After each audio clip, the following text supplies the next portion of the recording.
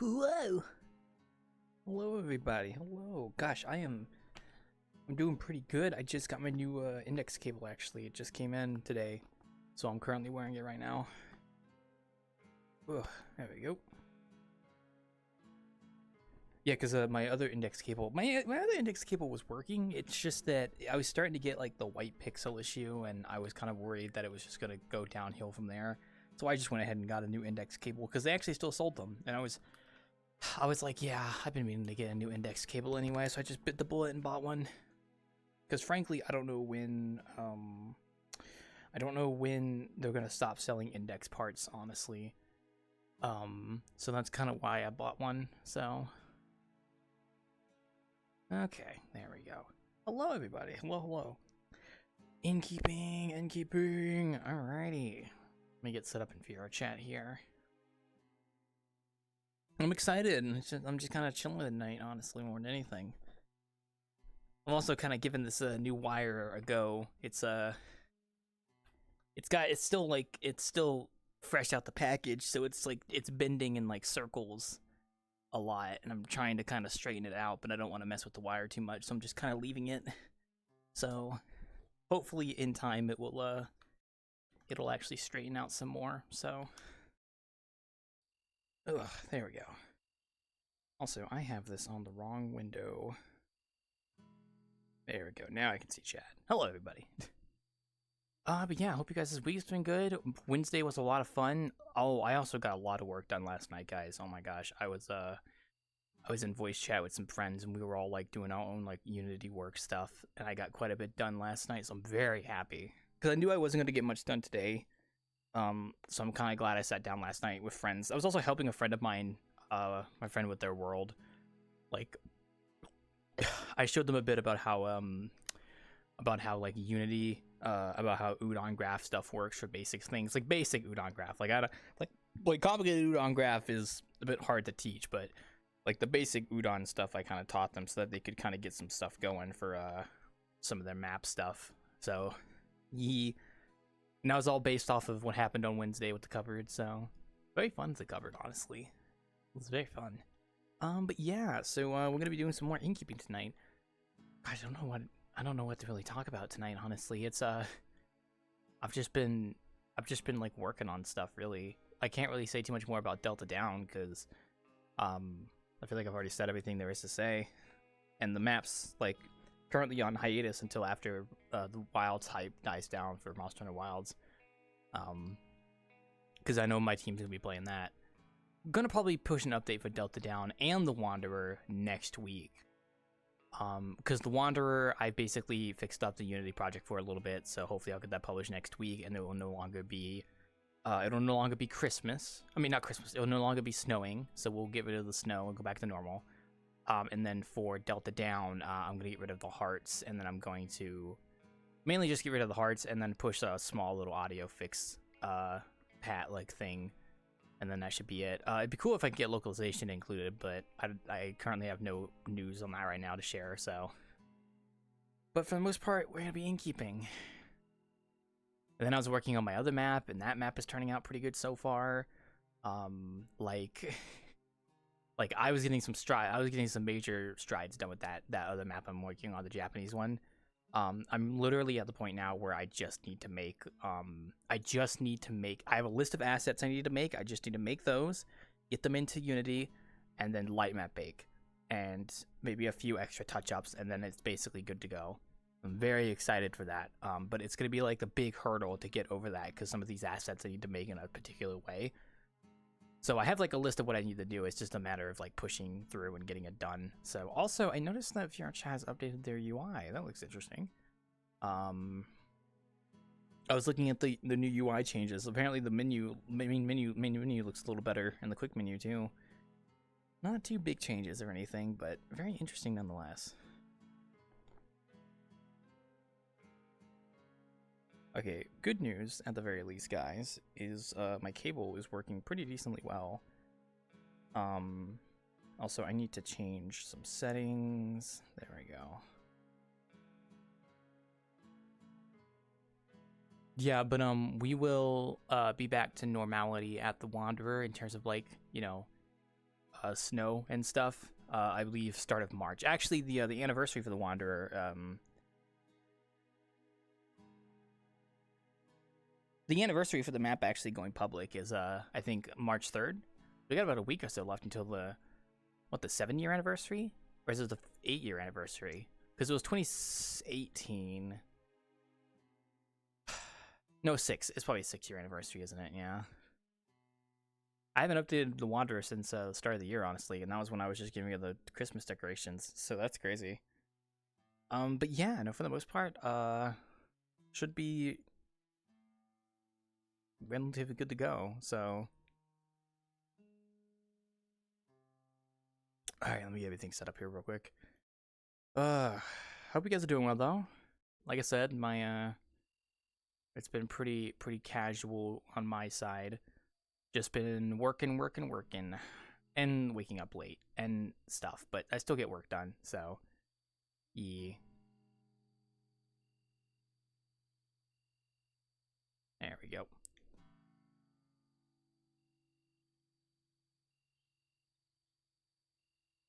Sorry, I never know when to get the camera right.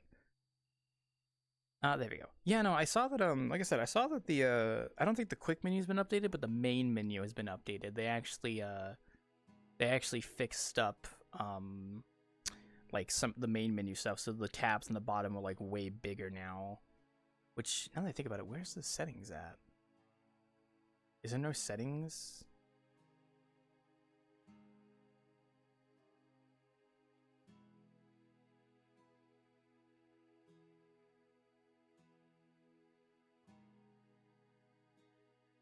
That's weird. How do you get to the settings menu from the main menu? Or is it like you just have to go through? Oh, I see. They've put a bunch of buttons at the very top. Like notifications, safety, info, and then they put this. Okay, so it's like a bunch of little icons at the very top. I see. Yeah, I didn't see that at first. Interesting. Okay. But yes, let me get you guys over here. Wow, the first thing I do when I switch the camera over, I sneeze really loudly. Sorry, guys, that was not intentional. But hello, everybody. Hi. I'm just getting all the stuff set up here. We are here for another night of casual innkeeping. Probably going to be a quiet night, all things considered. I don't know if I'll be doing too much after innkeeping. I know one of my friends is not going to be on for too long. I did upload one of my test map versions for the Japanese map that I wanted to go look at in VR.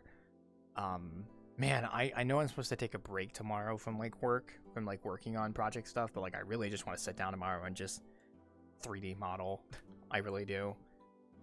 I really want to start getting that going because I want like by March I kind of wanted to be done with this like little project, but because Delta Down happened, I got a little carried away. So I got to get back into the 3D modeling like mindset, kind of get that going again. So because on these past like week or so I've been not really doing too much, but yeah, it's just I just have to have one of those days where like I'm just like hyper focused. So like wake up, I'm like, all right, let's get stuff done, and I just start going at it. Because if you have like a big issue you're trying, if you're trying to like, you know, work on something that's complicated, the best you can do is just jump into it and just start. Like don't think about it too much, because if you think about how big a project is, like, oh, it's gonna take so long. No, just start doing it, and then you'll get a little bit done every day. And that's what I do. I get at least a little bit done every day, because at the end of the day,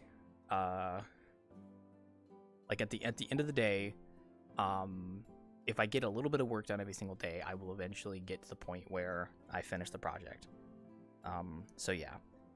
And it also makes me feel good.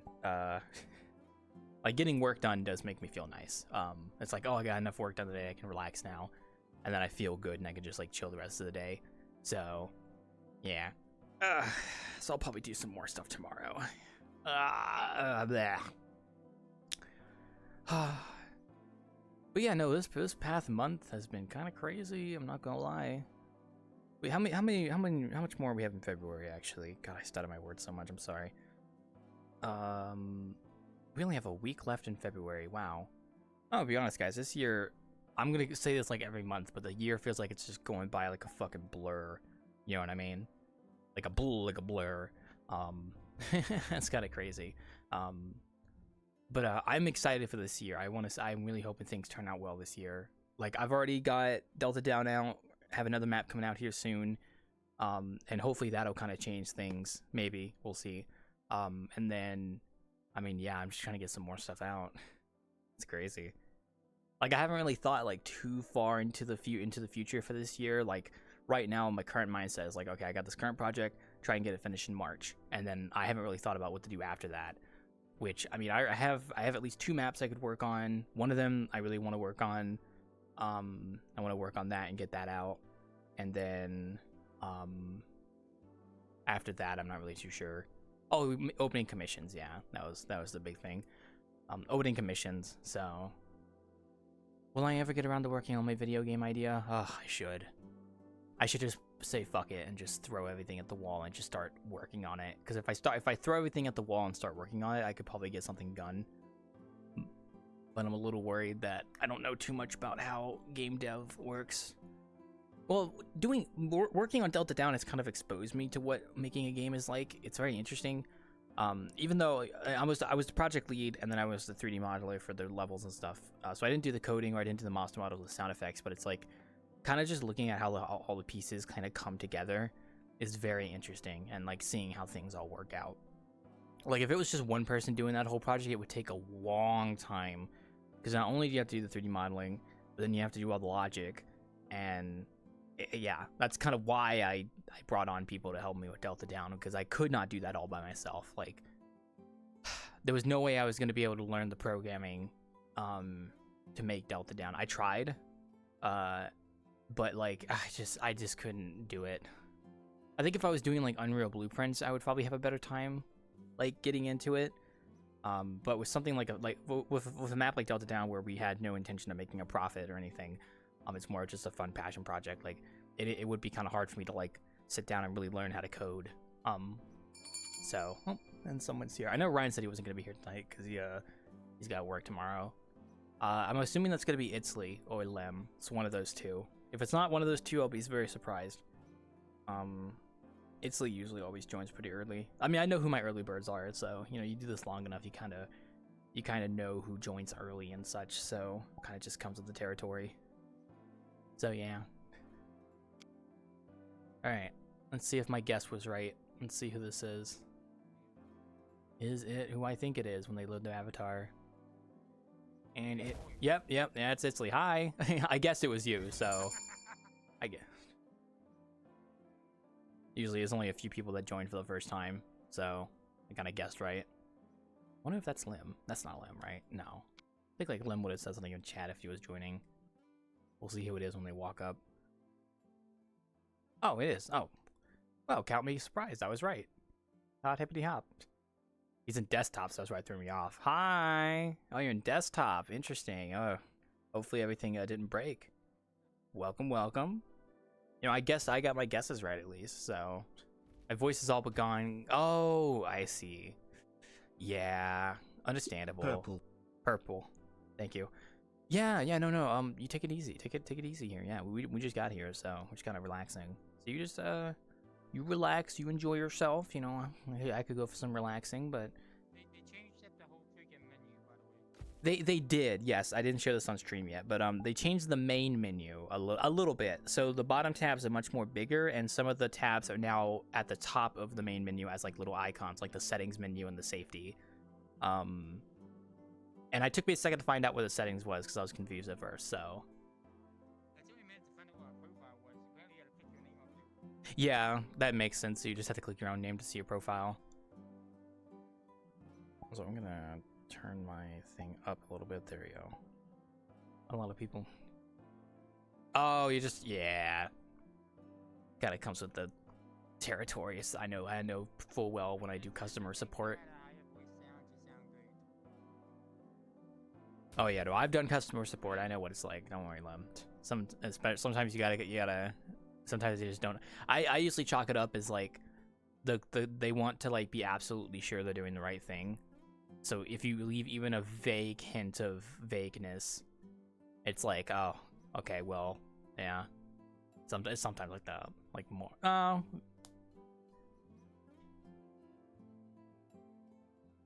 Yeah, fair enough. What's written letter? Fair enough, fair enough. I get you, I get you.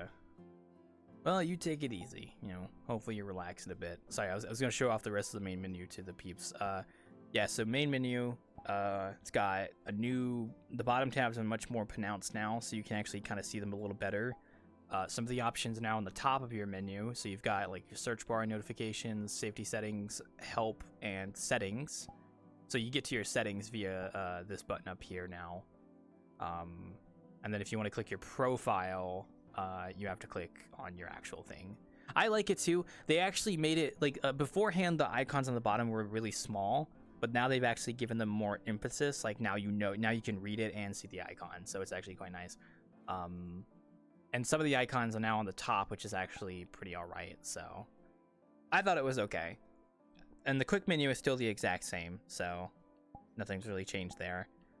And main menu is just a little updated. I remember when our main menu used to be so bare bones and archaic, long time ago. You gotta be grateful we got a good one now, because long time ago it used to be really, really fucking basic. So, God, it feels like ages ago. It probably was ages ago at this point, man. Nostalgic, but I like our current main menu personally over the old one we had. Oh my god. That shit crazy. But yeah, well, I was gonna ask how your week was, but you've already told me. My week has been pretty okay. I did bartending on Wednesday, and that was very fun. And then I was helping my friend Elsie get stuff going for his cupboard map to get the anomalies back. I showed him how to do some Udon graph so that he knew how to like set up his encounters again in the cupboard. Which the cupboard is the map we went to on Wednesday. It's a map that I hold close to my heart. It's a friend's map. So I was showing him how to do that, and he was starting to get those set up again. And it makes me want to set up encounters in the Wanderer again, but I actually opened up the Wanderer's project file. Also, I just remembered I don't have Steadicam on. I'm so glad I just remembered that. Oh, thank God. But I actually opened up the Wanderer's Unity project. It had been like a month or so, and I had to fix up a few things because my files got moved around. So hopefully when I update the map next week, it'll be a little bit more optimized, quote unquote. But man, I really want to do an interior renovation update to this place. God, I was looking at the project files and I was like, oh, I really just want to tear this place apart and fix up some things, man. Oh, God. Especially for optimization purposes as well. Like this building, the building we're in right now is like, it's half of the file size of the entire world. And like a lot of its draw calls come from the building itself, and it's like, man, I just want to go back and fix up some stuff, some interior, throw some furniture out, make some new ones, more optimized. Just maybe I'll do that after I get the current map done. I think I was gonna take a break in March, but maybe March I'll just like work on Wanderer stuff, honestly, because I should probably get it done before I get busy with like commission work. Which means I'm gonna cut a freaking hole in the second floor ceiling and see how that looks, so that'll be fun. Plus, like, I come here every single week, so I should be trying to update this place to be the best it can possibly be, so yeah. That was my plan, at least, but that's gonna be for later. I wanna get the pizzeria out, too, because then I can use that for pizza delivery. So we can do those again, so. And then I would love to get a video player back over there, but, I think I have to make sure it doesn't break, because apparently the video player was breaking over there, so that's why I got rid of it. God, I'll be honest, I hate that avatar. Fucking goo goo gaga baby avatar. It's adorable, but like every time I see what is it called in your mouth? Whatever that is. Like there's, yeah, it just makes me think of those stories about how there were like VRChat worlds that catered to that kind of stuff, and it was really weird. Sorry, but you know, you do you. You're fine. I've seen worse, so don't worry. I've seen goo goo gaga. Oh. I can tell you things that No. Oh, baby, oh, goo goo gaga. Yeah. You know, but I have a few. recommend you using AV Pro. That is what I was told too. Yeah, AV Pro. I think it's AV Pro. Yeah, I think I was using an older version of that, and I needed to get the updated version. I think. You were using an extremely older version, I can tell you that. Probably, yeah, because I hadn't touched it in a while, and yeah, that's probably why it broke. Honestly, all things considered. Yeah, no, I have a few plans. Like I'm gonna go back into Blender with this building and kind of just do some renovations and cut some things and whatnot. That I'm gonna. Yeah, my interior renovation update is gonna I'm just gonna get rid of all this furniture and I'm gonna replace it all with new stuff that looks better. Because those like little centerpieces there, I think I made those like several years ago. Like I made those a long time ago, back before I was like, you know, competent as I am now.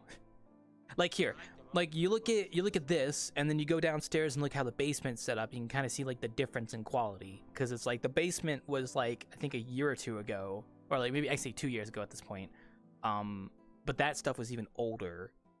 There's like a huge difference in quality if you look at things. So yeah, that's kind of the thing about this map is like there's parts of this map that were made years and years and years ago that have just been there. And it's because it's such an old map and we always come back here. It's like over time things get aged and they get out of quality, and I gain more skills to make things better. So like I can just throw a lot of this stuff out. I mean, kind of still keep the same layout for the most part. Still would love the wall stalls and like a centerpiece. Yeah. Maybe add some chairs and more chairs. I don't know about more chairs, but we'll see. An artist touching up an old, an old painting. Basically, yeah. Well, not, yeah. I guess in this case it would be that because, like, usually with a painting you just kind of leave it once it's finished, but the Wanderer's technically never finished. I mean, it's kind of like I could just leave it and never come back, but I like updating it because we use it weekly for Innkeeping. It's kind of the whole reason I updated this place. So I like updating it and whatnot. Yeah, I mean, hell, even like, don't know if I would redo this bar, but I'll probably keep it as it is. I like the bar too. And if I wanted to add a whole functionality system, I'd want to optimize the map even more before I add that, because right now it's some of the back end stuff is not the best, and I want to make it a little better, reducing draw calls and more batches and stuff. So. Oh, just map technical stuff. Oh, yada, yada, yada, yada, yada.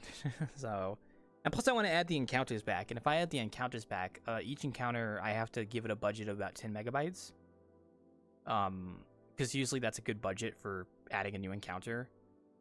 Well, if it's a big encounter, 10 megabytes, but like, you know, I want to add like a Harvey back and I want to add the trash band back. So I want to have at least some budget. And I've kind of accepted the fact that, you know, file size isn't the end of the world. So even if the map goes over 200 megabytes, it's not bad. I used to always like try to keep it below 200 megabytes, but I'm kind of like more lenient as long as the map runs well. As long as don't be making a mess back here. As long as the map is like running performantly well, that's all that really matters at the end of the day. So, oh, hey Jimmy. Why when you give what are you doing? Stop. Don't give let them order first before you start giving people food. This ain't free. Ain't free. What are you gonna make them pay for it via your PayPal? No, if they want to order something, they can ask. Stop, you're making a mess back here. Oh, there's a person over there. Hello. Yeah, that's my plan. Welcome. Hello. Ugh. Back on your count. Oh, hello. I put it back. Hi. Hi down there. Oh man. Yeah, that's my plan. Like, I want to renovate this whole building eventually. Oh, that's my job. Stop. Get out from behind the bar. Get out from the bar. Stop. Get out from... No, just go. Hello. Hi. Welcome. Welcome to Innkeeping. We just started, so it's just us right now. So we're just kind of relaxing, enjoying ourselves. Oh, it just started. Yeah, it did. Is your you speak English, right? Yeah. Okay. I just have a translator. I was about to say I saw your text box, so I wasn't sure at first. So that's cool. That's a little like a on the fly translator. That's cool. Could have probably My, bio. Oh, okay. I can take a little peek here real quick. It's Kiki Tan. Oh, okay, gotcha. That's cool. You know, I probably could have used that when I was in the JP instance for one of my other maps. I kind of had to just translate on the fly to like talk a little bit. So I'm like, oh, if only. Yeah, this is very convenient. Especially if you're frequenting those spaces and such. So totally understandable. What brings you to our lovely abode on this Friday night? I'm just looking around. Well, how'd you find us? That's usually what I like to ask. So. Oh, I think I just randomly stumbled upon it either on Twitter or Tweetor. here. Okay. Yeah, it's my my weekly. But, go ahead. Sorry. I was never able to catch you guys when you're open until now. Ah, the stars aligned. I see. Yes. Well, we it looks like you already know our times, but just in case, you know, we do Fridays, 8 p.m. to 12 a.m. EST. So it's usually every Friday, and then we do some stuff on Wednesday too, but random bars as well. I say looking for the water to be open. That's how I do it. What? Yeah, exactly. But yeah, no, we like it's. By the way, sorry. Nah, you're good. We just opened. We're gonna be up for the next like 4 hours, and I know it usually seems I know it's pretty quiet right now, but it usually picks up after like 10 because we have a lot of late night people that join. Like last 2 hours always get filled with people usually. First 2 hours I consider like I'm fine with this. quiet hours. Yeah, it's for the Europeans to join as well because you know for them it's like super late night right now. So Yeah. I do have a few European patrons that come by. So one of them are right there actually. I should do earlier sessions, but it kind of goes against my schedule, so it's kind of hard for me. Yeah, 2 a.m. for you? Yeah. 2 a.m. to be exact? Yep. Yeah, sounds about right. It is 7:18 p.m. for me right now. Oh, you're an hour behind me then, yeah. So, gotcha. Yeah, no, Central. I'm East Coast, so I set the times to be that time because it just worked best for me. I mean, I started doing this when I was still in like college, so I built my hours for this around like being at home from college. So I'm not in college anymore, but you know, I graduated, but I still keep the same hours. Nice. Because everybody knows the hours now. For all the regulars that come by, they know like the day. It's always on a Friday at this time to this time, so it's like it works out. So. Yeah, and then obviously this is my map. You know, I made this. Pretty much everything you see here, was made by me. A lot of it still needs to be renovated, though. A lot of this like furniture is a few years old at this point, so not like I don't stay up on my own for my free days. Yeah. Oh, I've been staying up super late recently. So yeah. I have been having some sleeping issues. I wouldn't say it's sleep. I've been Sorry, go ahead. Oh, you're good. You can continue. I was just gonna say I have sleeping issues. Yeah. I wouldn't say I have sleeping issues. It's just that like I go to bed at like 5 a.m. and then wake up at 2. So I still get like 8 hours of sleep. It's just that like my sleep time is kind of skewed towards staying up really late. So. Yeah, that's where I'm at too. But I've been wanting to sleep earlier. I've been wanting to as well. Yep. Oh, thank you. Yeah. I tend to get more work done with like project stuff if I wake up earlier, but I still get work done regardless. But yeah, I don't know. I just like waking up earlier in the morning, but that means I have to go to bed earlier in the day, and that's just rough because a lot of the stuff I do with people is like around this time or like a few hours from now, and it's like, oh, if I want to wake up at like 8 a.m., I'd have to go to bed like in like 2 hours or something, right? And it's just like I just ain't gonna do that. I ain't gonna do that. Right. So I do have melatonin pills. I don't take them very often though. I usually only take them when I like absolutely need to go to bed early. Like I need to go to bed now because I'm gonna be waking up early for something. I try not to do them too much because man, melatonin gives me weird dreams. Like my sleep gets really weird when I take melatonin. So Yeah, for me, sleeping's just like I don't know. Like I feel like I'm just with my current living situation, I'm just like always in a coma basically. I got Mm, nothing going on besides work and sleep. yeah. So it's nice to just pop on here and do something else for once. Socialize, yeah. It can be nice, nice change of pace. So I Yeah, I usually my sleep is all over the place. I usually sleep around like 5 a.m. in the morning, or yeah, I sleep out of my time. like 7 a.m. I stay up like all night, all morning, basically. Well, yeah. I try to Um, avoid staying up yeah. past 5 a.m. Like 5 a.m. is my cutoff point. Like by that point, it's like okay, I'm going to bed. Like because it's like I can still go to bed at 5 a.m. and I then wake up at basically like just 2. sleep until I work. Yeah. Yeah. Yeah, I basically sleep until I work, and then get off work, and then here I am. And then, well, today I'm off. And then, but yeah, off work, here I am, and then I stay up, and just kind of just sit in bed until I go to sleep, like 10 hours later. Oh yeah. Yeah. I think when I had a job like that, it was because I had a full-time job a while ago. When I had to go into the office, I had to deal with that where it was like wake up, like drive an hour to work for like 8 hours, come back home, drive another hour to get back home, and then I would have to like go to bed within like 3 hours of getting home if I wanted to actually get like any reasonable sleep. So like very much like, and that's kind of my thing. That's kind of, I mean, that can kind of be on me because I had like an hour commute time there and back. So if I lived closer, it'd be better. But at the same time, it's like, ugh. But then when that job shifted to working from home, it was actually not that bad. Like still worked full time, but didn't have to leave the house. So no commute time. And then like even while I was at work, I could work on other stuff on my PC, like 3D modeling and such. So yeah, so I'm kind of building up to get that set up again. Like Yeah, well, I did like customer support, so I was able to do that. So you're good. Yeah. Oh, cool. Nice. Worked in well. My next job, I'm gonna be living right next to it, no doubt. That's good. I'm not doing like hour commutes anymore, because I used to do that. Oh yeah, an hour commute always sucks. If it was 30 minutes, it wouldn't be nearly as bad, but for mine, it was like an hour, and it always fucking sucked. Yeah, 30 minutes is a good like cutoff point.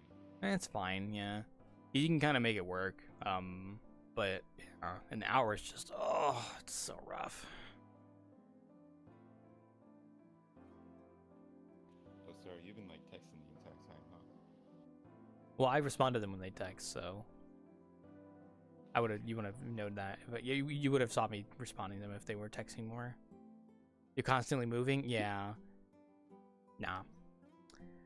Speaking of constantly moving, I could never do a job that has a shifting schedule. Like my full-time job that I had was a set schedule, like Monday through Friday, 8 to 5, like always the same.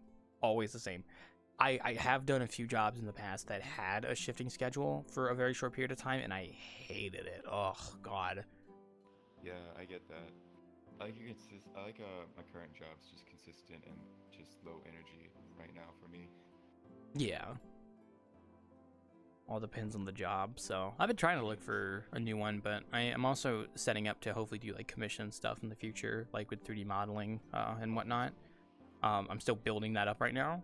Do you enjoy it a lot? Oh yeah, I do enjoy 3D modeling and making worlds. I mean, I made this, and I have one other world that I got published recently with a few other people that I modeled all the stuff in, and then I've got another VRChat world I'm working on right now that I plan to release hopefully in a month or so. So just building myself up so that people want to pay me to make stuff for them. So which takes a little bit of time, but I don't know if I can make it into like a full time like it's paying my bills job because commissions are volatile. But it would be cool to have it as like starting out and then maybe building it up to that point. That would be kind of cool. I don't know. I have no idea, but I wanted to give it a try. So also because I haven't been able to find an actual job recently. I've been fucking applying to everywhere, but it's like nothing ever bites. It's always just like I get close to getting a bite and then I either get ghosted on the email or just no reply. And so it's like, all right. Oh, yeah. I don't know why it's. I mean, like if I wanted a job like ASAP, I mean, yeah, I could go get like a dead end one, like any sort of like warehouse job or like fast food place, which would hire you instantly. But I don't want that. I'm doing like those sort of jobs right now. Yeah, like if I had to for money to pay bills, I mean, yeah, I would. It would suck, Yeah. but I would. But because I have the option, I've been trying to find like a job that was in my other previous field, which has been just difficult per se. So it's gotten to the point where it's like, fuck, I might as well just fully go in with commission stuff because I'm not gonna get anything else. So, hey, you want to pay me? I'll make you a VRChat world from scratch, baby. Give me like 2 to 3 months, completely custom made for you from scratch. You gotta pay my bills though for like 2 months though. So this is my little trade-off. Yeah, well, I'll get to that point one day. Just baby steps. For now, I like doing 3D. Way to make money, Yeah, well, I like 3D modeling as well, just in general. Like, I enjoy bringing stuff to life at times. I'm not the best at it, but I have been doing it for years now, and I've been enjoying it. So, never went to college for it. I had considered going to college for it, but I just never got around to it. So I learned myself. Like, I just taught myself for the most part. So, all right, Frost. Look at the prices, yeah. Yo. I got a scratch on my arm. Yeah, I don't think I'd go back to school again for anything like that. Like, at this point, I don't need to go back to school for, like, 3D modeling or game dev. Like, Yeah, I kind of just can do it. So. Yeah, I get what you mean. I come across, like, some artists that do their own thing. They get into art school for a bit, and then, they just sort of, like, don't need to do that anymore. Yeah. And they just, like... It just do their depends own on the thing, person. you know? I had considered going to like a game dev college when I first was going to college, but that stuff was way too expensive, and then my scholarship didn't cover it, so that's why I ended up going to like a nice like local technical college that I could just get like a degree in. You know what's funny? I have a degree in like programming, but like I can't really do programming that much. I feel like I bullshitted my way through college. I passed all my classes, but like the knowledge didn't really sit with me. So I have an associate's degree, Yeah, I get that. but it's like, you know, if you actually asked me to work a programming job, like, I mean, I could probably give it a try, but I don't know. I mean, the key to learning anything is repetition. The whole reason I even know how to 3D model is because I just kept doing it. So. Yeah, some artists I know, they just felt like academia was kind of restricting to them, so they just went off and did their own thing. Practice makes perfect. Cool. Yeah, exactly. I mean, the whole reason I even got into 3D modeling was, I think before I got into VRChat, I did a little bit of 3D modeling because I wanted to make a prehistoric creature, like, because I love like prehistoric creatures, love dinosaurs. So my first 3D model I ever made outside of like the default cube in Blender, obviously, was a woolly rhino. I modeled a woolly rhino. Oh, that's cool. That was back in 2017. Wow, a while back. And then I got into VRChat, and then I came across a world that I really liked, and I was like, this makes me really want to make my own world. And then I wanted to make my own VRChat world. So then, you know, I figured out how to do Unity. At first, I wasn't making stuff from scratch. I was just using pre-made assets, but I kind of got my hands dirty with like doing Unity and like setting up a world. And then over time, as I was doing VRChat, this world in question is the one in question. But as I was making this world and like adding stuff to it, I kept running into like, you know, roadblocks. Like I want to do this thing, but there isn't like an asset for it, or there isn't like something for this. Like the thing I want just isn't there. So eventually, I was like, okay, I'm gonna take the bullet. I'm gonna try and make stuff from scratch in Blender. And then over time, also this ties into like doing avatars in VRChat, and then, you know, eventually learning Blender so I could set up avatars, and then that kind of tied in with the Unity stuff. So then eventually I got to the point where I knew a bit about Blender, I knew a bit about Unity. So I was like, I'm gonna try and make a 3D model from scratch, and I did that a few times and kind of improved over time, just making stuff on and off, and then making new assets for this world. And then eventually, yeah, I'm at the point now where it's like, I can basically 3D model an entire world from scratch, texturing, materials, setting, well, you know, all that kind of stuff, lighting, Like actually setting up a proper VRChat world, light probes, reflection probes, occlusion culling, udon graph, light map baking, getting all the meshes made, but this map is like a lot of what you see is definitely a few years old at this point. So I wanted to go back. I was actually talking about that right as you got here, but I was wanting to renovate, this whole building, like do an interior renovation, like spring cleaning, I guess you could say. So, but I have a current project I'm working on right now that takes up my attention. So this is on the back burner in a way. Yeah. Like if you look at my worlds list, I have 3 published worlds right now. This one's one of them, and then I have a Ark world, which is a port of an area from Ark Survival Evolved because I like that game. And I did that like a few years ago, and then the newest one I got out. I don't know what they just said. What? I had copyright played just now. I hope you're recording it, picking it up. Oh, I didn't hear anything if you were playing anything, so don't worry. But yeah, no, my newest map is Delta Down, which is actually a collaboration between me and 3 other people. And it's a game map in VRChat, and I did all the 3D modeling for the levels and stuff. I didn't make the monsters though. Yeah. Checking. Yeah, it's actually, I think I remembered. Go ahead. Sorry. I came across you on here. I came across this world here, but I also recognized I was already following you on Twitter. Twitter. And I was like, huh, okay, yeah. Worked out, yeah. I thought that was kind of funny. I was like already following you, but I just like, oh, you got a world here. Yeah, my posts on Twitter are pretty high octane. You know, they're pretty based, as I like to say. I don't actually post too much on Twitter. I just post like my what I work on, like dev work, and then just get into art. That's it. I do my Twitter posts these days are like I do a dev log of what I'm currently working on, so I'll post like pictures of what I did, and then whenever I do these sessions, I'll post like photos of them afterwards on Twitter, like photos from the Innkeeping and stuff. So very minimal. So yeah. I think I'm getting to that point where I can probably take that leap and try and make a game like in Unreal. You know what I mean? Like, cause I've made a, cause like I can like 3D model stuff, but you think you'll do that after your current projects?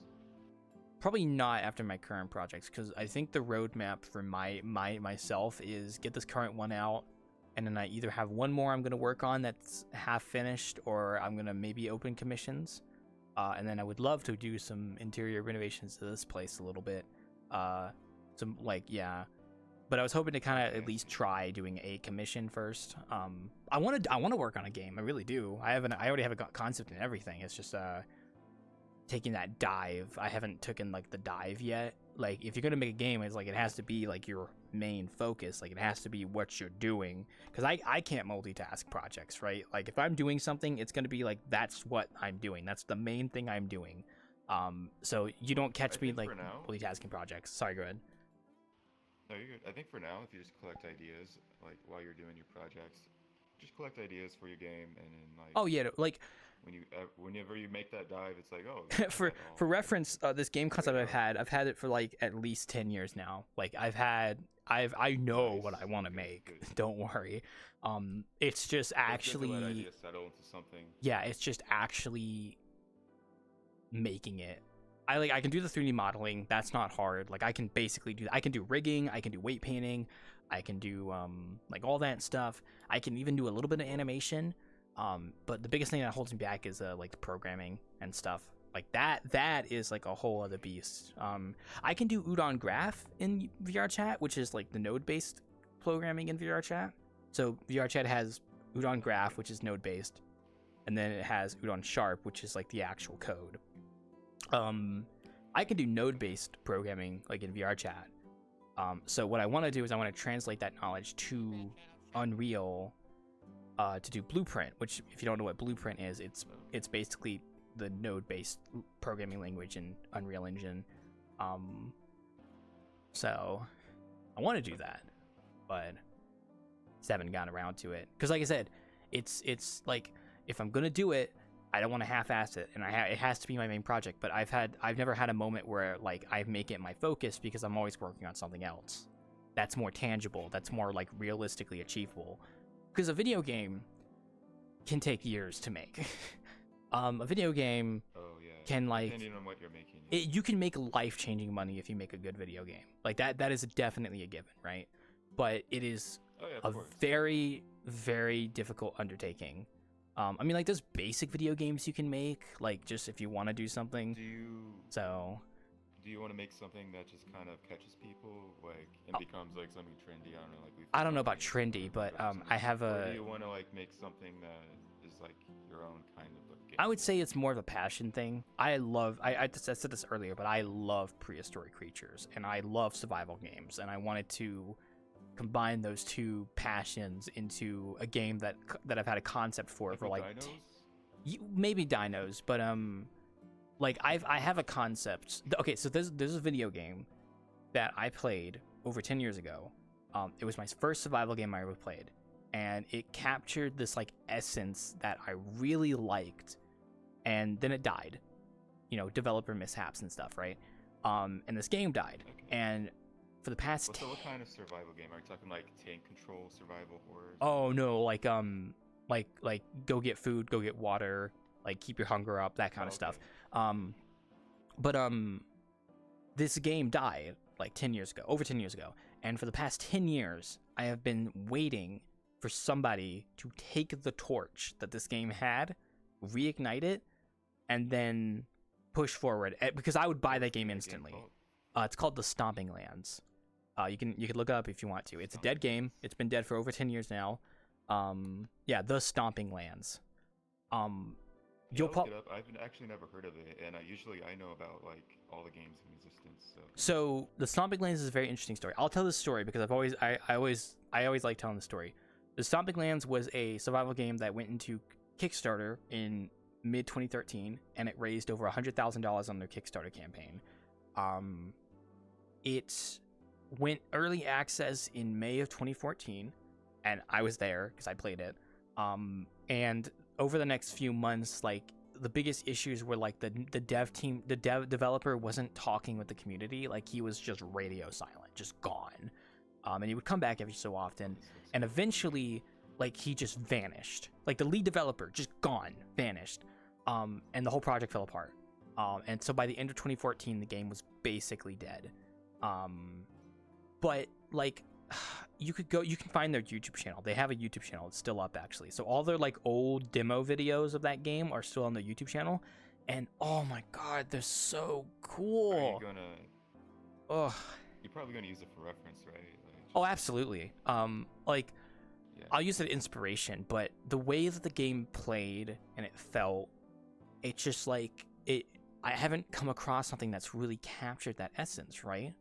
Like, even though the early access release of it was a bit more janky than the demo videos, like man, it was still fun.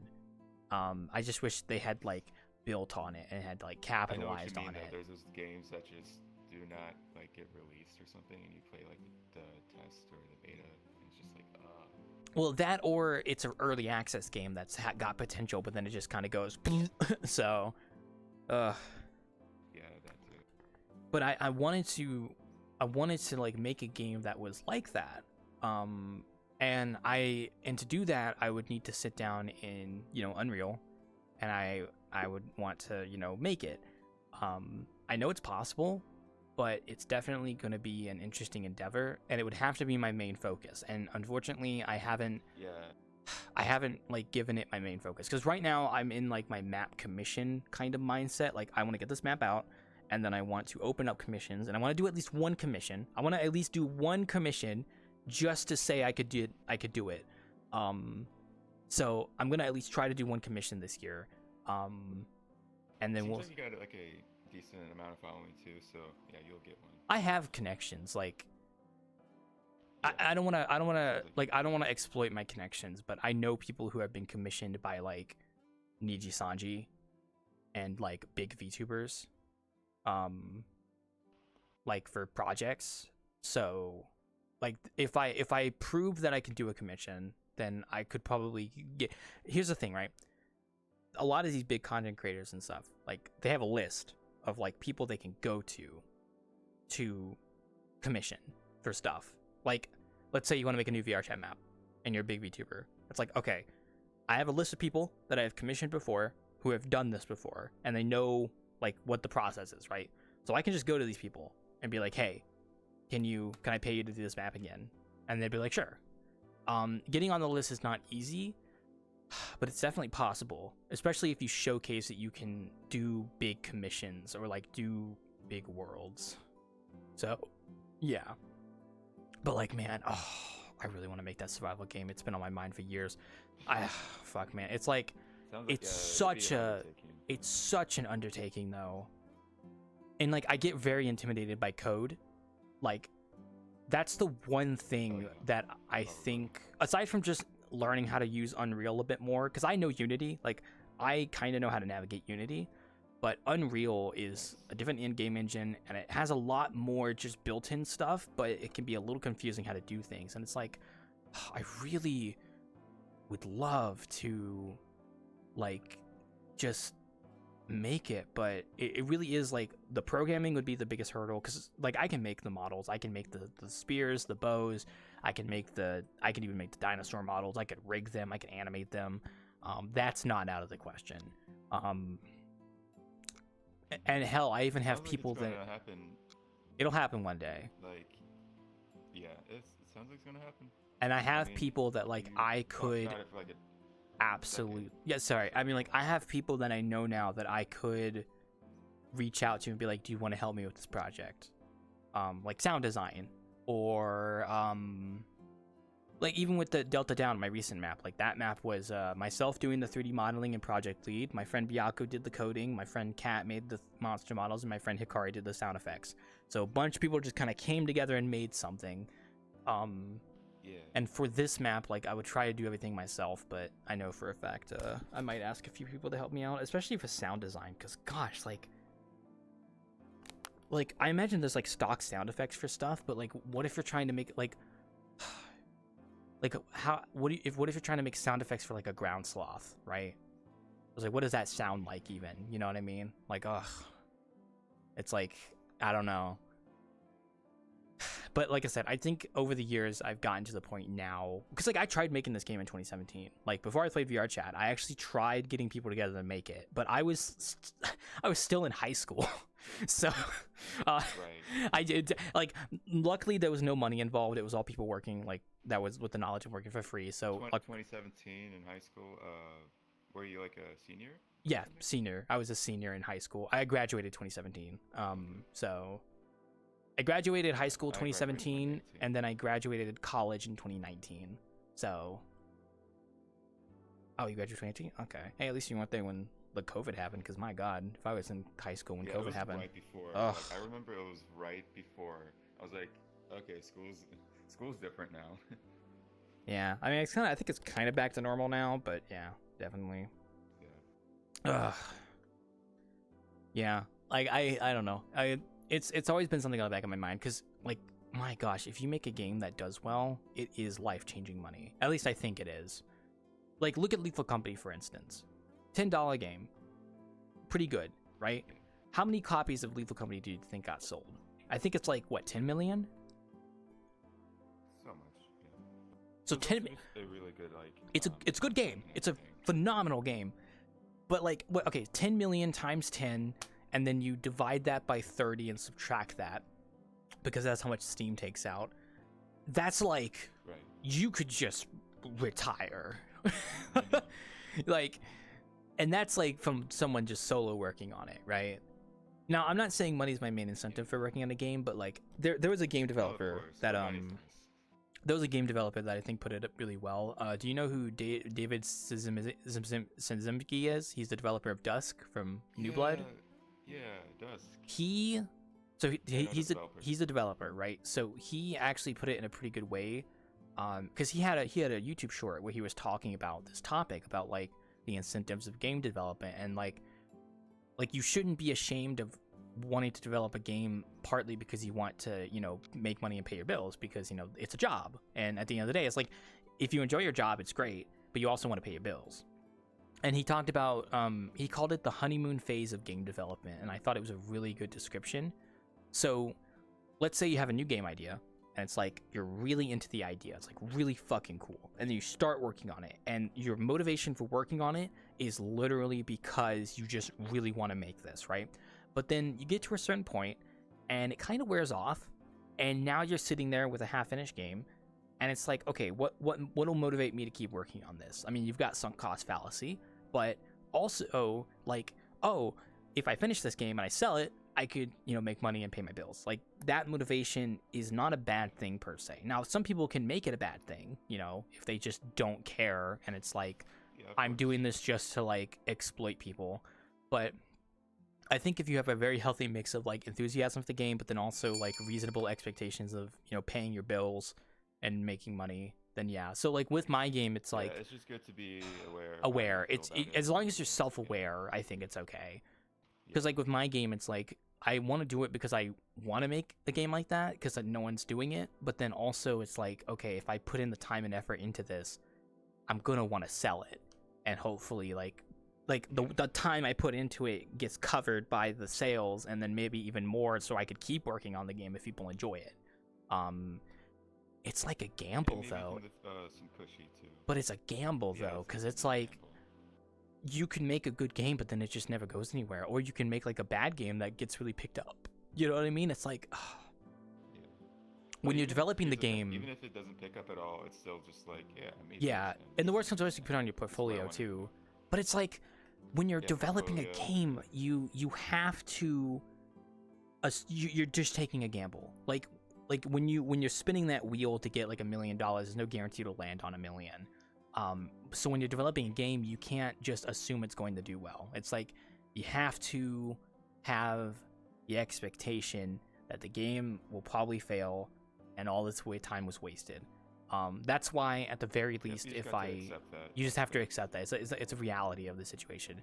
But also, even if it doesn't sell well, if you can just show that you can make a video game, that could be appealing to people who may want to hire you, or to put on your portfolio. And all the new stuff that you learn from it. Exactly, yeah.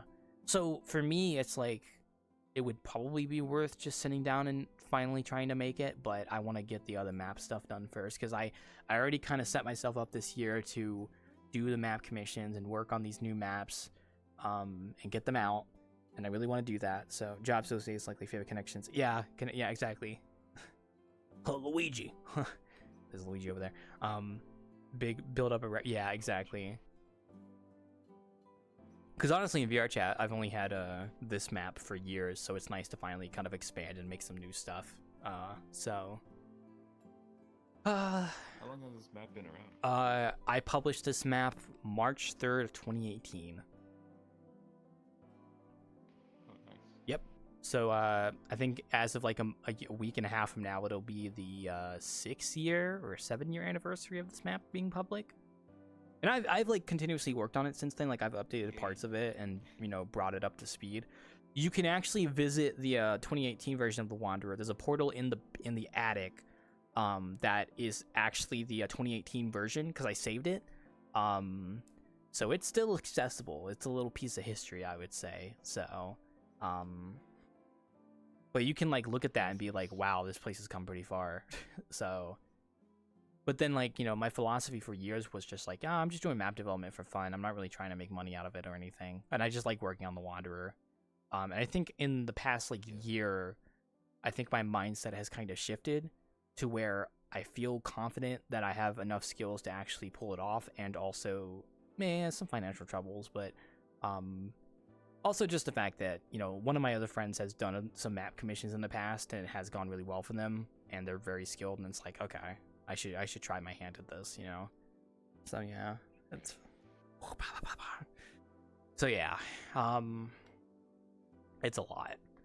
Maybe later this year I'll work on that game idea. I don't know. I think I'll have to look into it. It's good to look at it at a distance. Because the thing is, like, I mean, I could work on it incrementally. Like, I could just work on like basic 3D models for it, but really the big thing is getting into Unreal and kind of learning how to use it, and then kind of having things work. Like, oh, okay, how do I have the player shoot a bow? Yeah, just get right? into Unreal. Like even just something simple like that. Okay, no, maybe a little bit more simple. Like how do I have a player like do a spear thrust, right? So if they want to like hit something with a spear, like how does that work in Unreal, right? Oh, so it's like, your input has to be connected to your player character, and then you have the sphere in your hand, like maybe locked into your hand. It's like a little position point, and then the sphere has like a collider that only activates when you click the button to like, jab. And then your jab is like an animation, so you have to go make an animation for it and then get that set up. And it's just like there's a lot that kind of goes into it. I don't think my game is like mechanically complicated, but I also feel that it probably would be pretty complicated. Just like I'm gonna rant about survival games for a second, right? My biggest gripe with survival games, like not horror survival, but just like like food and hunger survival games. Right. When you kill, like let's say you kill a deer, right? You go hunting. I've always wished that they would have expanded more on the harvesting of animals, because like in a game like Ark, you kill an animal, you hit it with your axe, you get hide and meat, and it goes away. I know what you mean. Have you heard of the Citadel game? I have not. Okay, so basically what they do, it's like a boomer shooter, but the unique aspect to the game is that you are like more tangible with your weapon. You manually unload it, load it, take out the clip and everything. Mm-hmm. So it's something like that. I know what you mean. Well, it's just that aspect of things where you're just like harvesting like manually. Yeah, so like with my game, I wanted to make it to where like the big focus of the game is obviously surviving, but it's like, okay, you have these big creatures that you can hunt, and they're very difficult to hunt, but if you kill them, you'll get a lot of resources out of it. And I wanted to make a whole gameplay element where you have, like, let's say, like, because like this game is like Ice Age, so like mammoths and stuff, right? So like you kill a mammoth and it's dead, it's there. Now it's like, okay, we have to have the logistics of how are we going to get this meat back to camp, and how long is it going to take for the predators to come here, right? So like with it, I would probably have a system where like you could slowly start harvesting the body, like at certain parts, like, oh, you want to take off the hide, so you can start doing a little progress bar or something to get the hide off in certain parts, and then you could harvest the meat in certain parts and whatnot, because like I want to make it to where like you can use a lot of different parts of the animal for the game. Like the bones could be used for this, do away with the bottomless bag, yeah, kind of like that. But the idea is just like adding more to those elements of the game, because the whole point of the game is like it's prehistoric and you're trying to survive, and you kill this animal and you want to harvest the body and process the meat and stuff and cook it, so stuff like that. And I really want to expand on that, because I get why games do it to where, oh, kill an animal, hit with an axe, you get resources. Like, it's simple, effective, to the point, and the focus of the game isn't that. It's like you're just doing that to get to a means to an end, to do your other thing. That's the focus. Right. But with my game, there isn't a story. There isn't an end game, I guess you could say. The end game would be like hunting the biggest animal, I guess, right? Or like building a tribe and then having a village that you maintain. But the focus would be like, hunting, tracking, like all this stuff. Because like you can make a game that is just that and people will like it. Like that's why I like TS Zombieland so much. Like there was no story. It was just, you're just a tribal person in an island full of dinosaurs. You think you have like a kind of like vision, like a in game like vision thing where it's like, oh, like this is the tracks. So like tracking, I'm Batman games, like there's a like few vision, like, there's a few ideas that have come up to mind. Like I would probably have it to where like if you find a track, it would highlight it to a certain point, like it would kind of give you a general direction, and then you would find the next track in the path. Like you could follow the tracks like one by one, like stuff like that. Yeah. So it just depends. But like I said, those things would take time to make, and like figuring out how to do them and whatnot, but I know people have wanted that kind of game, and no one's really delivered on it, to my knowledge. Like, oh gosh, the closest I can think of is like Far Cry Primal, but that's like still very not it. Yeah, I know what you mean. Yeah. Yeah, I mean, there's a certain point where like realism gets in the way of fun, so I wouldn't want to cross that line. I would want it to be like a fun experience Yeah, while still having a little bit of challenge. It can be difficult to navigate that. Yeah. Yeah, it's very interesting. It's a very interesting conundrum to try and resolve. So I would definitely have fun figuring it out, but it would definitely be like Especially interesting. especially when it's people like me with very short attention spans. Oh yeah, yeah. I would probably at least have a tutorial. I think of like basic controls and stuff. Fine, though. I don't know, but I already have like a few ideas for like DLCs for the game, but that's getting ahead of myself, honestly. So, I gotta make the actual game first before I do anything about DLCs. So, yeah. And plus, I love prehistoric creatures, so I've always wanted to model them, and like build an environment. I really like them. Yeah, Nice. build an environment that has like creatures in it that would work, like So, either dinosaurs or like the other what ones. era are you thinking about? Well, my initial idea was like Pleistocene Ice Age, but I honestly wouldn't be against Ooh, doing like a dinosaur like thing as well. But like I said, I haven't really gotten that far. But I wanted to do at least like Pleistocene, like Ice Age kind of stuff, and then represent a few different environments maybe. But base game is gonna be kind of simple, just like, you know, just straightforward. So, I like the Pliocene era. oh, that's before the Pleistocene, right? Uh, Right? It's the Pliocene and then the remember, it's like Pleistocene, right? Yeah. Pliocene is like after like the Ice Age melts away. It's like, and mammals are like kind of getting big. A lot more Oh. greenery. It's an interesting era from when I last read it. Okay. But yeah, the Pliocene.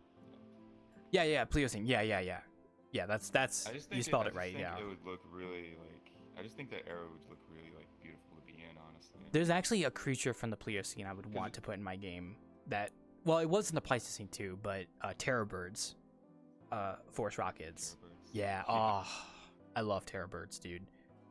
I want to like, I love the idea of making this game and then kind of like figuring out what the interactions with some of these creatures would be with humans. It's like, are they aggressive on sight? Are they more cautious?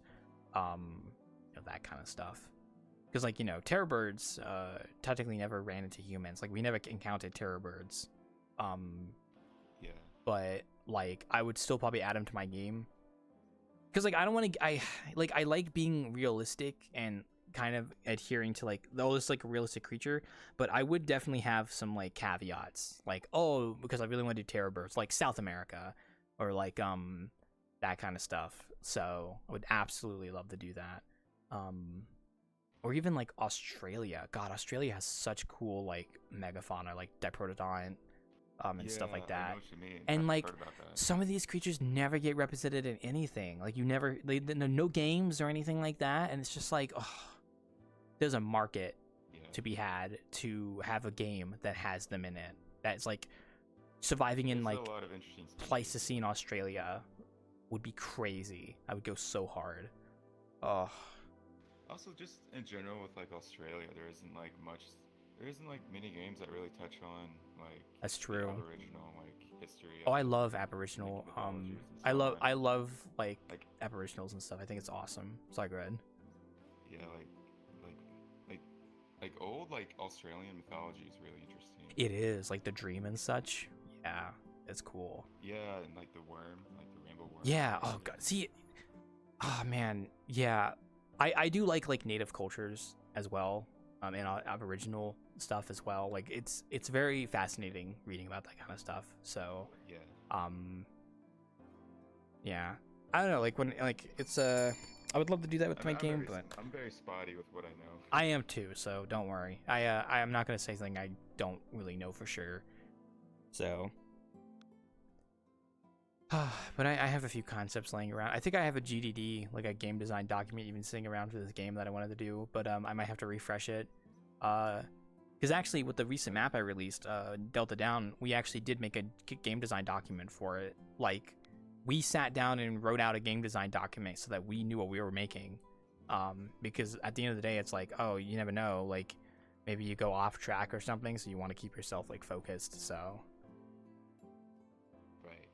It's good to like. at least I know how to keep make it one. constant. Yeah. Keep it like, and feature creep is a sorry, that's someone's coming on the bar. Feature creep is a very real thing as well, like where you start adding on over and over and over. I think I'd have a pretty decent roadmap of what I wanted. Hi, Steel. So, but was so fun even in the anomalies. Yeah, exactly. Hey. Oh man, now you want me to work on it, but nah. I put it on the back burner. I sometimes go into Unreal just to like look around. I was meaning to like touch up on Unreal Engine 5 every single day and just like get familiar with stuff, but I just haven't been doing that. I should though, honestly. Because I'm familiar with Unity. Like I could make the game in Unity, but the thing with Unity is I don't know if it has like a node-based programming system. If it does, then I might be tempted to use Unity instead. But then Unity also kind of fucked themselves over, you know, with the whole like fee stuff they did like last year, and that kind of drew people away. Yeah, I remember that. Yeah, I mean they reversed it, but it's like you've kind of Remember that lost the trust debacle. now. Yeah.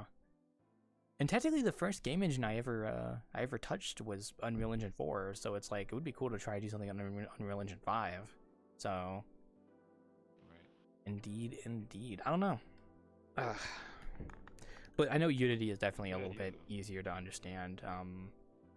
So there are parts of me that would be tempted to just do Unity instead.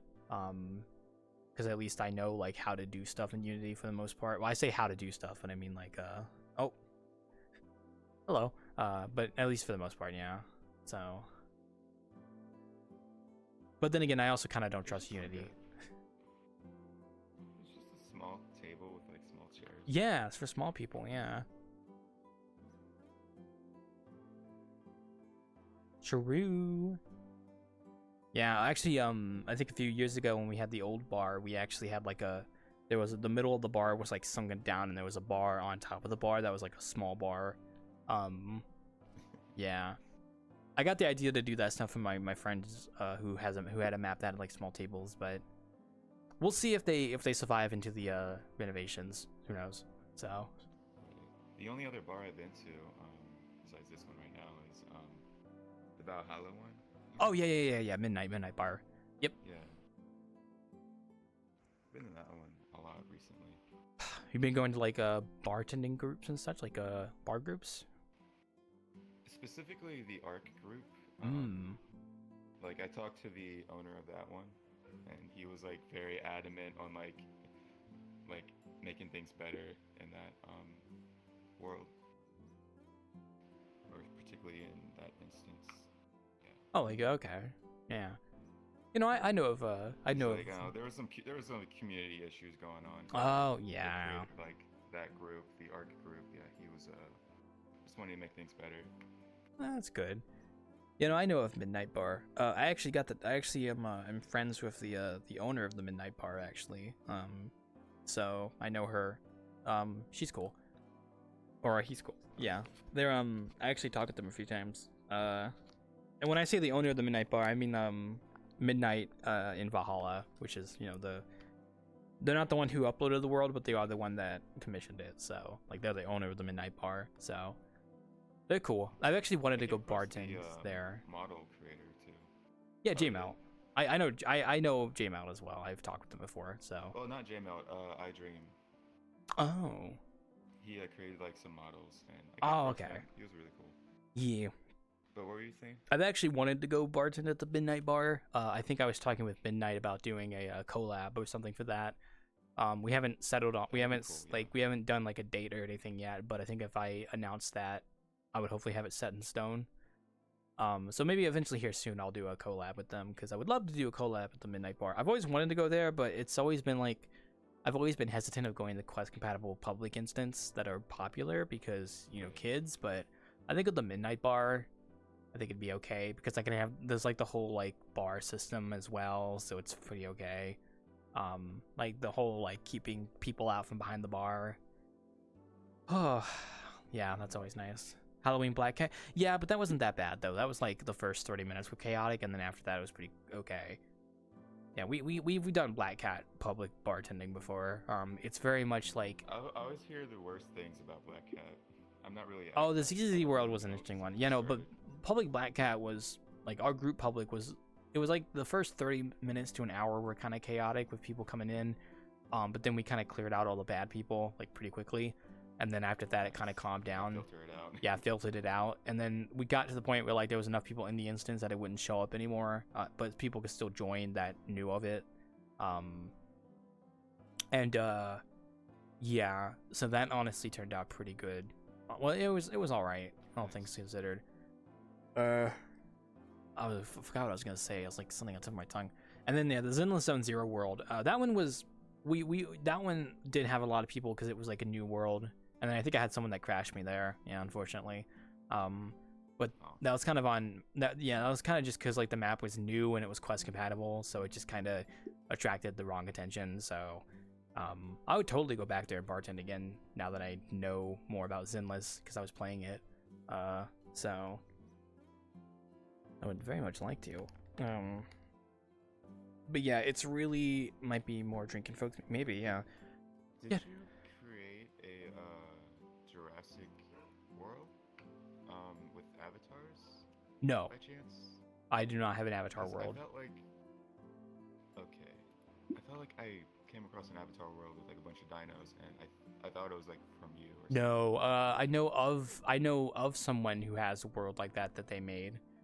I think I know what world you're talking about. No, I did not make anything in that world, no. Most of those avatars are like ported from games and such, so the ramen chef one, yeah. Yeah, it looks like it. I believe I know who the creator is. I've talked with him before. He's a cool guy. Yeah, I was just thinking about it. I was like, maybe. You know, because when I made that Ark world that I have uploaded, I was talking to some people who liked Ark in VRChat and had ported their own worlds. I wanted to port more Ark Survival Evolved worlds into VRChat, but like I just never got around to it because there was some like technical issues with getting them ported over, and I just didn't feel like figuring it out. Right. And I also got busy with another project, so I only have one world out. I was supposed to have 3 in total, but the other 2 I just never finished. So, Right. yeah, I might go You back can one day, only do but so much. I know what you mean. I'd be tempted to go back and finish them, but at the same time, like my time is valuable, and I'd rather go work on my other projects. So I got at least that one world up that people can go visit. It's okay. It's kind of meh, but it's okay. I'm not really one for doing game ports. I more so just like making my own stuff personally. So because I can, frankly, but you know, now that I can make my own stuff, I kind of like doing it. So, and then sometimes I come across like there's like one world. oh, good. I'm gonna take a sip of my drink while you say that. There's like one world I really want on VRChat. It's like something from Legend of Galactic Heroes. I don't know if you ever seen that. I have not. No. It'd be so cool. Well, that's cool. It's a really good show. I sometimes come across photos on Twitter, like artistic photos of like scenery, and I save them because I would love to just turn this into a VRChat world, just like a basic thing, like this hallway or whatever, just turn it into a VRChat world. Just really straightforward. So I have a few of those. I mean, I have like a few shows and animes I've watched that it would be cool to port like an area from that into VRChat to make it, but like I said, it's a lot of that stuff is very time consuming to do, and it's just I would rather go focus on other stuff, especially if I want to try and get commissions going. So yeah, and then hell, if I start working on the game world, it's like game map. The game. I'm still thinking about VRChat. Sorry. Then that would basically take up all my time, which honestly I should do it at this point. Like I should just bite the bullet and do it. Because I know I want to, but I want to do the commission stuff first. So, the current map I've got working on right now, I am getting close to finishing it. I have a list of assets I need to create. Once I get those assets done, I put them into the map in Unity, bake the lighting, and get a few more tweaks, and it'll be done. And then I can, it'll be good. Because I started working on that map at the start of New Year's. So ever since New Year's Day, I was working on it. So, yeah. Oh, I'm excited too. Satisfying to finish. Yeah. Because I was wanting to see if I can get something done within like 2 or 3 months. Because usually with a VRChat map from scratch, I would say they usually take like 2 to 3 months to make, I would say. From scratch, like just flat from beginning to end, like from scratch. About 2 to 3 months, roughly. And that actually matches up with how much some of the commission times I've seen my friends would take. Like it's usually like 3 months. Depends on what is asked for. Yeah, and depends on how many people are working on it. With my current map, it's like it's definitely gonna at least take 2 to 3 months. So,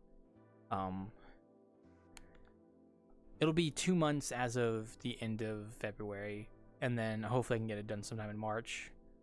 I lost a week of work because I was focusing on Delta Down, so I have to catch up on that. But that's okay. Oh god, sorry. Gotta shake it off. Shake it till you break it.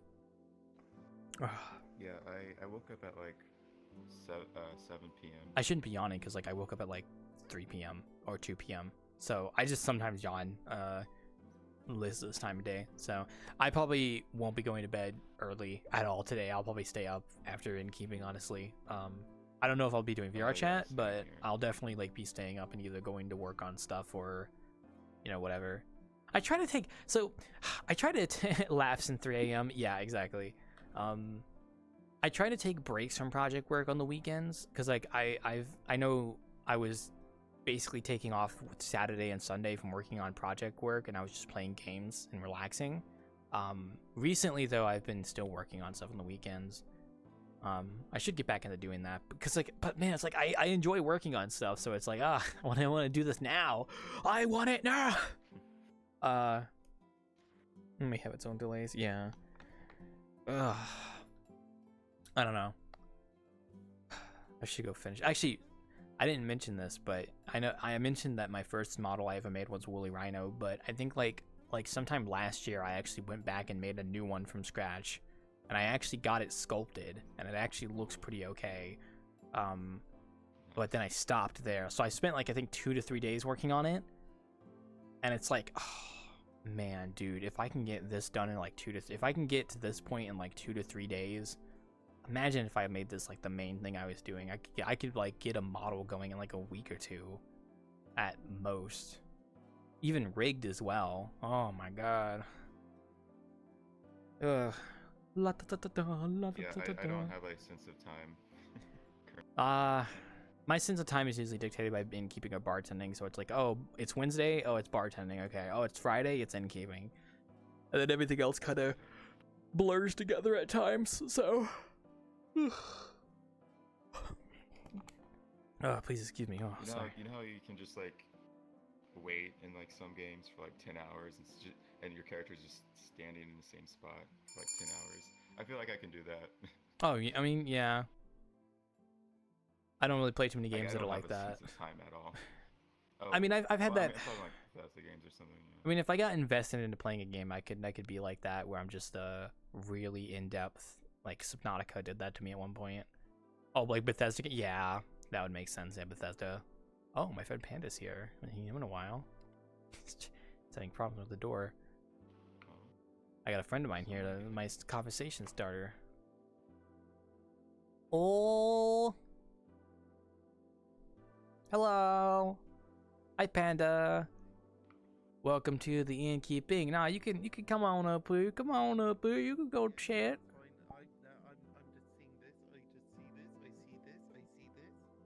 Oh yeah, Slugcat.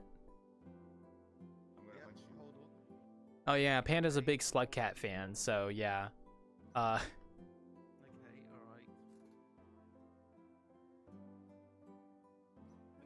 But I didn't know they had this in VRChat. Nice. Well, I kind of made it.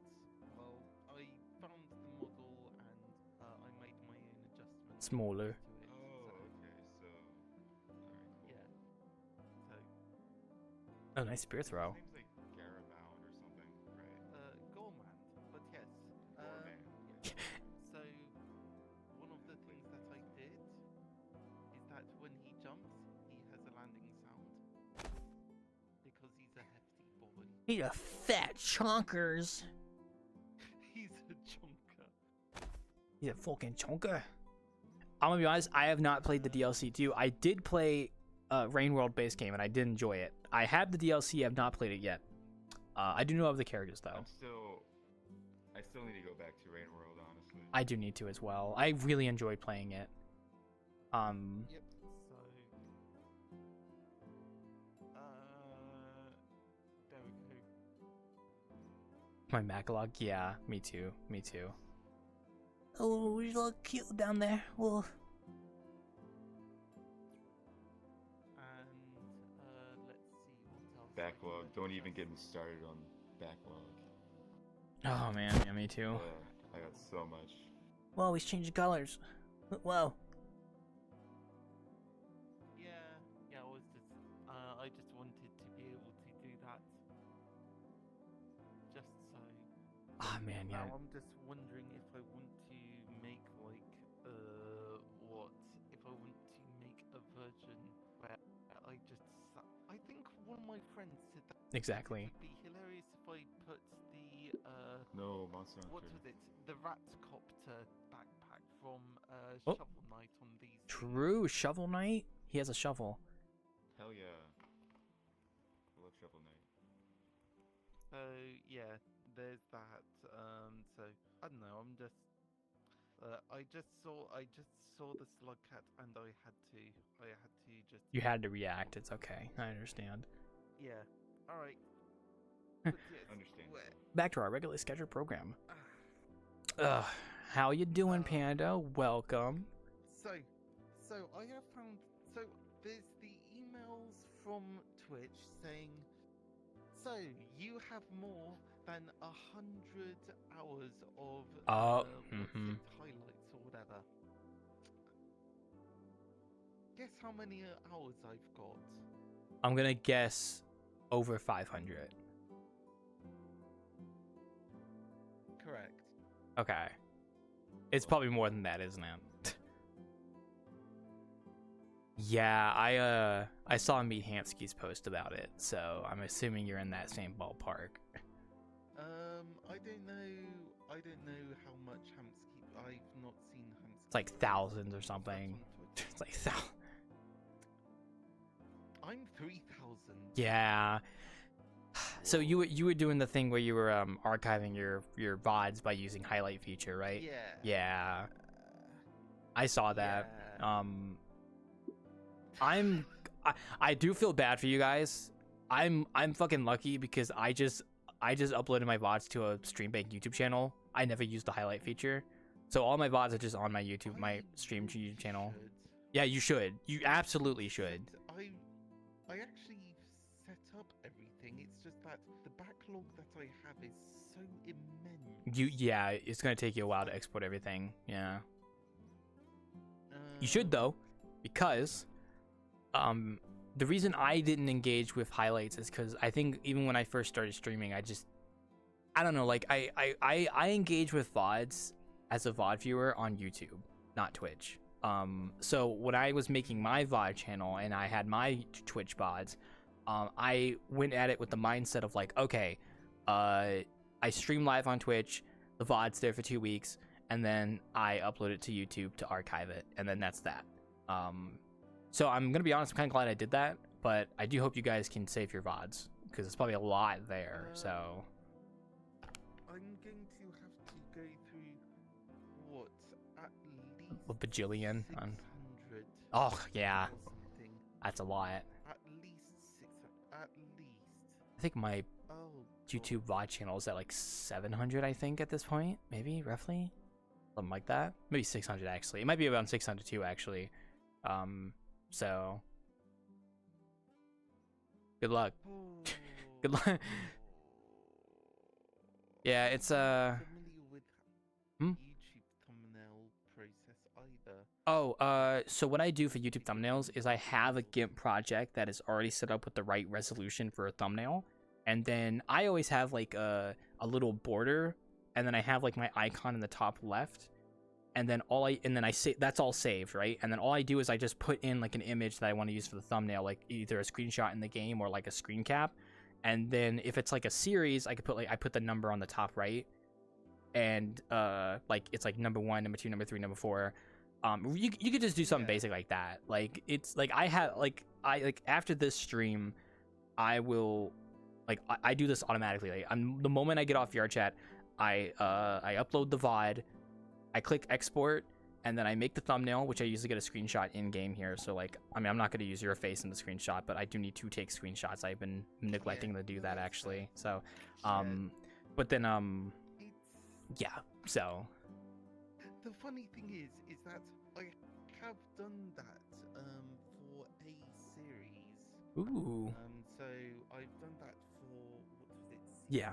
Season 2 of, well, back when it was called Catastro. So oh yeah, that's a long time ago. Whoa. and Throwback. yeah, so but the thing is that there's a lot I have to go through. Yeah, I would imagine so. There's so much I've gotta. There is so much. Yeah, So you're talking like it's years having- of stuff. So Yeah, it's going to be all. I think if you're in a Consider. I think I know what they're gonna say, but I'll let them say it.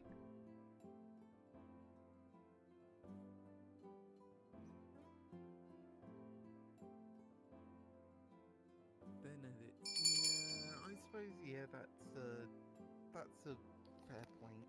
Because one of the things that I did want to do is that I wanted to have 2 separate YouTube channels. Mhm. One for YouTube, or one for VODs, and one for actual highlights. Yeah, see, that's what I have too. That's exactly what I have too. I have my Wildclaw channel, which is like my highlights and all that kind of stuff, and then I have the Stream Bank, which is all my VODs, and I connect the two together. So like you could like they're like on the page, you can see the other channel there, so it's like easy connection. I also have a Clips channel. From studios? Yeah, so when you're you can edit what your main page of your YouTube channel is, like what's there. So like you can have a for use tab, or you could have your playlist. You can also put channels. So I have my my Stream Bank channel, and then I have a Clips channel, but I need to upload more of my Twitch clips on my Clips channel actually. Okay. So If that's the case, then if I can use manage different channels. no. Okay, sorry. I thought you were talking about connecting them. So for what I do, I have to switch the account, and it's really easy to do once you get it like set up. So on the top left of YouTube, like your icon, you can click down and it will tell you can switch your account. So when I want to edit stuff on my Stream Bank channel, I just click the drop down, click it to switch to the channel, and then it switches my YouTube channel to the Stream Bank channel, and then I go into Studio, and then that'll touch the VODs. So technically it's like 2 separate channels. Yeah. So I think YouTube has a way where you can make multiple channels under one email. I think. I might be wrong. Don't quote me. But yeah. I do have some links. It's just because I want to because I've got all of it's and trying to switch which YouTube account plays to from the Twitch side. Oh, you're talking about which YouTube account is connected to your Twitch account that you upload from. Like which. Yeah. So I always have my Stream Bank channel connected to my Twitch channel because I'm always uploading the VODs. Always. I never change it. Like, so it's always my Stream Bank channel. Hi, Ren. I always have my Stream Bank channel connected. I never switch the channel that's connected because I have no reason to upload VODs directly to my main YouTube channel. At that point, I'm going to download them, put them in a video editor, cut them up, and then turn it into a highlight, put it on the main channel. So my personal opinion, only have your Stream Bank channel connected to your Twitch. You don't need to change it. Unless you planned on doing something, like, different, I guess. Now, I could see myself doing that if I wanted to upload Twitch clips to a YouTube channel. And I have a Clips channel on YouTube that I kind of neglect. So I think if you're asking if there's like a streamline way to switch which account is connected on Twitch, I do not know. Because I haven't really engaged with that very much. Unlisted videos with, yeah. Well, I suppose. You should send me those later. I want to see those videos. Send me the link for the unlisted. Okay, sorry, go ahead. Yeah, no, it's just like if there's a streamlined way of just being able to upload everything to the YouTube studio of one channel. Yeah, so Mean and Hamsky then actually moving other. was talking about that. He's been posting a lot about that on Twitter. I've been watching his progress. Apparently there's an upload limit to how many you can do at once.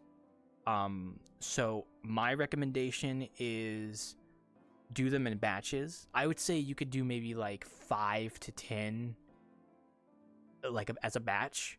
And if you want them to be in chronological order, I would recommend just like starting from your oldest ones and then slowly uploading them like in order so that they could be in chronological order. And then you can worry about thumbnails later. Just get the process going, because you can, once you start uploading them from Twitch to YouTube, you can just close the Twitch page. Like, you don't have to stay there and watch it export. So it'll just do it. So I've done that before, where like I export my VOD, and then while it's exporting, I could just leave. It's like, okay, it's going now. So yeah, do batches of like 5 maybe. And then like whenever you go to export, like maybe do one, click export, wait like a minute, then go to the next one, click export, wait a minute, then keep going. But it also depends on the publish date as well. If you wanted to go in order as is, yeah. Also, I fixed up my VOD channel. Just forget about it. Forget about it. You should just suffer. It's not have any history. Sorry. Bye. No, I don't want to suffer. I want the people of the future to take the videos of me and then reconstruct me in the future as a digital. This is your fingerprint, man. Your digital footprint, man. How are we gonna know how you act? Digital footprint. Yeah, exactly. This is. So therefore, they will. Hey, TD. Man, it seems like a bit of a weird thing to strive for. Hey. Well, what if someone just buys your information and just deletes your stuff? Then you're fucked. I mean, but that's why we have a VPN, which is today's sponsor. As long as I'm not dead. Sorry. Oh. Sorry. No sponsor today, sorry. After I'm dead, it doesn't matter. But you know what? I don't know, man. On my Twitch. Man, I'm just trying to do. You're just a panda. But yeah, when I started this, I had vague notions of wanting to be internet famous. Now I have. Now I just want bamboo. So yeah. now I just want bamboo. Yeah. Yeah. You didn't expect it, yeah. Well, that's what we all do when we start. It's like we all expect to want to be famous and Yeah, stuff. I mean, when I started Innkeeping and streaming, I was like, oh, I'm gonna be big and famous one day. And it's like, maybe I will, because I'm just that cool. But I also just kind of enjoy what I do, and people, like it. So yeah. But no, seriously, I would recommend you start like batch uploading your old VODs. Just do it like every so often. You've got like a month or 2 to do it, so you can probably manage. Like, let's do the math. What, you said like 600 videos? So if you do 5 videos a day, somebody got a calculator. What's 600 divided by 5? Can we do that in my? Can I do that in my head? So 600 divided by no, 5. shh. I'm gonna wait. Okay, so 600 divided by 6 wouldn't that be like 125?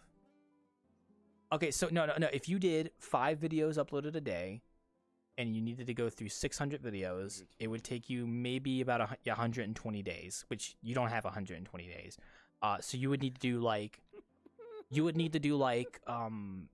videos a day, maybe. Okay. If not a little bit more than that. Well, how much Next- free time do you have? How much free time you got? I work a job which gives me okay, so it's quote unquote 8.5 hours, but I'm effectively hand waving it as 10 hours a day. It's so true. 5 days a week. Let's That's a good point, maybe see, we'll I play. do streaming. Okay. So 4 days a week I stream. Do that again. 3 hours at a time. Do it again. I want to take a picture. You don't need that much free time to upload VODs. Like, you just have to click export and then you're done. Yeah. So. Yeah, no, that's fair. And one of the days I'm watching Kamen Rider with people, so Kamen Rider, yeah. Like I said, I don't think it's really not that intrusive of a process. It's literally just click export and then you're done. Like, you don't have to wait or anything. Homie Raider. You can get through that. yeah, if it's just something straightforward, then yeah, it's just all of the. Well, I'm glad I read the I'm a writing slow on the kid. wall I'm not several a years ago kangaroo and or didn't a do that. goose. I knew I had heard of people using highlights to preserve their VODs on Twitch, but like I said, I just never saw that as an option. I just was like, okay, upload to YouTube, VOD channel, boom, done. Because I mean, Yeah, honestly, Twitch can't really be trusted, I really so should have. Twitch can't. Yeah, and also, I've already for what videos I had already uploaded there. There have actually been some people commenting on it. I've had people comment on my VOD channel as well. In fact, I had someone come to my Innkeeping because of my VOD channel, so it does work. So it. That's cool. Yeah. Oh my god. Okay, yeah, I've got a lot of work ahead of me then in that case. You'll be fine. Just start uploading, man. Just don't think about it. Hey, maybe Don't maybe think Twitch will be uploading like, look, who knows? Maybe Twitch will change their mind and be like, okay, well, you know, instead of like deleting your VODs automatically, if it's already there, we won't delete it, but we'll put a limit on you having more highlight. That's what they should do. They should, instead of deleting your highlights when the time limit comes to reach the limit, they should just say, we're not going to delete any of your current highlights, but you can't make more until you get below the limit. Funny enough, I have actually been struggling to save highlights into collections. Oh, I don't know how that works. Like since like. Oh no, last week. you're right, because I noticed the UI was being fucking weird. Because after that change happened, I went to look at it and like I was having issues pulling up videos and VODs on Twitch that were there currently. It was weird. I think it was just some weird like update stuff. Yes, Tootie. Oh, never mind. Misclicks. It's okay. But yeah, you gotta archive the panda. You gotta archive the compendium of panda. Archive so much. It is going to be a pandemic. Yeah, my archive goes all the way back to like 2019, and I have some VODs on the main channel that are like on a playlist that are from 2018 that I would need to move over to the other channel, but I just haven't gotten around to. So it's like, ugh. Yeah. Hi, Jimmy. Yeah. Honestly, now you're making me wonder if I can upload clips directly to a YouTube channel if I just connect a clips channel, because I had been wanting to do that. I've actually been considering just taking some of my Twitch clips and just downloading them and putting them onto a YouTube clips channel, even if they're just like basic, like just a basic thumbnail. So. Yeah. Hey, Cyber. You can even do like clips as like YouTube Shorts if you want. I was doing YouTube Shorts actually last year, but I ever since the start of this year I haven't been touching on Shorts, unfortunately. But I was doing YouTube Shorts, and they were doing really well on my main channel. So, and then we tested with Miyazaki. So if you put an ass in the thumbnail of your VOD, it's gonna get like 1,000 views. So. Well, yes. Look. We could demonstrate again if you want. People like booty. Look, okay, all right. No, you don't. I don't doubt you. As a man, Ass. I enjoy booty. My brain synapse is fire. Oh. Yeah, it's like neuron. I think I had people comment on that video and they were like, "You got me. I see what you did there." Ha ha ha. Yeah, there you go. What? It's true. I like booty. I do too. Nothing wrong with that, man. Say it out loud, man. No shame. Yeah. I like ass. I like titties. I like big butts. And I want to can't deny. I don't want to. I don't know what the lyrics are. I just say what they sound like. So. I think I think it's when a girl walks in the. What a big booty face. And I don't know, man. With an itty bitty waist and a round thing in your Oh. face, you get sprung. You know what? Exactly. Sorry, wait. I've one of those things. Anyways, yeah. I'll go otherwise. Sorry, wait. I'm trying to make this work. Wait. Oh, no. That didn't work. Sorry. Fuck it. I'm just gonna put the fucking true meter. Here you go. Oh, sorry. Wait. I'll move mine. Wait. There we go. Sorry. True meter. What? Nice. That's good. Nice. Yeah, no, sometimes you just gotta be unashamed of what you like, man. You know, I like ass. I like maids. I like maids with short skirts. I might like. I mean, I was gonna say I like pandas, but I think with the context of that, it probably would have been weird. Look, Hey, Kari. like many things. Look at It's this fucking panda on the counter. See, there There's you a go. panda. There's the panda and there's a panda. It's a bit of a difference. So, hi. The panda. I mean, okay. Panda, look, panda. there's- Look at all the people starting to join what- here. What do you want? What more do you want? Do the roar. Yeah. Do the roar. I love that. I say that all the time. Yeah, there are. Do the roar. You do right. Do the roar. Oh. Where's your bamboo? Can you bring out your bamboo? You're a panda. You have bamboo, right? Yeah, give me a sec. I just gotta. Dude, imagine if you didn't have bamboo. No, yes, no, yes. Oh, there you go. There we go. Yay! Bamboo! Woo! Yay! So hi, Kari. Looking fabulous. Oh my god. Hi. Let's slay. How goes? Ah!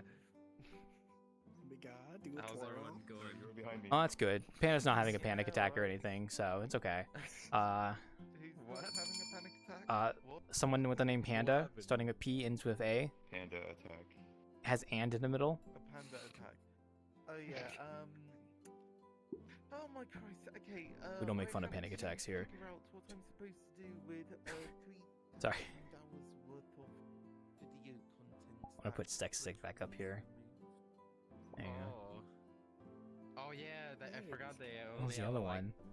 100 Yeah. like. That's the other one. Yeah. Look who comes walking in. We're Where's walking. the other one? Hi. It's, oh my Yeah, god. that update sucks. Yeah, as you can holy tell, a lot of shit. our regulars are starting to come in, Mr. Guest. So there you go. Oh man.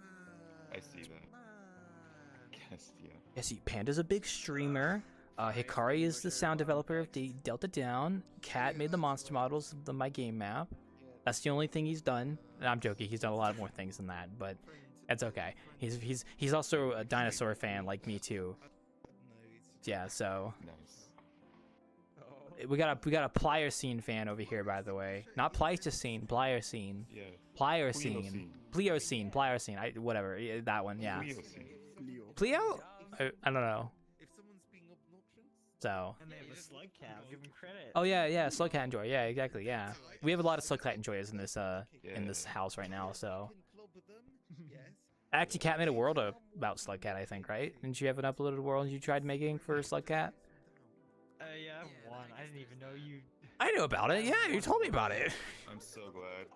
I'm so glad I acquired the fat ass slug cat. That fucking fat ass, fucking chonker, fucking big chonkalonka, fucking Willy Wonka looking ass, fucking fell in the berry bin and now. My beloved.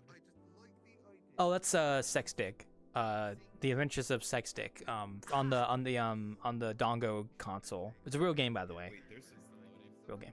nose? What? What a fucking title. Yeah, Sex Stick. This dick has sex on the Dongo console. It's a good platformer. So. I may or may not almost dropped my headset Oh. off my head. Yikes, dude. What the fuck? Speaking of headsets, I actually got my new index cable in today, so I have it plugged in now. So. I was walking around and the thing was tilting forward. I was like, no. No. How does your headset fall off your head? That's a good Don't question. You fall off my head. You know? Sorry, I try to look down. I just see tits. I do think your titties look nice, so that's good. Yeah. It's a compliment, so it's calm. Yeah, it's Coco. Yeah. I know. Mm-hmm. It's Cokie. Well, the purple one's gone. Purple gone. Purple dead. Where'd the purple go? Look at those fucking chonkers, bro. How you been, 2D? I didn't get a chance to say hi. How's it been? How's it bonkin'? How's it honkin' bonkin'? Throat. Ow. Oh, you're not the only one. Lim also can't talk very well right now, so there you go. Hey, owie, throat owie. Okay, well, I won't make you talk too much. That's okay. So, hey, Panda. Bye, Panda. Just wandering over there to harass Oh no, go for it. Yeah, It's I'll be not- here. Don't worry, I'm not going anywhere. So. Yeah. But it definitely hurts when I cough, though. Oh, yeah, idiots kill. Yeah, God, when I had COVID for 2 days, my throat was like the worst it's ever been. Oh, it was so bad. Like it hurt to swallow. It was that bad. Like for 2 days, I was just in agony. I could swallow, okay, eat fine, drink fine, all of that. It's just if I talk too much or I do too much physical movement activity, my lungs are like, I didn't get the air, but obviously my sensitive throat is like, no. Exactly. Fuck you. You had a what? I had a coworker that did not believe in COVID until he got sick. Oof. I'm like, I don't think it's not COVID at all for me. You know, I knew, dude. I had a mild version of COVID that was like going around, and I remember like I didn't know I had COVID at the time, but I did wear a mask when I went out because I was like, I know I'm sick. I just don't know what it is. I went to go shopping like once to go get like some throat stuff, and I wore a mask and everything. But man, dude, I remember looking at my throat in the mirror, and I was like fucking scarred up. It was so bad. It was like, oh my god, it hurt. That shit, it hurt to swallow, and like when I tried sleeping, it was like, oh, my throat was just killing me. For 2 days, I was in agony, and then like the third day, it went away, and I had chicken soup, and it went away. And it's probably not because of the chicken soup, but I fucking like, oh, it was so bad. Soup is godsend. Yeah, and I've only gotten COVID that once, so that was in 2022, I think, because I got the vaccine, I think, in 2021. I think because I got the vaccine. I think before I did a trip like late 2021, I believe, and then kind of glad I did because a year later I got sick of COVID. So I don't know if it lasts that long, but you know, I don't think I ever got sick of COVID. That's good. That's good if you never got sick. Good job. Damn. So I mean, I don't really know anybody. The god so. of I don't even know how I got sick because like I think it might have been like I'm Survivor. my dad, because I think my dad got sick, and then I got sick because of my dad, and then I got, and then like I think that might have been why. I don't have dad. Oh, well, I'm sorry to hear about that. I hope you. So. Yeah, it's like No, during it's whole fine. COVID, I couldn't visit my grandma for like a whole last year. Oh yeah. Yeah, I don't have COPD. any family, so I didn't get So- sick. I also Were you didn't really- delirious? Yeah. I didn't have many coworkers either, Ah, dude, and I kind of just I kind of ordered things just online. I had a delirious sleep recently myself. Oh god. Sometimes when you sleep and like it's weird because like I'm laying in bed and I think I'm asleep, but then I'm having these like weird thoughts of like I need to go to this objective or something in my brain. And I'm like rolling and it's weird. It's like I'm delirious in sleep for a moment there. Oh. It's like you gotta do something. Do something. Yeah, it's crazy. Yeah. You know, I've not been sick in a while, but that's because I don't really go outside very much. So, yeah. Same. Yeah. I'm a hermit. I like to stay at home. I mean, I like going on vacation at times, but that's kind of rare. It's like a once a year thing. Yeah, I'm gonna be a lot more active after I move. Mm. I'm probably gonna move to like Milwaukee, but Yeah, I would like to get my own place, but it's just financial trouble. That's all. So, you know, an apartment or something like that. You know, I have a vacation plan to go either back to Washington D.C. to go to the museum again, or go to Australia for a zoo that I wanted to go to. ooh, Yeah, I've been wanting to do that. Aussie, mate. Yeah, I've always wanted to go to Australia, so it's like, you know, oh, nice grab there. Nice grab. you didn't see me, but I really wanted this. Oh, well, go for it, yeah. You know, I have a bucket list that I wrote when I was like in middle Want school. a sport cranberry?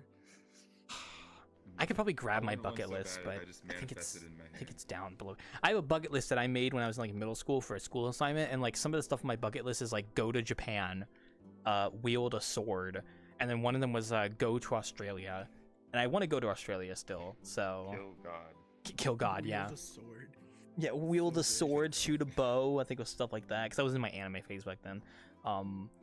No, but I've always wanted to go to Australia, and I have friends in Australia now too, so it's like it works out pretty well. Anime face, you mean more What kind of anime friends? lifestyle? What kind of friends? I would say close friends. You know, like people very close. So Nice. the bros, you know, like the boys.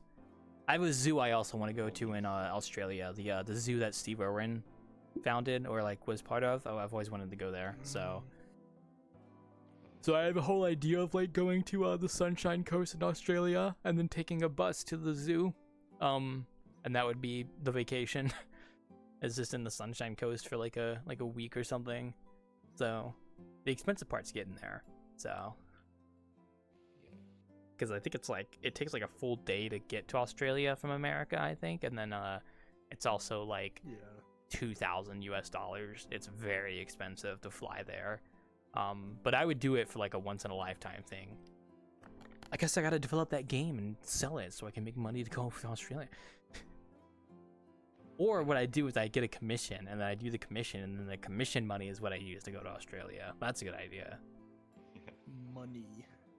Just make money. Just print money. Dude, where's the money printer? Just print me some money. Money, man. It's not that hard. You Just know. be like, give me Just money. wake I up want to and go like, to Australia. Give me money. Money. So true. Although I would have to get like a passport and everything, and I haven't done that yet. So I think if I go on a vacation, it's gonna be going back to Washington D.C. To go to the Natural History Museum again, because I loved going there. So Tweedledee and Tweedledum. oh, Tweedledee and Tweedledum. I don't know who those are, but we'll see who that is in a second. And there's Tweedlefy. I don't know. And there's Tweedlehum. Very likely. There's all the regulars starting to come in. That door What the opens. fuck? Oh, it's oh my god, it's Ame. That's It's, what I say.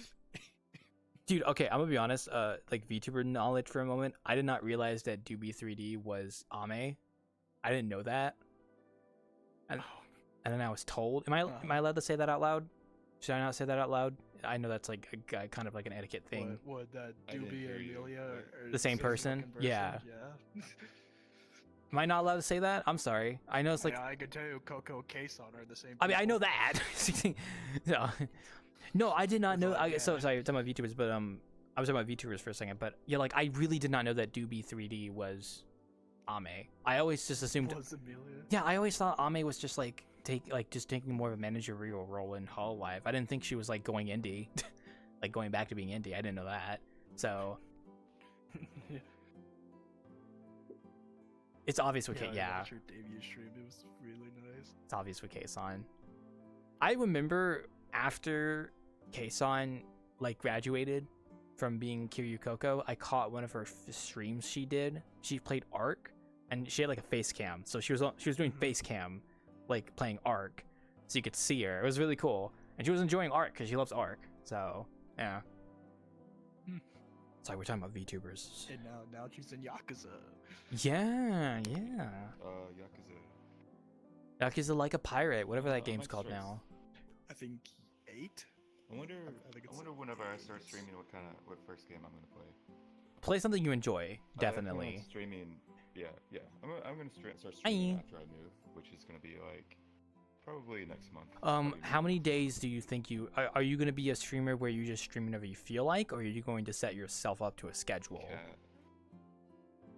I'll start out, casually, whatever I find comfort in. Okay. And then we'll go from there. I think when you first start, that's a good idea. I would say if you plan to keep doing it, I would definitely adhere to a schedule because it just makes it easier for your viewers to tune in.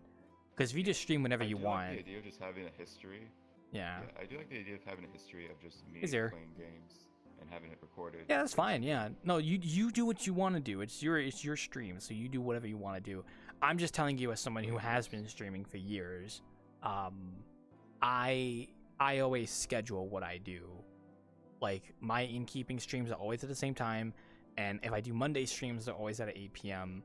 And I usually try to set like a schedule so that people know like when I stream, because like I have a friend of mine who streams and I like watching his streams, and he does have a set time when he streams. So because of that, I can go get dinner and then come back and then he starts streaming and now I have dinner to watch with him.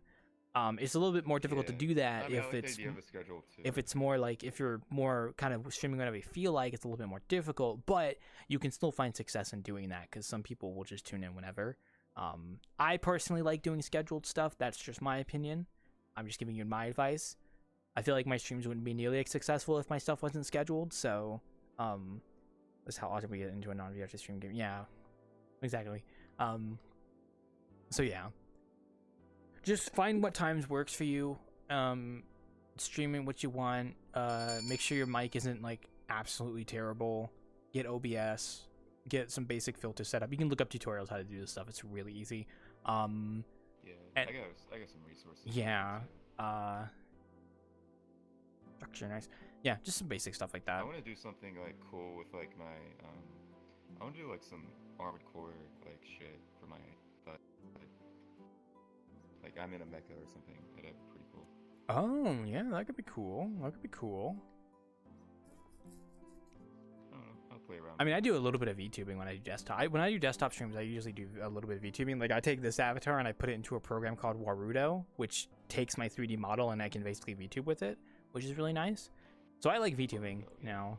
So yeah, Warudo's good if you have like a 3D model stuff. Yeah. Whoa, that was a cool avatar, foe. Looks nice. Climb trap. No. No, you could. I made it for looking. I kind of assumed as much because he's the one that always uses that avatar. Well, you Yeah. gave him boobs now. Oh my god. Yeah. Smash. Understandable. Me too. So true. Smash. Well, nice to see you, foe. Welcome, welcome. We're just Innkeeping. Talking to my fat friend here about. So I didn't mean to call you fat. I mean you are, but you.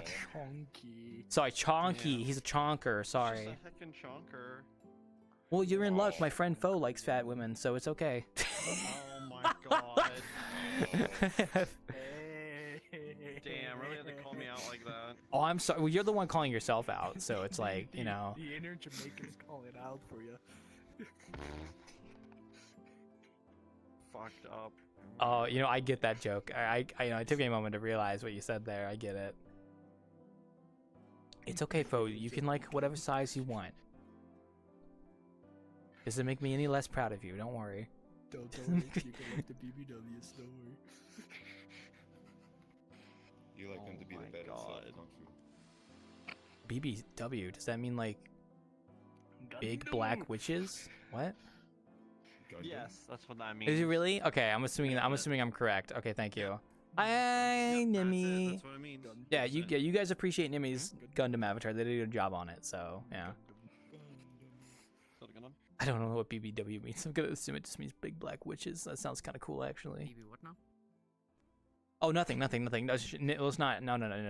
It's just big black witches. It's okay. Yeah.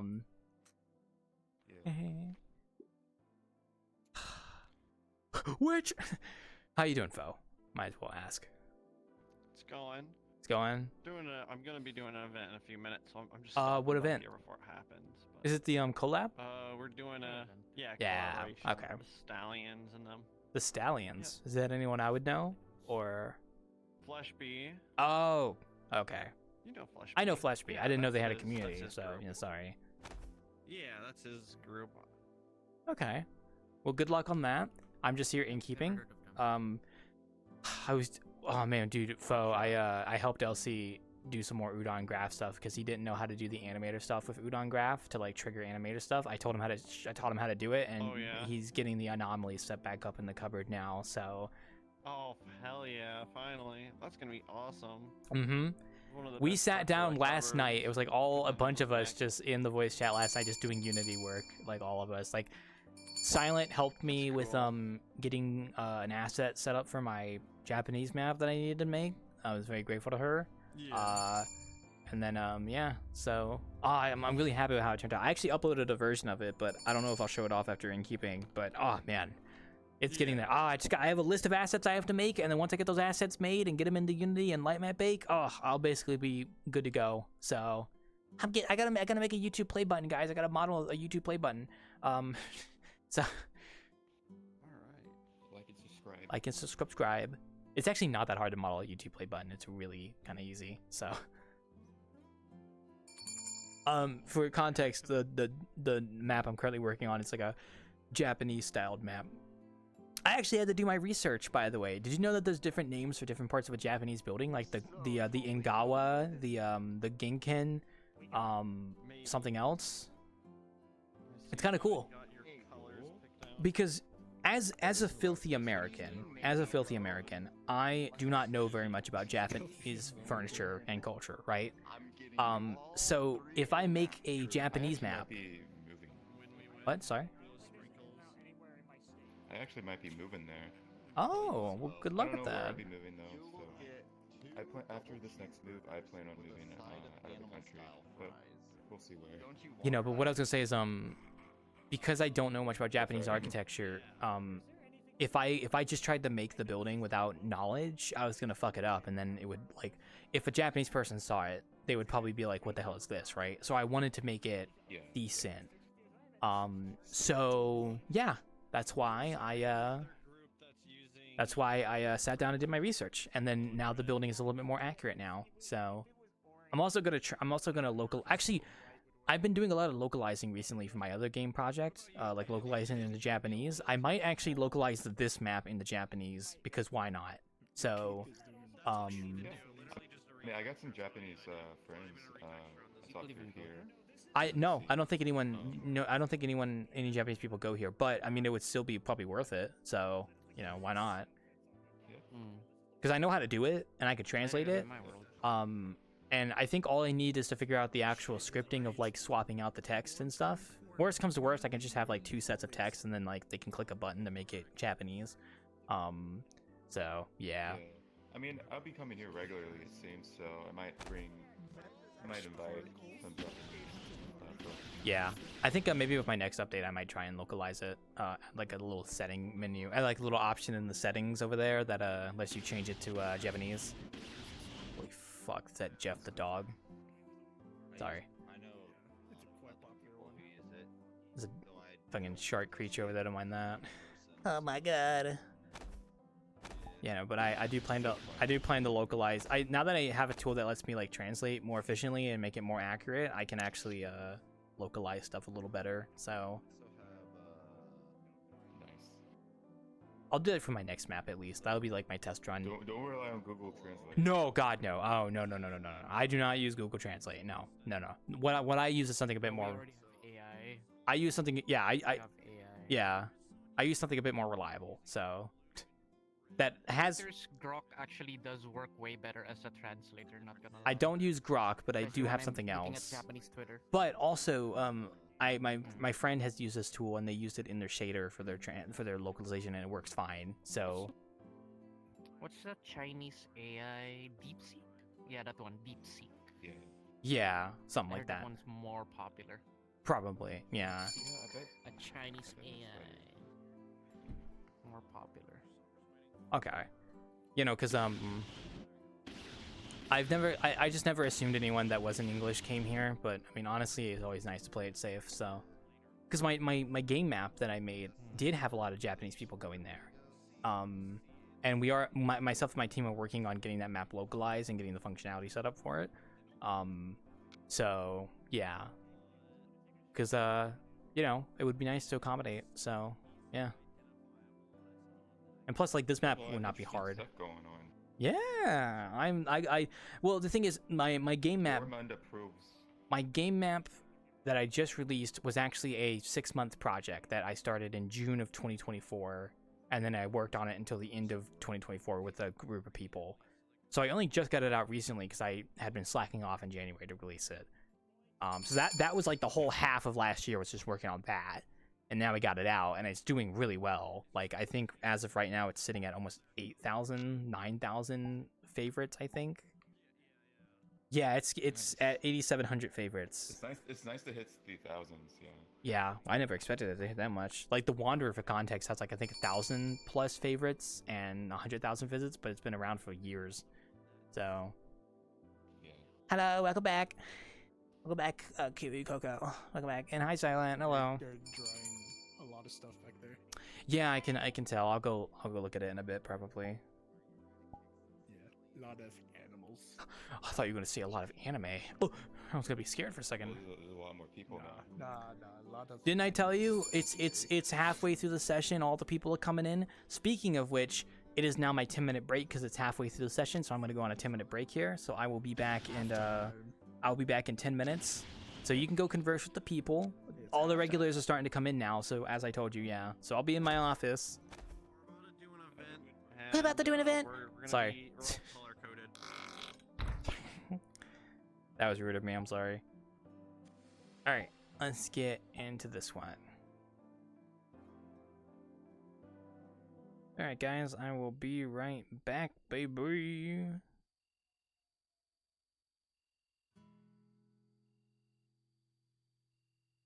All right, I'll be back.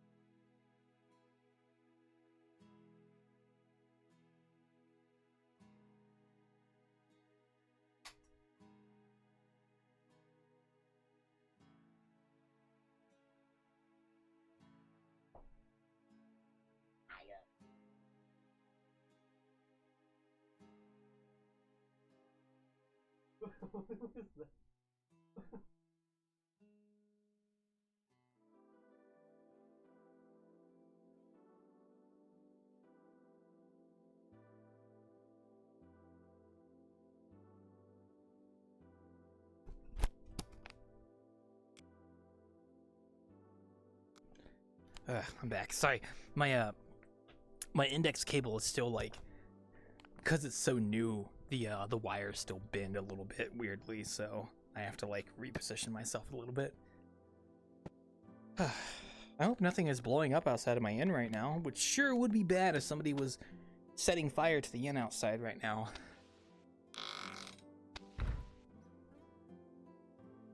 Oh god.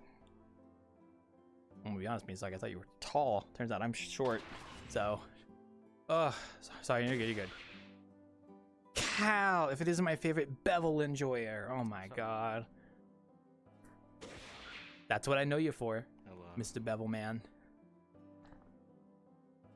Is that okay? Like, I am making a joke. Okay. Sorry, you shrug. I was worried you were gonna. You were like, Foglock, fucking knock it off. Where did Silent go? She was here when I went on my 10-minute break, and then she's not here anymore. So I don't know. I literally just got back after like 10 minutes. So I'm. Your guess is as good as mine. They disappeared in just a few seconds ago, actually. Oh fuck. I went to go see someone at Vinyl Enjoyer. They'll probably be back. You know how they are. Flashfire's here too. Yeah, I'm gonna go see if they're up. Yeah, go for it, man. I ain't going anywhere, so you know where to find me. So. Peace, bevel enjoyer. What's a bevel? What? So a bevel is when you take an edge of a mesh and then you turn it into two edges, like you bevel it. So Yeah, I know. yeah, No, I know. Yeah, I know. But why do you call him? Bevel? because when I was having a talk with him, he said he really liked beveling objects, and now I just call him a bevel enjoyer. So, a joke.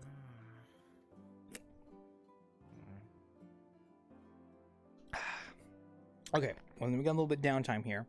I'm gonna go take a peek at what they're drawing over there, because I heard they're drawing a bunch of little goobers. So 1 sec. Take a look at the bar for me. Ugh. Let's go. Let me go look a peek here. Oh, what the? Oh my god! What the hell? What this? What that frog doing on that chair? Oh my god, Froggy! What the fuck? Dude, This guy's a freak! what? Don't let go of his nose, bro. His nose. Oh my god, dude, are you in pain? Are you in pain right now? That man's stretching your nose all the way across the room. It's cool. It's cool. It's cool. Look. Oh my god. Wait, is that like what? Boing! I can't even. Infinite. Sorry, Someone taught me how I went to come watch the get goobers, and then I come around here, infinite. and you guys are all crazy. Sorry, I'm gonna look at all the drawings real quick. Sorry. Good Jeff. Scoot over there. Oh, gooba. What is this? Who drew the Jinjo Ito spiral? What the hell happened here? The Jinjo Ito spiral. Up in here. I didn't think very hard. Oh, is it a creature? There's like a mouth here, and then it's like, woo! I don't know. I just kind of said, "Fuck it, we ball." Just jump right into the Think portal, very why don't you? hard. The Fibonacci spiral. Hey, draw the Fibonacci spiral. Do you know how to draw it? I don't even know what that is. It's I don't even know what we're talking. that's the Fibonacci spiral. So just a spiral. No, it's a specific way. It's every two numbers before it equals that number. So like it's like 2 + 1 is 3, 3 + 2 is 5, 5 + 3 is 8, 8 plus 5 is, you know what I mean? Like it's like and it's a graph, and it exponentially gets bigger. Yeah, that's the Fibonacci spiral. You don't have to move. Okay. Yeah. I didn't know how to look to it. They say that everything in know that had a nature fits in name, the to be honest. Fibonacci spiral. I just saying, so I don't know what that means, but yeah. I'll take your word for All right, it. well, I'm gonna let you guys keep drawing. I just wanted to come peek over here. All right. Wait a minute. If you're up there, then who was that? Oh, it's Miyazaki. Oh. I was like, wait a minute. I remember you using that avatar. That's a little scary. I think you look great. You look fabulous. They're drawing Fibonacci spirals or something. I don't know. There's crazy people over there. You can go peek if you want to take a look. They're drawing like goofy goobers. Ugh. Shake it off. Sorry. Whew. I could put on my full body, but I kind of don't want to right now. I am standing up though. I got my new index cable. I'm not on full body, so. Yeah, don't worry. Index cable. Yeah, I bought a new index cable when it came in today because my old one was starting to have white pixel issues. Like even like I unplugged it and replugged it, it would usually fix it, but it was starting to be more common. So I just Have you considered getting that wireless? I did at inch one of the point. index? I did at one point, but I heard it actually wasn't that good. Like the reviews are kind of bad. I don't know how good it is though. The Nofio. You would probably have to go look at a review channel to see how Yeah, good the it is. Nofio. I had considered it, but I don't know if it's worth it anymore. So Yeah, funny thing is, I was considering it to have the same bandwidth as a Quest 2 or Quest 3, because Quest 2 and Quest 3 can be wireless. Yeah. But the problem is your router has to be at least near you, otherwise there's gonna be lots of latency. yeah. So I assume that Nofio thing would work like a Quest 2, but I haven't heard anything much about it. I so heard guess it. people Yeah. don't like wireless. The reviews from Steam for it aren't good, so I don't know. Oh well, maybe in the next VR headset. And plus, if the Nofio does, It's using a custom cable. yeah, and if the Nofio is based off So- router stuff, I might be kind of screwed because my router is in like the next room, so it's like can't really move it. So, yeah. I mean, you can just get a booster, Wi-Fi booster. Probably, or yeah. Wi-Fi extender, as they call it. Yeah, I probably could. I could, but I'm okay with being wired. I just got a new index wire because like I just wanted to have this new one because the one I had was from this headset which was used, so that wire probably was even used even longer. So now that I got a fresh new one, I probably don't have to worry too much about issues anymore. So I still have the wire though. It still technically works, so I kept it. It's in a box in the closet now. So I think I also bought something else. Oh, I was supposed to buy a new mouse, right? My current mouse, it's very hard for me to use the scroll wheel on it. I think it's getting to the point where the mouse is kind of just fucking breaking, like the scroll. I actually hate my mouse. My mouse's scroll wheel I hate just the mouse that I sometimes bought. doesn't work, so I'm thinking about just getting a new one or like a replacement, like the same one, just buying a new one. So, because it's like I'm trying to work in Blender and stuff, and like I need to be able to scroll, and I can't scroll. Ribbit. Oh, sorry, that was rude. Sorry. Oh. Wait a minute. Well, if you're up there, then who's down here? My brain hurt. I could tell. My brain hurt me. I'm a frog. My brain hurt me. I like your hair. It looks nice. Good gumdrop here. I like the avatar too, the frog girl. Better. Do you use that tongue to eat bugs? Sorry. It's okay. You can eat the bugs. You will eat the bugs and you will be happy. So, just saying. It's a great. Big balls. You will eat the bugs and you will be happy. Sorry. Welcome back, Just.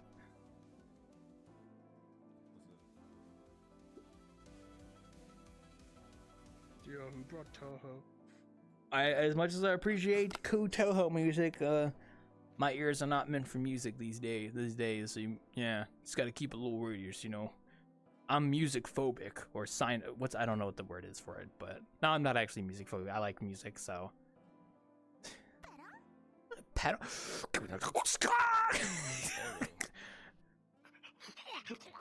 Sticks a knife in your tongue. That's what you get. That's what you get for putting your tongue on me. Oh, whoa! Calm down. You just threw that into the ceiling, bro. Come on. What is that?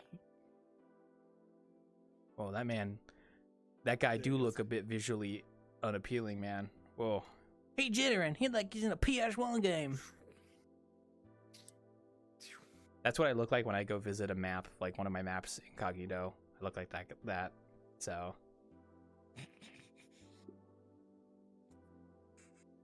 Why diet? I do not like normal Mountain Dew. It's way too sugary. Diet Mountain Dew doesn't have nearly as much sugar and it tastes better. Like normal Mountain Dew, like I drink it and I can They just don't taste have it. a It's lot like of it's ugh. sugar. Yeah, Diet Mountain Dew is just better for me, in my opinion. Sugar, yeah, sugar, exactly. You can, yeah, you should drink water. You're I don't right. drink that dirt juice. I drink I don't Diet drink Mountain that Dew a dirt lot. juice. I'm not gonna hide that fact. I know I should drink water, but sometimes I like drinking something that tastes good. So I do make tea as well. So, and I do have fruit juice as well. But yeah, it's I a. also drink plenty of energy drinks, right? I don't do energy drinks. I think I tried Monster and it's just like, oh my god. Yeah, don't worry. I'm kicking them. So yeah. You're literally kicking the can with your foot, literally. Whoosh, there it goes. Well, I mean, if it's a good sign, I kind of drink all my energy drinks and I replaced it with water. That's good. Flavored water also works. I actually want to get a soda maker for my house where I can make carbonated water and I could combine it with like syrups and stuff to make my own soda. But I don't have the space for that right now, so. That'd be cool though. Because I like the idea of just making my own soda, so. Sups. Yeah. Ugh, excuse me. My back. Ugh, I gotta stretch. You will eat the bugs. Sorry, I'm just. Sorry, I'm thinking about that. Sorry. No, I'm not against eating bugs. They just have to taste good, so. Are you talking about eating bugs? Oh, they were a frog, and I said, "Do you use your tongue to eat bugs?" Sorry. If I want. Hello. Yeah. You know, I've heard some bugs probably taste good. I've never really tried them though, so I wouldn't really know. They do that in Asia. Yeah, I know, like They eat grasshoppers and tarantulas stuff. Yeah. scorpion and crickets. Mm-hmm. I've ate some silkworms before. They were alright. Did you gain Spider-Man powers by eating They're silkworms? rich in protein, so they're a good No. That's good. alternative to meat, I guess. Yeah. I've had Impossible You're meat basically just before. eating shrimp. You know, my store does sell like the fake plant meat stuff. I've had them. They're actually not that bad. Like, they're pretty okay. Like, they're not equal to actual meat. Like, the normal meat definitely is better, but the like Impossible meat actually is pretty good. Like, it's I eat it and it's like it just tastes more like a different kind of meat versus like just not being meat at all. So I'd like to eat more of that kind of meat. Honestly, I want to make it like a. I had a hot dog one. It's actually pretty okay. I mean, like, it depends on how much they put into it. So, I mean, I know there's a whole section of my store that sells like that kind of food where it's like the fake like meat and stuff. I've considered getting the ground beef like fake one and trying it instead of using my ground turkey for my stroganoff to see what it tastes like, but I haven't gotten around to doing that. So. Oh. Yep. Yeah, I really like turkey. I replaced a hamburger. I mean, I replaced beef with turkey, like ground turkey for most of my stuff same now. here. I've done the same thing. Mm-hmm. Yeah. Turkey's just nice. I like it. It's pretty I good. also like salmon. And I would eat Ooh, more fish. salmon's good. I haven't had salmon in a long time. I have salmon in my freezer. I just have to cook it. I haven't felt like doing that, so. Ugh. I do cauliflower with my stuff as well, and I like to put cauliflower. It's pretty good. So. Yeah. Broccoli is. Broccoli's okay. Broccoli's okay. I like broccoli. Yeah, broccoli's okay. I don't get it actively though, but I've had broccoli with stuff and it's actually pretty decent. So I have been trying to expand more vegetable stuff, but I just haven't gotten around to it. And yeah, I need to make actual Japanese curry. I just never got around to it. I never had Japanese curry. I've had Indian curry, and Indian curry is good. Yeah, I've had some Jamaican curry that had some goat meat in it. Oh, interesting. You know, I've only ever had curry once, and that was when I was in DC and I went to an Indian restaurant and I had Indian curry. So, yeah,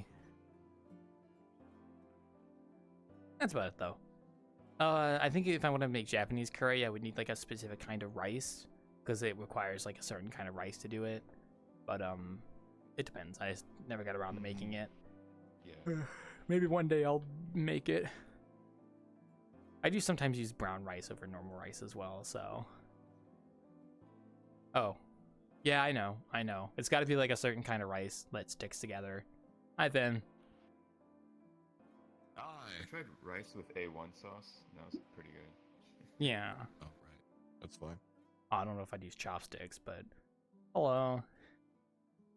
Howdy, howdy. Don't mind me just doing my daily, hey, acknowledge that I'm still alive. Okay. And that's pretty much about it. Alrighty. They're all drawing over there, so. I've been very busy this last couple of weeks, so. I'm pretty sure you were here not long ago, so. I was here Wednesday, yeah. Oh, yeah, I was about to say. That's also because I'm actually have Friday off. Most of the time I work Friday, so. Oh, okay. Well, you gotta enjoy your Friday. Also, no, you can't stab me with a spear. I know we look alike, but that's. No. Yikes. Listen, I don't care if your world has rain in it, alright? At least it's not a risk.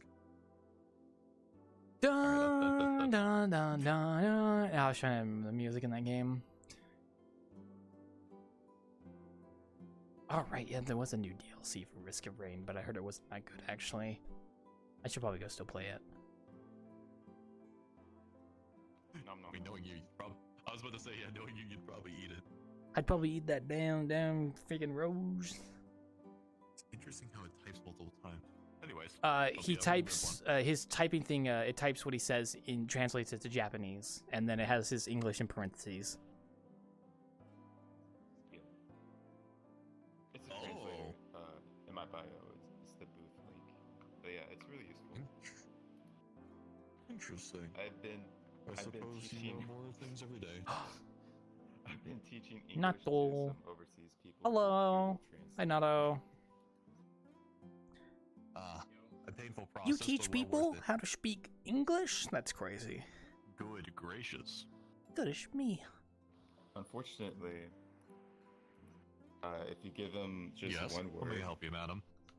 like squirrel, they'll be just trying to pronounce it the entire day. Squirrel. It's funny. I'm the same with Japanese words. There's some words I cannot pronounce in Japanese. I just can't. I suck at it. I've been trying to pick up the kanas, like hiragana, katakana. Yeah, I don't know what the difference is, to be honest. That's my American brain there, so. You're good. Hello, Nato. I should learn Japanese, but I don't have the time, so. That's why I use my cool little no. translators to do it for me. Yay. Maybe one day, if I get a legitimate reason to learn.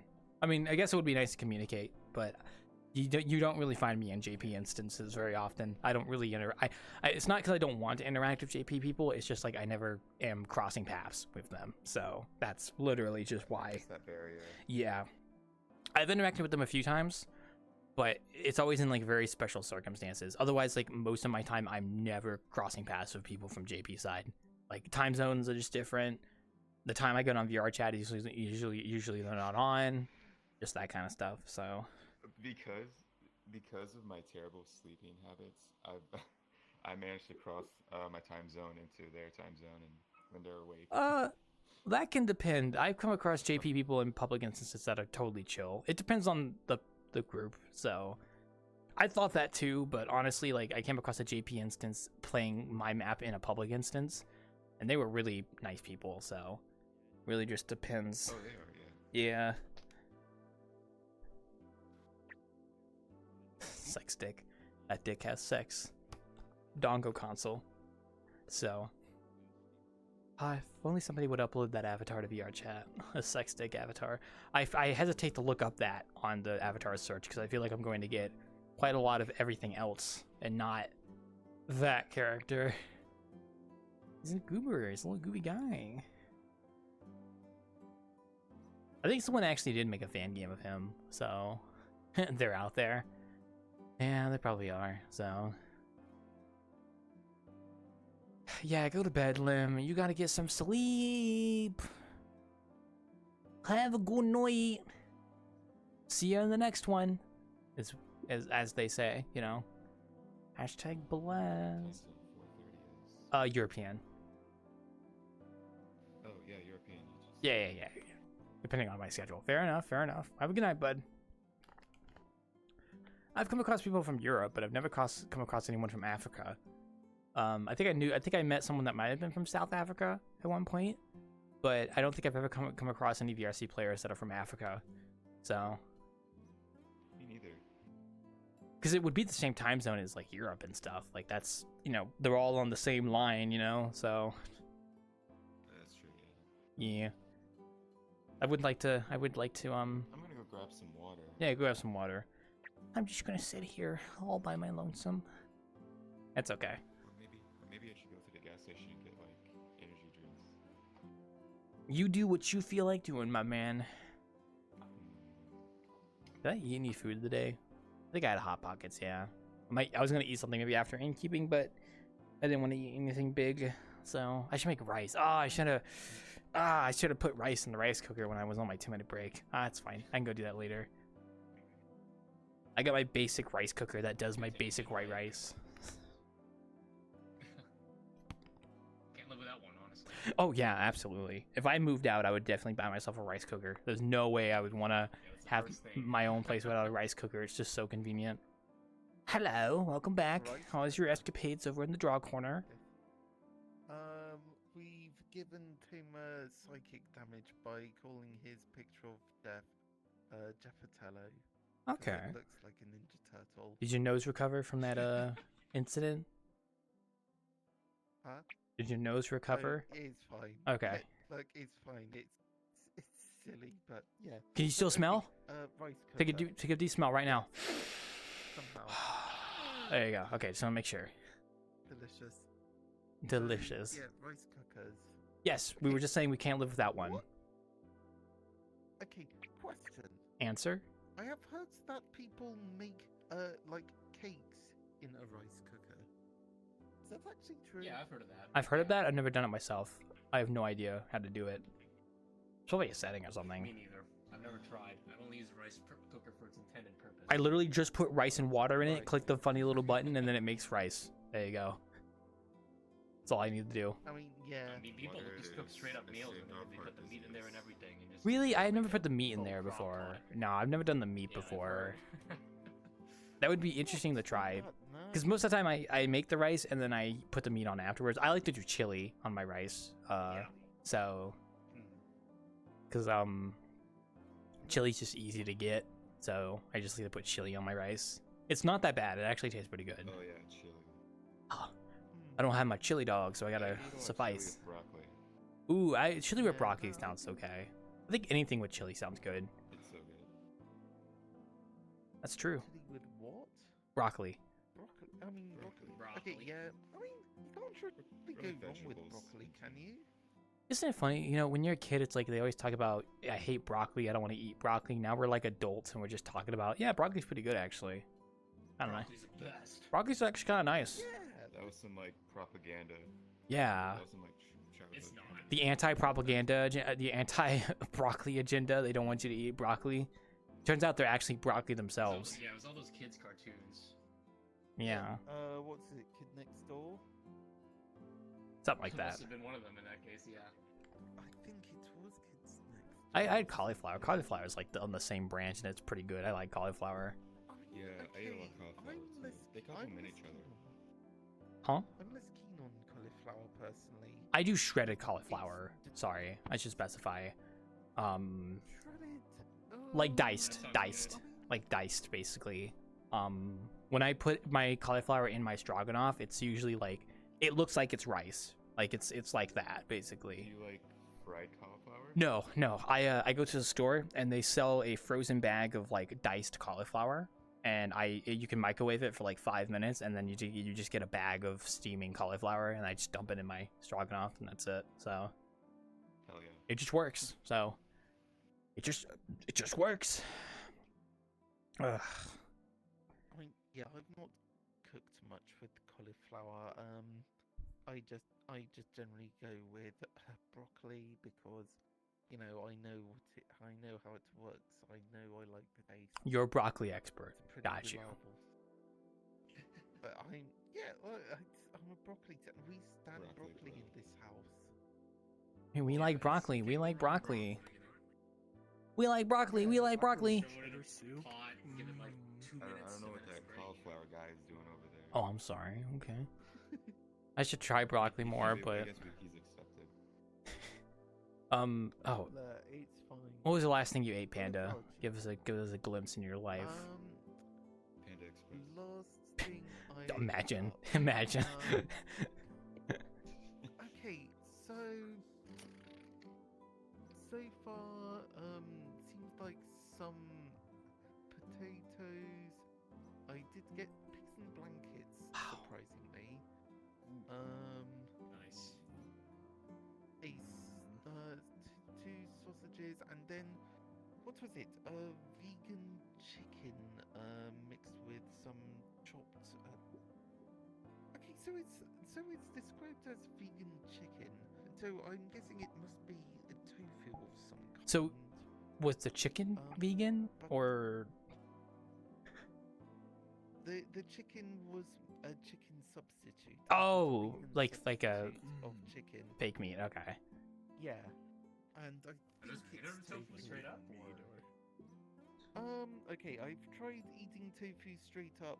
Wasn't great. I tried doing I tried really like the tofu. dry tofu, Miso soup. soaking it up and then squeeze it. I didn't do it well because it still tasted like I was eating a tree.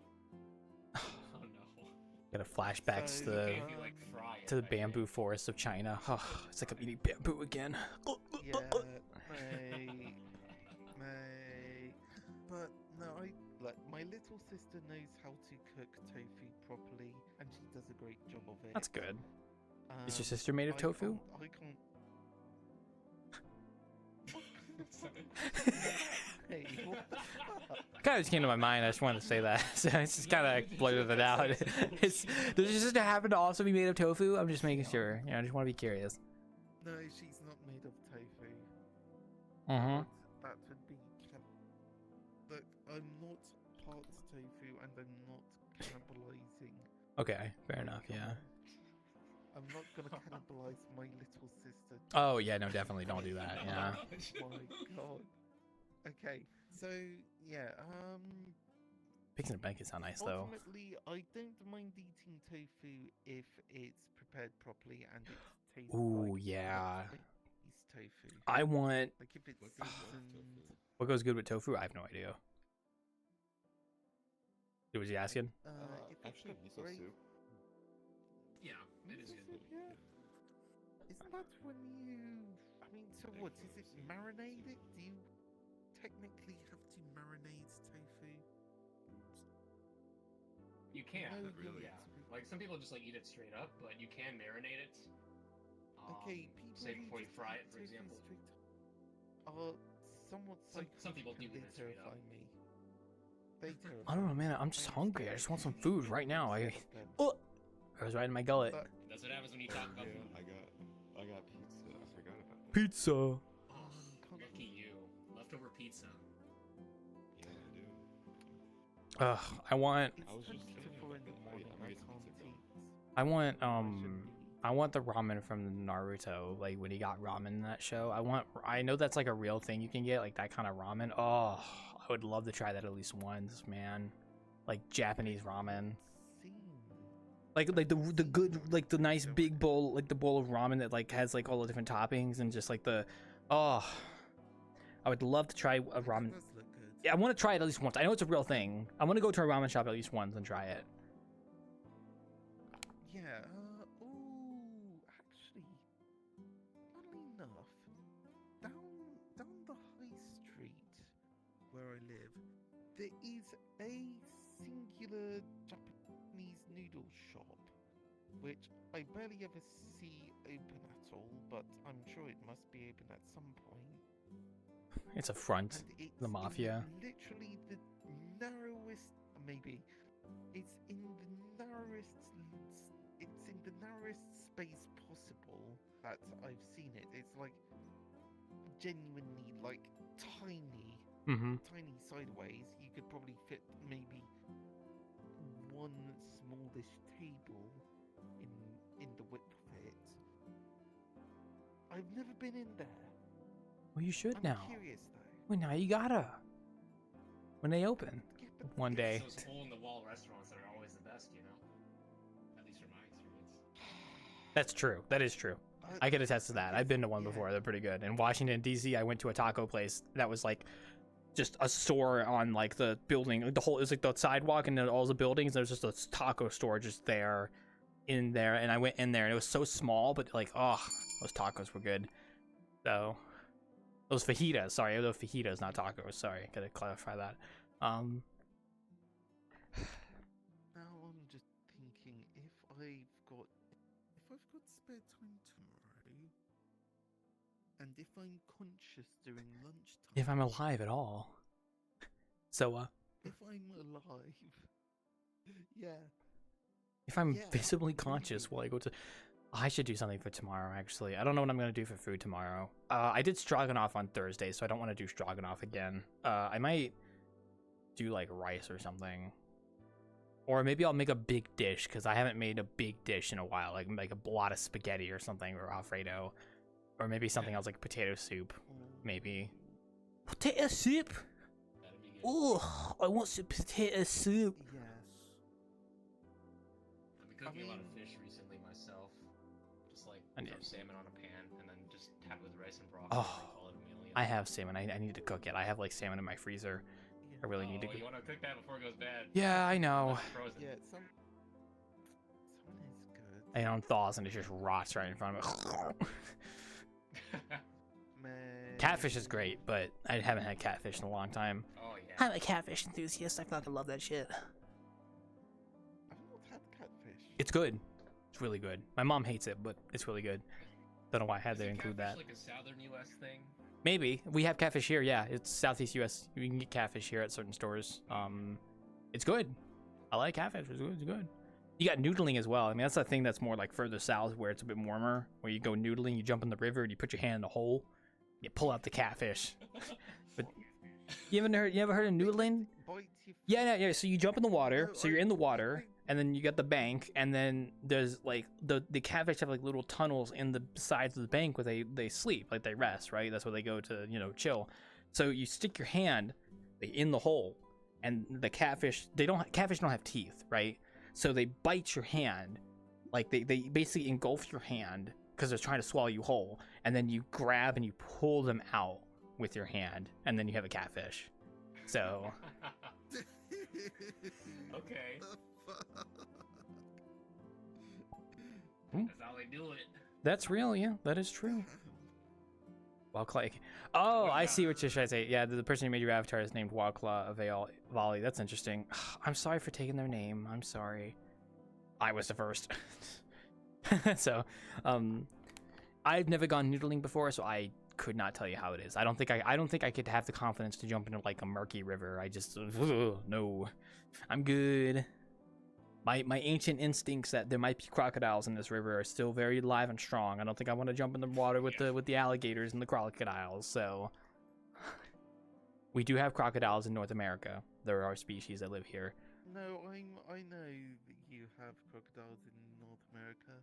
Yeah, the American crocodile. So. The American. Yep, it's a crocodile species. So it only lives in one spot in the United States. It lives at the very southern tip of Florida. But they also range in Central America too. Mm-hmm. In Central America? Okay, so yeah, because I think it's the swamps that you mainly find them, isn't it? Alligators range further north in America. Like alligators come as far north as like the southern part of South Carolina. But because of global warming, they've actually been able to go further north. So I don't live in an alligator zone. Make friends with any animal. Yeah, alligators ain't too bad, honestly. They usually leave people alone. But I've I've been to a zoo before where you walk on like a walkway that's like above a lake that's just filled with alligators and crocodiles or alligators, and that is the most terrifying thing because all it takes is for you to just fall off into the water and then boom, and they just all come after you, like just fucking swarm your ass in the water and they tear you apart. That's crazy. I think that happened to somebody. I think he was trying to like kill himself, so he jumped into the water at an alligator place, and yeah, and then he got torn apart basically. They ate him. So I mean, alligator. Yeah, I mean, this is when there's a lot of alligators in one spot, and you jump into the water. It's like, oh, buffet! Oh yeah! Look, be grateful we don't have natural predators these days. Like, I mean, there's lions and tigers and maybe polar bears, but you know, we're not actively being hunted by like creatures these days. You know, we used to thousands of years ago. You know, our ancestors had to deal with like saber-toothed cats piercing their skulls with their teeth and you know, that kind of stuff, but not anymore, you know. I mean, what, do you actually have big cats roaming around in America? Like, any big cats? Yes, we do, actually. Jaguars. Jaguars have been coming back to North America. There's been sightings of jaguars crossing from Mexico to America, because jaguars actually were native in America a long time, like a couple hundred years ago, but then they were driven to extinction. So yeah, we have jaguars. They're coming back. Otherwise, we have cougars, like mountain lions. They're not big cats though. They're like medium cats, but you know, jaguar is the third largest cat in the world. So you know, yeah. Okay, all right, fair enough. But yeah, if you've got like cougars and all that, yeah. We used to have lions, but they went extinct like 10,000 years ago. So I don't know if that really counts as. I mean, it obviously doesn't count, but I thought I would. I like prehistoric knowledge. You're the one asking me about if there's big cats. I'm gonna tell you, okay, yeah, there were. They're dead now. They're dead. Yeah, I too have a mild interest in the mythical Doggerland. Oh yeah, there's also the, like, I think Great Britain has like rumors of like big cats that roam it. It's probably just like a stray like melanistic jaguar or something, like a black jaguar. Maybe I think it was in Dartmoor. I think. Yeah. That's what I. Because the British Isles don't have native giant cats, so it would probably just be like something from a zoo that broke out, or like some stray. Yeah. I mean, you know what? Fair enough. If they're living their best life. Creature. Yeah, exactly. Yeah. But yeah. Oh. You guys have bison though. There's a prehistoric fish. Do we have bison? Coelacanth? Yeah, coelacanth. Yeah. Yep. Still alive. We thought it was extinct 65 million years ago, but then we found one in 1935. And they're still alive today. You can go find them in the deep ocean around Africa and Indonesia. So it's cool. Man, it's wild how ancient animals are still living. It's not particularly that they're ancient animals, but it's just like they're kind of remained relatively unchanged. Kind of like how sharks kind of still look the same that they did like 200 million years ago. Ooh. Like sharks still. Those guys, the horseshoe crabs. Horseshoe crabs, yeah. I remember that there was. Yeah, that's my avatar. I uploaded that, so. And little baby. Scientists went to South Africa and found some sealed away microbes that had been sealed in there for like 2 billion years. I read about that, yeah. Something like that. An iceberg, right? Or something like and then they ate them and they gained the powers of life. If only. Yeah, if only. The plot of Resident Evil be like the plot of Resident. Oh, I see. Yeah. Man, you know, it's only a matter of time, sure. Yeah, we're getting there. We'll have the bioengineering virus and stuff. Yeah, all that kind of stuff. Man, they've figured out how to do protein folding now. Ooh, there have been advancements made, and it's very fascinating. Like every day we get closer and closer to bringing back like extinct animals, but I guess it just depends on what our priorities lie. We should probably conserve existing animals first before we start trying to bring back extinct ones. So. What do you mean? I wanted you to raptor. No, dinosaurs won't come back, but stuff like mammoths may. Like mammoths and stuff. We don't have DNA of dinosaurs that's decayed like over millions of years, but we do have DNA of mammoths. We do have DNA of saber-tooths. Where do they get the DNA from? Frozen carcasses that were preserved in the permafrost for thousands of years. Oh, from like Ice Age. Yep. Era. Yep. But nothing dinos then because like yeah. Frozen. Too Right. far. Makes sense. They do still exist. They're called dinosaurs. They're called birds. Dinosaurs do still exist. They're called birds. Your chickens outside in your backyard, those are dinosaurs. Are you trying to hit me? Yeah, you're getting on the fucking naughty list. You ain't getting shit this Christmas. What do you like for Christmas this year, young lady? Well, Poppy, I would like to receive commissions from people this year, please, Poppy. Dinosaur over there. You didn't have to at that point, but I mean, I'll let people know. Okay, what? What are you looking at me? You were talking. But it'd be kind of rude not to look at the person who's talking. Okay, alright, sorry, what kind of stuff are you looking for commissions for again? Oh, I'm planning to open up map commissions sometimes later this year once I finish another map project I'm working on. From scratch VRChat maps will be expensive, but it'll be entirely catered to the person in question. I have one map I'm currently working on that is my Japanese styled house map that I've been working on. Hopefully get that done next month. It's not a commission, it's just for my portfolio. I just got Delta Down out, which is another thing I'm putting on my portfolio. Delta Down. I worked on it with a team to make that. Oh yeah, I need to check that out. Yeah, it's actually did really fucking well ever since I made it quest compatible. I think it's at like 8,700 favorites now. And I was watching some bigger streamers play it, like someone with like 80 something viewers playing it as well.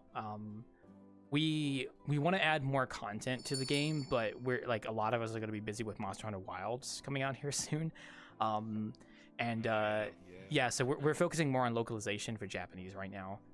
So hopefully maybe next weekend I'll release a update to the map that like adds some audio fixes and then hopefully localization. Depends. But we have a roadmap for things we want to add, like new entities, new objectives, some store items, stuff like that. So creature. But yeah, no, basically TLDR, hopefully later this year I will be opening map commissions and see if I can get one and try and do it. And I want to do at least one commission so I can say that I've done a commission before. And then I was talking with Jess here about how I wanted to work on my video game idea, but that's probably not going to come till later because that's a lot of work. So video games are a lot of work. They are, yeah. I mean, I just made a VRChat game and that was like 6 months of effort with 3 other people helping me. So yeah. I mean, there's probably a little bit of overlap, though, no? Like, yeah. If you're, like, like, proficient enough with Unity for the sake of making, like, say, a VRChat game to begin with, then perhaps that would, Oh, absolutely. Yeah. No, absolutely. I just have... I'm pretty sure you could make a regular Unity game. Oh, I could. It just... I need to make it my primary focus, because, like, I can't multitask very well. Like, so I can't do 2 projects at once. So if I was going to work on a video game idea, like that would be my focus. I would be like, this is what I'm working on now. I'm not touching anything else. I'm just doing this.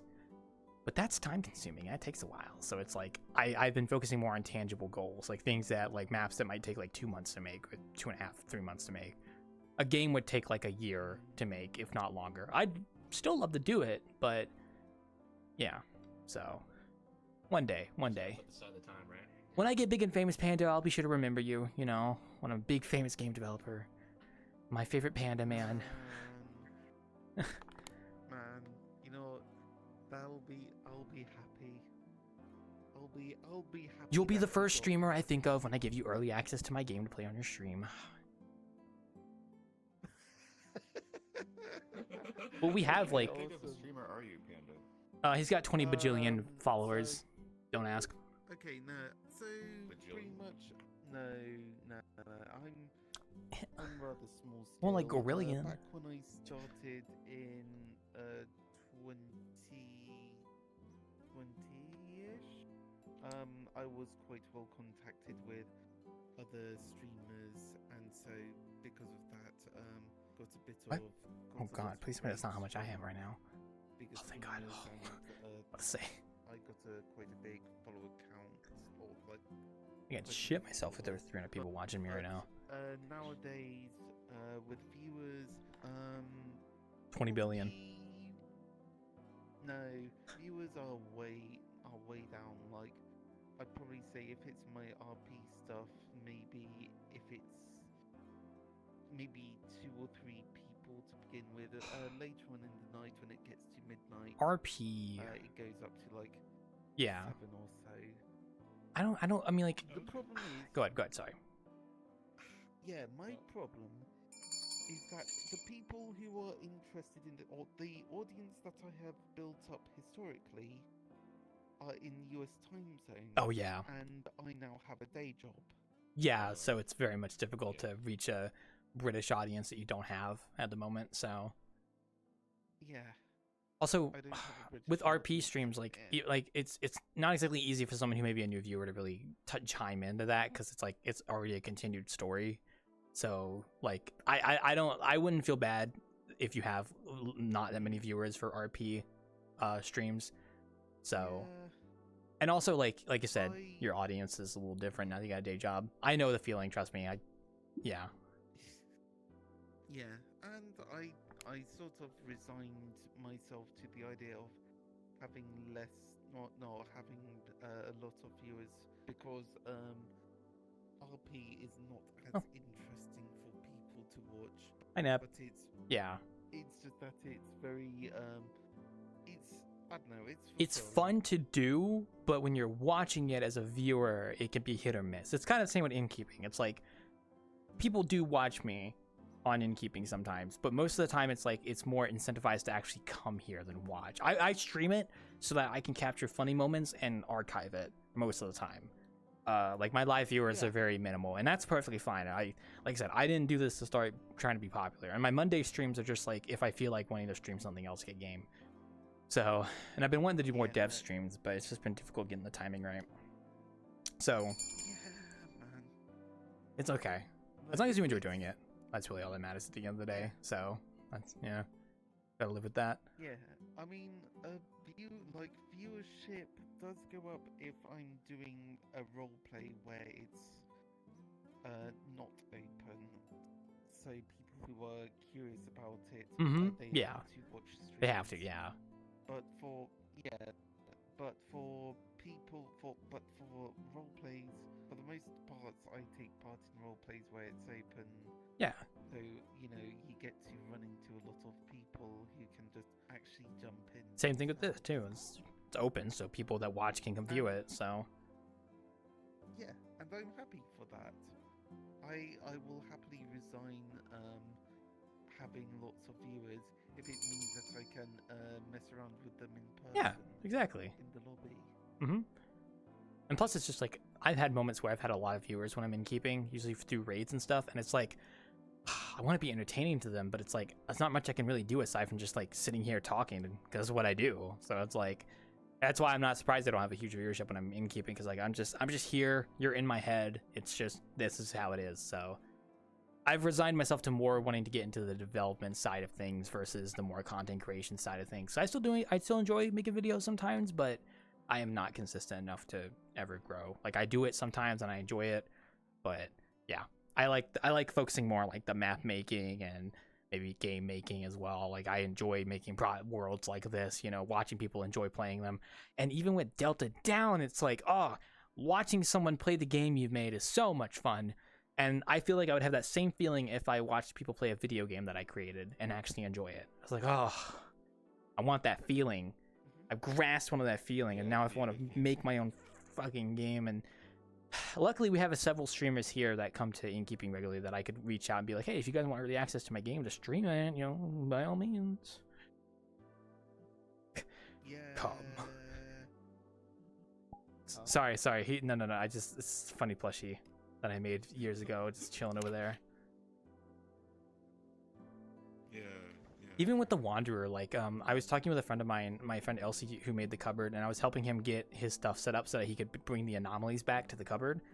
And I want to add the encounters back to the Wanderer as well eventually, like Harvey and the Trash Man and all those guys, because I do enjoy watching people have fun with that. Because like people in the past, when I do Innkeeping, have traditionally brought their friends here and then done the encounters during Innkeeping because it's fun.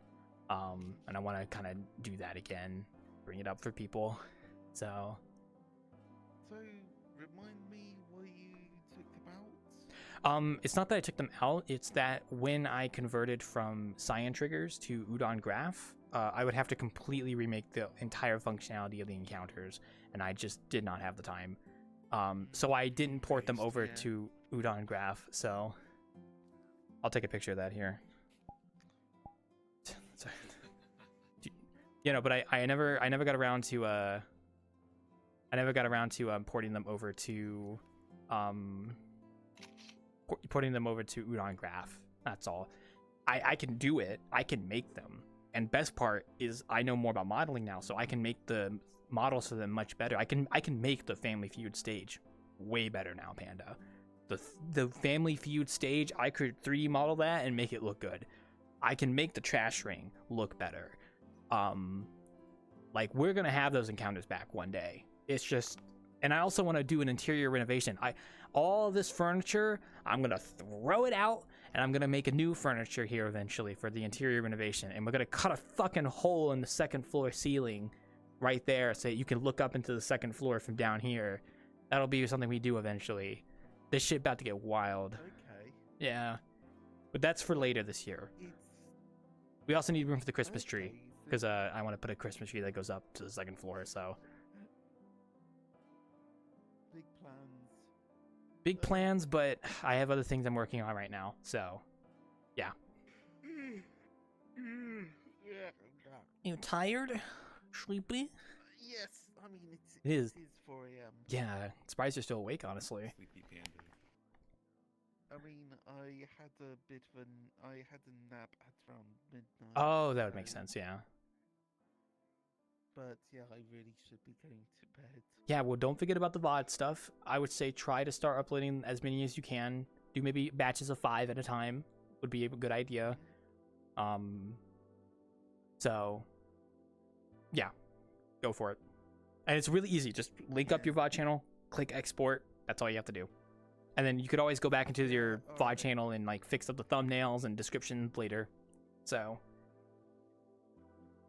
Okay. Don't get all doomed about it. Yeah, don't get all doom and gloom about it, buddy. It's wild. It's wild. Okay, alright. I'm going to say I see like a few more people. Alright, go say hi bye to them. I'm behind. I'm shackled here, so I can't move. So. But yeah.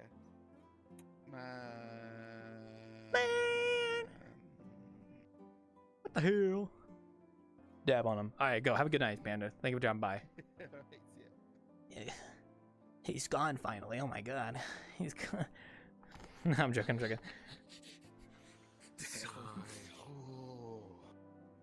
Yeah, no, he's a good friend of mine. I've known Panda for a while. I've known Panda for years. He could be fun to watch his streams. I don't watch him very often because I'm not really into the RP streams, but I do catch his other streams sometimes, like Astroneer or Minecraft. So he's a cool guy.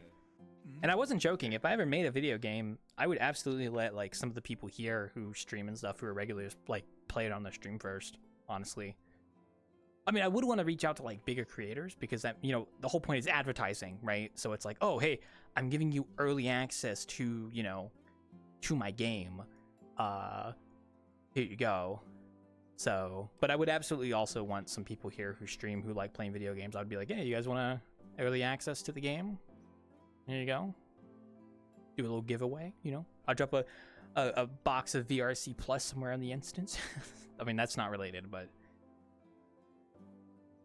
I was wanting to do that eventually. Just like a funny little thing where I hide a VRC Plus box somewhere in the instance, so if you find it, you get a month of VRChat Plus. Do you want a box of VRChat Plus? Well, I hid a box of it somewhere in the instance. You gotta go find it. Little do they know I hide it in like one of the shelves here behind the bar, and I lock the bar. Mr. Beast challenges. Mr. Beast! Oh, I'll be honest, I thought you were Miyazaki. I didn't know Miyazaki was laying down like that. Damn. Mr. Beast! Mr. Beast! Hey. What? Wait, can you spell addict? I hid a box of VRChat Plus somewhere in this instance. If you find it, you get a free month of VRChat Plus.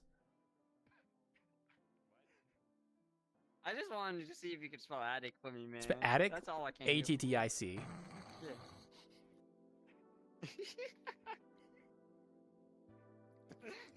Did you say addict like I'm addicted to drugs, or addict like that's my attic up there? Did you not hear what you said? A-T-T-I-C? Yeah, attic. Attic. Like the attic upstairs. Yeah. Yeah.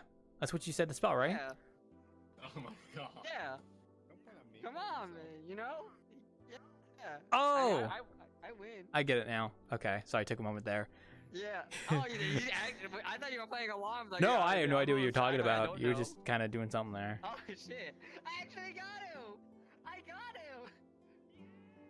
Hi.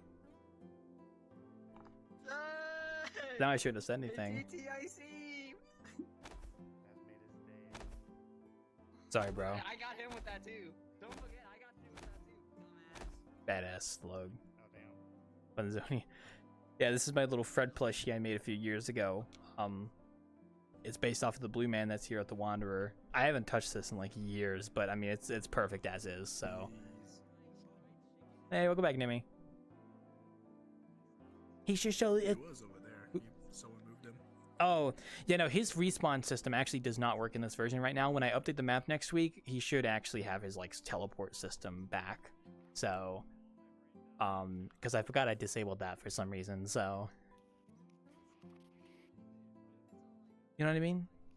Just picking up what I'm putting down. Yeah. Yeah. Oh man, well, hopefully you guys been doing well. Those two are just having fun up there. You will eat the bugs and you will be happy. I don't know why I keep. As in one bug that VRC fixed. Oh. This most recent patch, thank God they fixed, was when avatar bounds are so big, it triggers portals. Thank you, Sam. Oh yeah, I read about that. Yeah. It's only a player collider now. Only your player collider can trigger portals now. You can't trigger portals with like colliders on your model anymore. Yeah, I was so happy when I saw that, bro. I mean, I have it nowadays where like I have to click the portal to actually go into it. So, I just had an amazing idea. Wait. So my common writer, Avi's bounds are so big that it just disappears. Yeah. Prompt. Guys, I gotta find the. And when it triggers that prompt, I can't do anything menu-wise. I can't change Avi's. I can't do anything because immediately when I press trigger, I'm going to go whatever that portal is. Sorry, don't mind me. I'm so happy they fixed that bug.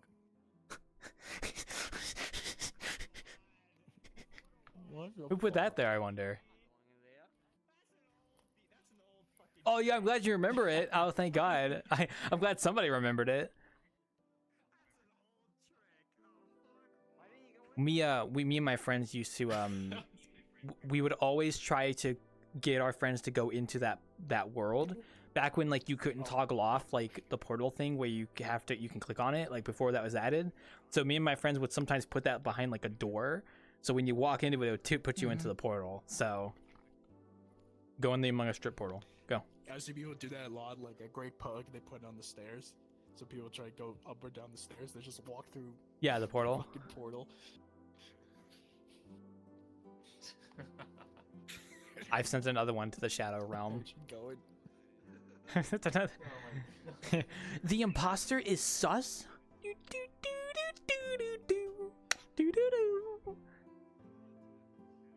Sorry, you guys don't have to go in there. You know what? I'm gonna collapse the portal in of itself. Never mind, I can't do that. I thought I could actually click the portal to like destroy it, but it'll destroy itself in 2 seconds. Oh, and it collapsed in on itself. Wait, what the fuck? What the? Who put that up there? Maybe we should all just start dropping portals, man. That's crazy. Oh my god. It's very funny. It's a ghost. Ooh. Yeah, what you want? I'll take a red rock blaster. Got you. That might be Toma. I think he's back. Can I get a beer, please? Can I get a beer as well? Can I get? Yeah, I got you. Don't worry. Got you. Oh, get back in there. Hit him with that. Damn it, I was too slow. When the imposter is sus. I'm suing for emotional distress. Did you like it there? The imposter is sus. No. Did you see they're making a new Among Us? It's gonna be 3D. Goku. Why was Goku there? I don't know. Oh, I'm being informed that there's a new Among Us being made. It's gonna be 3D, so it's VRChat now, but desktop mode. Yeah, so they're basically just making they're making Among Us, but it's 3D. Among Us 3D. Yeah, which is kind of funny because that's in VRChat already. It's called Among Us VR. So, dude, the Among Us VR player base is about to get fucking destroyed. They're all gonna go play Among Us 3D. I did read about that, Sam. I Yeah. have a feeling they might add some mods in that game. Who knows? Well, then again, Among Us VR is always going to be working out in VRChat because it's just a game map. Like, I know people who just cycle between game maps in VRChat when they play with their friends, and it's just going between those.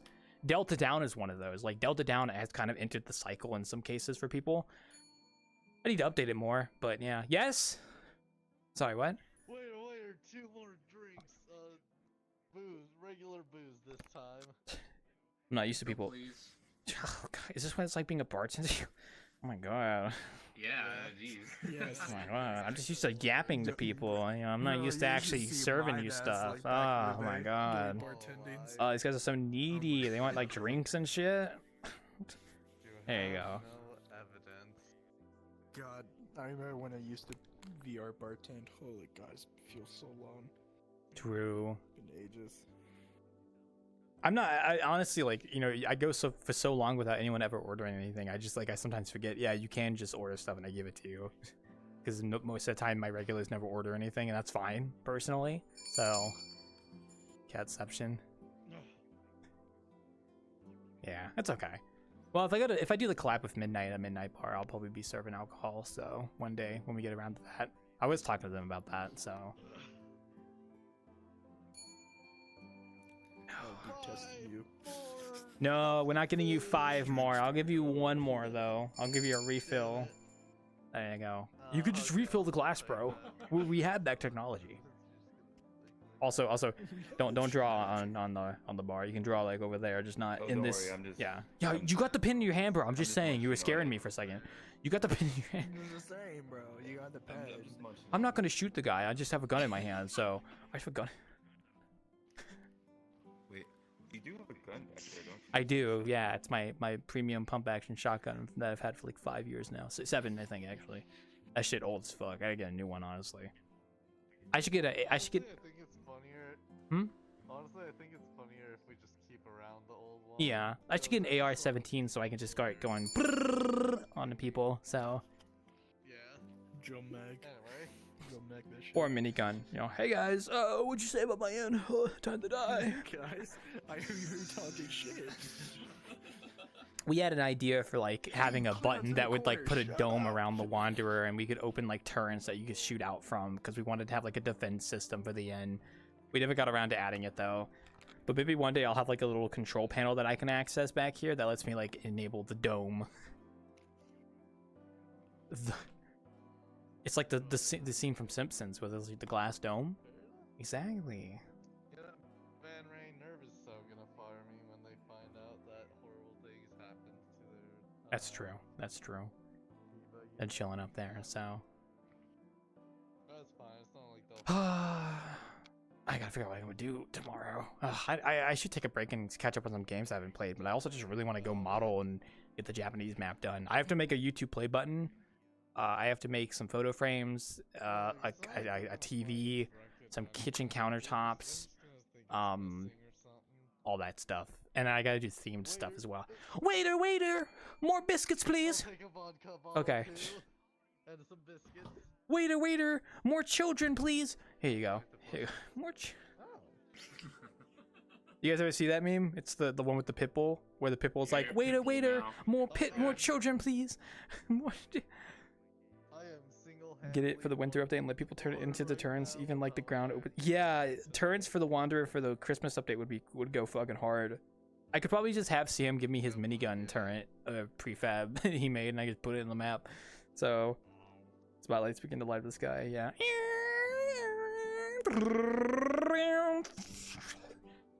Firefight above the sky, planes. Oh, we should bring the Zeppelin back. Oh my god, we used to have a Zeppelin in the Wanderer a long time ago.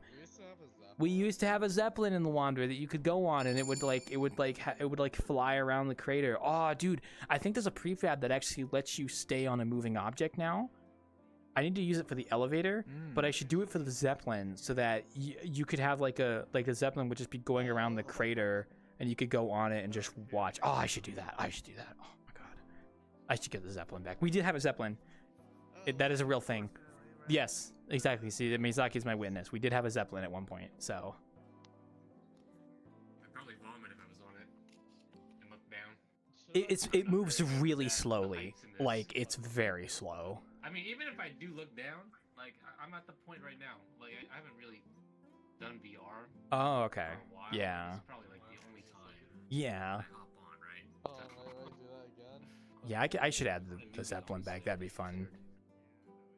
Because I used to like, I was trying to, I think a long time ago in the old version, I was trying to get the Zeppelin to work, because what would happen is, like, as the Zeppelin moved, your character wouldn't move with it, and he would fall off.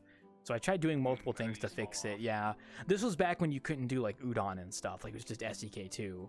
So I couldn't really, like, code a alternative. But nowadays, there's prefab that probably lets you do stuff like that. So some of the more, yeah, moving issue. Yeah. Yeah, we have some screenshots of it, I think, like downstairs maybe, or somewhere, like maybe on one of these like photos up here. If not, I have screenshots still saved of it, so I still have the asset. So yeah, I'll probably remodel it though. But yeah, I think I would probably put the Zeppelin on the floating island and then have it do like a cycle around the entire crater. So you would have to go to the floating island to get to the Zeppelin, which would mean you'd have to go up to the attic portal, which would take you to the floating island. So that'd be cool. It's still in the old instance, I think. I don't know if it works, but I think the Zeppelin is still in the old instance. The Zeppelin was actually connected to the floating island, like that. It was part of the floating island stuff. So I have a floating island up there that has a dock on it, so I could just, you know, yeah, that would be cool. La la la la la la la. I had an idea of what, huh? I will take I'll Twink. take a Sprite and some hot chocolate too. Oh, fancy, are we? Interesting combination. Sprite and hot chalky. Oh, hot chalky. He wants some hot chalky. I hold a hot cup in my hand while I grab the cranberry Sprite. There you go. Cold and hot. Two forces at once. I've noticed a lot of Toho overlap. Yes. Even since the early days, I've known quite a bit of people who are into Toho. Like, a lot of my close friends are into Toho. The Wanderer was kind of a meeting spot between some Toho communities at one point as well. Like, it's honestly, like, I'm not into Toho. I just know people who are. Yeah, and it's like, bro, you had the Toho avatar before. I remember. I did. I had one that I uploaded, and I never used it. I only did it because one time, and I never used it again. To jump in the bandwagon. No, not really. I was just doing it because I wanted to upload a male one. That model wasn't a pain in the ass to get. But I remember you said that Renosuke actually suits you because Renosuke owns a. Yeah, it was something on the line of that. between He's the also the human only world like and the male yokai Toho world, yeah, character so- like that's really represented very well. Exactly. So, you know, the Wanderer was like a meeting place between some other Toho groups as well. Like Home Depot, met a lot of other people that were part. Home Yeah, Depot's new. they came. They Home Depot and Foe met my other friends who were in the Toho through the Wanderer. Like they came here. That's how they met each other. So, and then I've also just met people in the wild that likes Toho. Like Hikari was into Aya and such. So I've never been into Toho, but I just know people who are. So it just kind of ended up being like a unofficial meeting grounds of. Yeah. And Luke Toho, welcome to here. So yeah, it's We might be nice. doing another panel for like the Bartender, can we get a convention that's refill on coming the up. little one's drink? Refill? I got you. Gimme. Me too. I got you. I've never been to a Toho convention. I know those are a thing. But I went to a convention that had a Toho panel at one point. I never participated, but I went there because I went with friends who were cosplaying. Specifically for it in California. Yeah, I heard about that It's one. gonna be running again. Yeah. I believe this June. Yeah. And Something like that. My friend wants me to help with this panel, but I did my own last year too, so. Oh, okay. I'll take a Fred's fizzle. Guy wears way too much. You've had a lot to drink, my friend. I know. I am single-handedly funding Wild's bar for tonight. Thank you. Cheers. Cheers. And bye. Oh, yay. Cheers. Gotta prepare yourself for when Monster Hunter Wilds comes out next week. What date does it come out specifically? I might get in on that. Wasn't it like the 28th or something? It was like next week or something, right? For Monster Hunter Wilds. People are literally counting Yeah, the Monster days. Hunter Wilds is like next Thursday. Yeah, White Byako told me like they're not gonna work on any coding stuff at Delta Dawn right now because Wilds is coming out next week and they're gonna be playing that. I'm like, you know what? That's totally fine. Go for it. That's totally okay. Fair enough. Yeah. Thing with Gamer time. Yeah, like I'm just getting out the second version of this, and then I'm just taking a break to play. yeah, exactly. Yeah, that's Byako as well with Delta Down. Because I think we were talking about wanting to do more like entities and objectives, but we're gonna wait till after the Wilds hype ends. So for now, it's just bug fixes. So yeah, because I don't want to make Byako like work on stuff if they want to go into a Wilds. That's fine. I'm working on another map project anyway right now, so it works out. And Delta Down's not going anywhere. So yeah.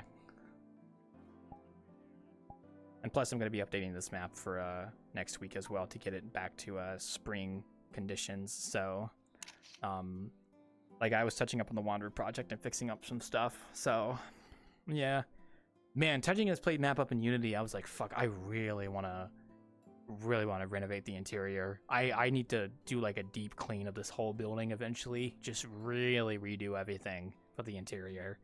Not like drastically, but like replacing furniture and doing a little bit of layout additions. So That's fair. and then we'll have an innkeeping session where we have a new wanderer and you guys are like, oh my god, this is so fucking awesome. Serious gaming business? Yeah. I'm probably not going to do Wild day one. I will probably play it eventually because I did enjoy the demos, but I'm probably not going to play day one because I'm just going to be wanting to work on some project stuff. So Wilds isn't going anywhere. So Yeah. Right. You have a lot of time. yeah, I'll have time. Just play and enjoy. You go. It's other backlog stuff that I need to be getting through. My backlog plans are actually I'm not gonna. My upcoming games I'm gonna play are not my backlog. It's actually gonna be games on Game Pass because I have PC Game Pass I can redeem from Discord for free for a month, and then I'm gonna use that to play the Indiana Jones game, and then I want to play Avowed. I've actually been hearing more about Avowed recently since Wednesday, and I've been wanting to play it more now because I was hearing more about it, like some funny stuff. Nice. So Yeah, I've been wanting to run it too. Avowed has Fill the void. things right now. I don't know. I've been hearing some funny things about like some stuff in it that was pretty interesting and funny. But I don't know so what you're listening to. compared it with Skyrim. Oh. Okay, so in the gamer's perspective, they tried comparing the game with Skyrim. They say Skyrim has better features than Avowed. Okay, well. And I can't remember. Those are one of the reasons why. That's what they said. About from what I heard is just more tight as an exploration kind of sense. Yeah. Right. That's what I heard too. It's a little They bit say more it's like kind of shallow constrained gameplay and- mechanics, but it's not entirely. Yes. That's the one.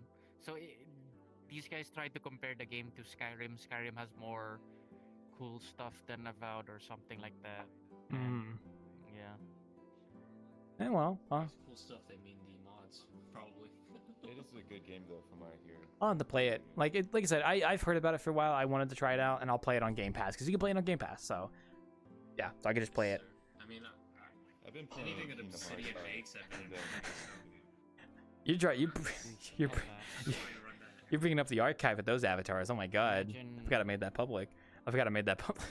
I uploaded that avatar. That not yours, behind you. So behind. Cool. That's an old avatar. I have a few public avatars. Some very old ones though. Because I don't really make public avatars anymore very much. So. Fair enough. That's a throwback.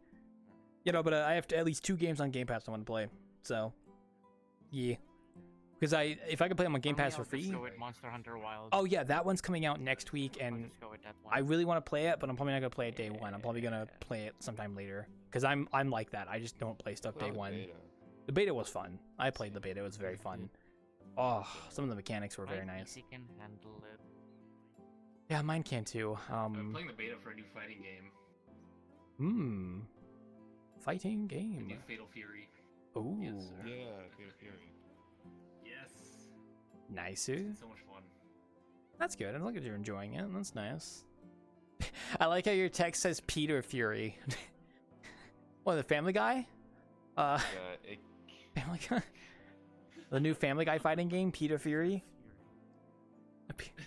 Peter, the horse is here. Zzz. Family fighting guy. Yeah. I wouldn't doubt that it exists. It's some like family project, freaking Family Guy fighting game. Oh man, dude, imagine if there was a Family Guy fighting game and it's like it's a Peter Griffin, but then you have like the horse, the like really stupid horse as a fighter, and then the Hummer guy. Yeah, dude, these animals are so fucking funny. They make me want to merge without driving. The Hummer guy. The Hummer guy. Oh, I have a sticker of that. Give me a sec. Oh yeah, you can join. It's a group public instance, but you're not the first person that's been a first-time chatter that's asked to join and then cause some trouble. So just we are gonna keep an eye on you. So don't try to crash me or anything. Trust me. But thank you for follow. You gotta keep alert. Okay. Anyway, yeah. Yeah, no, Wilds is very fun when I played a beta. I've just been in a project mindset. My thing with doing gameplay playthroughs is I usually wait till I take a break from projects, and I'm not going to take a break from a project until I get this current one out, which won't be until March.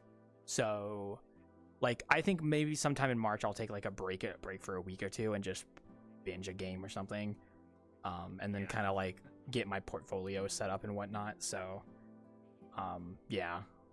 So many games, so little time, you know. Yeah. Because I think you can use like card.co. I think that's the website name that lets you make a portfolio pretty decently well. And I've Just make a portfolio and like link everything relevant. yeah, I was looking at that and I was like, yeah, I'm gonna use that for mine, and then just have it linked on my like social profile. So Yeah, just like plug it everywhere.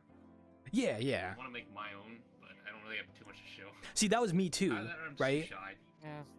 My thing was my thing. I just did not have anything to show. I had the Wanderer, and that was it. Like, this is a decent map to show off, but it's like I wanted more, right? So that's why, you know, Delta Down was kind of more of a fun thing to do. But now I can also show it off in my portfolio, and then my current map I'm making is going to be another portfolio piece, and then I have one more that I can make to put on a portfolio. So I have quite a bit. So yeah. It's gonna look a lot nicer then, yeah. Yeah, I mean, plus, like, I was kind of worried about putting this on a portfolio because a lot of this furniture is very old, and I kind of wanted to update it to my more current standards. So, yeah. But, I mean, just having it there for the sake of it is good. Yeah. You can, like, just show it's, like, one of the older... Like, having VRChat Worlds linked that people can go to, that's a nice thing, yeah. Yeah. Just showing, yeah. I could do that. Well, you gotta practice. Find an idea you want to make in VRChat and just go for it, you know? That's how I got into doing this. Just found it. Oh. Yeah! Hummer guy! Dude, these animals are so fucking funny, they made me want to merge without looking. Yeah! Rumsfeld! Oh, man, I love it. Oh, man. That's great. Cracks me up. But, Can't believe that's a meme. yeah. I mean, I have a few, like, I also wanted to do some... Oh, I'm good. No pearls for me. I'm not trading for pearls. It's all we. Nice hand, though. Yeah, no, but, I also need to make some more 3D models, and because, like, I make worlds, but then I should also be making individual assets as well to show off, and I know with my upcoming portfolio, upcoming map project, I have a list of things I need to make, so, yeah? forgot that you can actually use Sketchfab as a form of portfolio when it comes to Oh showing yeah, for your sure. stuff. Or like ArtStation. Oh, kind of, yeah. I've done that before. ArtStation works, but I actually prefer Sketchfab because people can view Hello. your model. So. Welcome, welcome. Rad.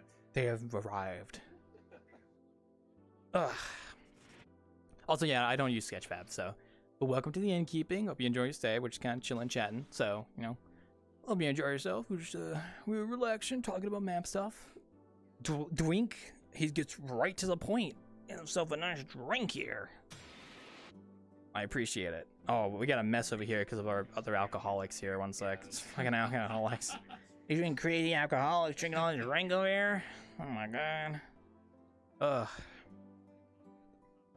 You know, but Is there huh? is there a way to see like everyone else's chat boxes? What? I'm not seeing them. Oh, is it in their head? Some people can actually hide their. Yeah. Some people can hide their chat box sometimes. If That's you're not weird. friends with them. Maybe it's like settings then. I've had more of an issue where chat boxes are inside people's heads and I have to like hide and unhide their avatar. That's usually what it is for me. I just don't see them at all. Like you're talking to people that like More chat box, and then I don't see it. So. Oh, maybe something on your side then. Oh yeah, that makes sense. It's in friends zone. Right? So set it down. Oh, that's why. Yeah, that would make sense. Yeah. Now I can see me and I can speak. Yeah. Hello. Hi, Graham. That explains it. Yeah, that would make sense. Yeah, because you can actually change that so it's like you only see. Oh, it's thirsty over here. Also, another cool thing about chat boxes is if you want to hide an individual person's chat box, you just click on them and then like on the quick profile, and you'll see the hide chat box option like right there. Oh, nice boomerang. I don't use those anyway. Boomerang. I've only ever had the hide chat boxes for people who put like their stats in their chat boxes, because man, that's annoying. Like this is not. Oh yeah, I'll be honest, I hate those. Like some people like put they use OSC for that actually, so they can like stream Spotify so people will know what you're. Yeah, I always found that so odd. Yeah, I don't know. I thought that was such an odd people thing. Are doing that for clout or something. It's just. It's become such a meme at this point. Like it's become like such a meme at this point. So. I'll be honest. As much as I don't want to be biased, a lot of e-boys and e-girls are using that kind of feature. I'm seeing My good friend, I would. It's just. Do leave the fridge alone. Thank you. I don't want you to make a mess. I know you can grab stuff from over there as desktop, so let's not do that. So. Ugh. But yeah, no. My friend made a tweet about that, like a meme. It was very funny. So. It is. Twink. I got you. I got you. You just gotta ask. Oh, Gordy, have a good night. See you later. Have a good one. There we go. I do the sound effects myself. We don't have the budget for it, so we don't have the budget. Ah, man. You know, I just got to do more 3D modeling, honestly. And now that I was talking about that video game, it's like I want to work on it, but oh man, it's just rough. Oh, thank you. Gotcha. Don't worry. Twink. They're going over there. Enjoy. I gotta stretch. I do like your pearl. It looks nice. I don't trade for it, so. Oh, you can just leave that on the bar when you're done. Ugh. Oh, you want another one? You can drink all. You gotta make sure you gotta pay eventually. You're not gonna dine and dash, are you? You're not gonna dine and dash. That's good. That's good. Just making sure. Just making sure.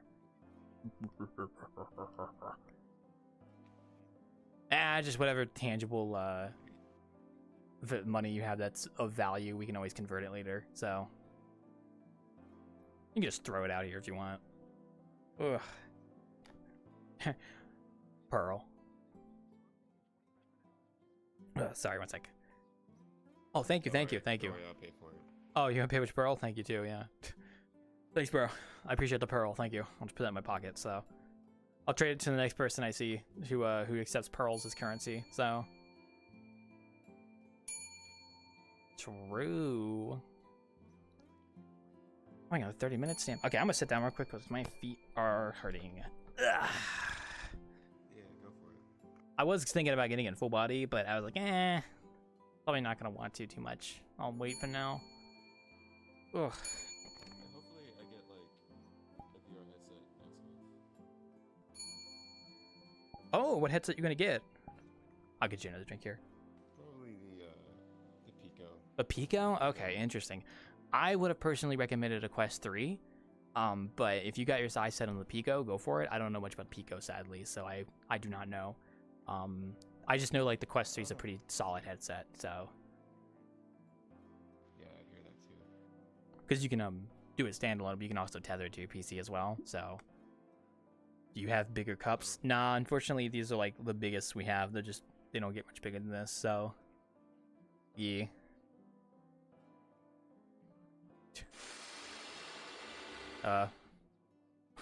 Why'd you type that, Nimmy? I mean, I agree with you, but Wait, what did I type? I mean, No, I was just testing if I was just testing because I was with a friend earlier. I oh, was just testing if VRChat is gonna like censor if I type Taiwan is well, not you didn't spell China. it right. First off, you you didn't put an A in there, so Yeah, it's okay. yeah, but you know, in Marvel, what was it game? Uh, Game again? I'm not gonna do that. Marvel Rivals, yeah, I've done that before in Rivals. I tested it as well. Yeah, that's just it's unfortunate. Yeah, So apparently they censored anything that's Taiwan. Ah, I was sigh. just testing if VRChat would censor that. No, they wouldn't. There's no way they would At censor least there's that. freedom of No. speech in here. Well, I don't think I'm pretty sure VRChat doesn't have any content filters on text at all. Personally, I'm pretty sure there's nothing there. They do have a filter on uploaded images though. For video players, yeah, for video play. Remember back in 2018 when they first implemented the video player? Oh my God, people started putting Pornhub links into it. The moment you get into that world, oh my God, those were. I don't think I those were the remember bad that, days. but that does sound very funny though. So But yeah, VRChat blacklisted those URL links, so you are no longer allowed to like post link from those websites. But there is still a what do you call this? There's still like workaround for that. People upload videos on Google Drive, right? You know those movie worlds. yeah, you know they those go movie based off worlds? like a Yeah, so all of storage. them are exactly. Exactly. So there's still a way. But other than that, those were the dark days of VRChat. People back then would put those links in some worlds, and people get away with it. But it's a good thing VRChat fixed it in just a week. Hey, we're right on top of that. I'm gonna close this one sec. Okay. True. Yeah, well. I gotta put a video player back in the Wanderer. Actually, I had a really funny idea where I would put a video player on the Wanderer, but then I would make it to where you'd have to be a supporter to actually be able to put videos in the video player on the Wanderer, so that I could make money. Actually, that's a good idea. Yeah. Because there's a lot of people here Who are they crazy. might do some Yeah. use and stuff. Who but are crazy. Putting Psycho. a video player behind a paywall, that's money, bruh. That's money. Yeah, I'd probably do it based on supporters and stuff, and I would just have to update like a whitelist. At least people won't be abusing the video player, right? No one's Yeah. gonna be abusing it. Oh, sorry. I'll unlock it. I always lock the bar when a new person joins because I always get a little paranoid they're just gonna walk back here. So I still need to add a whitelist. Actually, Sam, if you're still watching, I'm still waiting for you to send me that whitelist stuff because I wanted to put like an actual whitelist to prevent people from coming back here unless they're on like a whitelist, and I just have not gotten around to adding it yet. So because like at the bare minimum, I have like a paste bin that works for the supporters list over there, so I can always update that whenever I want to. I should do the same thing for the whitelist where I can update a paste bin. You should add a paywall on this door. No, because people can only go. People can only. well, no, I'm okay with people I know coming back here, but I would probably just have a list and then I could just update it. I just haven't gotten around to doing a function. That's behind my paywall. Oh, come on, Sam. Sigh. Anything good idea? How about anomalies? No. Your anomaly I'm not gonna do shit like that. No. That's terrible. That goes against the whole purpose of doing anomalies in the first place. Stop trying to monetize. Stop. If you think of an idea, I've already thought of it, so don't worry. The video player makes sense because they do that at the Black Cat too. The only other thing. They did that in Black Cat? Yeah, Black Cat has a video player that you have to be a supporter to use. Wait. Bro, you're kidding. Yeah. What the hell? Yeah, and you have to be a supporter to use the video player. So. Wow. Easy money bait. Yeah, Not gonna I lie. mean, Black Cat. If I made a popular world, I meant Spooky Ghost Poo doesn't have to work a day in your life anymore because they probably make enough money. The thing is, the only people that are really going to be able to make a living off of VRChat like economy are the people like the top creators, especially stuff like Black Cat. Because you can also pay VRC credits for like decorating the world a certain way, which I could do that here, but I would need to optimize this place a little more. I don't know. So, or getting access to the cutouts, that'd be funny. The vents, yeah. Access to cutouts. Access to the closet. About that, like worldly events. It would be cool. I think someone will eventually do this with a world, but someone will eventually make a game world that you have to pay VRChat credits to go play, like that gain access to. Like if you want to go to this world, you pay the credits, and then once you pay the credits, you can just go in anytime, whenever. That would be like if I feel like if Bullet Time. I mean, I don't think he would have done that with Bullet Time Agent, but if Yakuza did want to like make money from Bullet Time Agent, he could have actually like if it had come out at a later date, it could have been like behind a paywall for VRC credits. I think if I ever made a more, I don't know, because Delta Down probably won't ever be VRC credits because we didn't go into it with the concept of wanting to make money off of it. So the Wanderer at most would probably just be like, yeah, the video player being the video player, and then yeah, that's really about it. So not encounters. I'd keep the encounters public. I'd keep the encounters available to everybody. So, yeah. Hello. Welcome. I didn't join your invite because I was doing other stuff. Now he's here to drag you back. I'm lagging pretty fucking hard. Well, just lag better. Just. I'm gonna use it as well. Nice cars.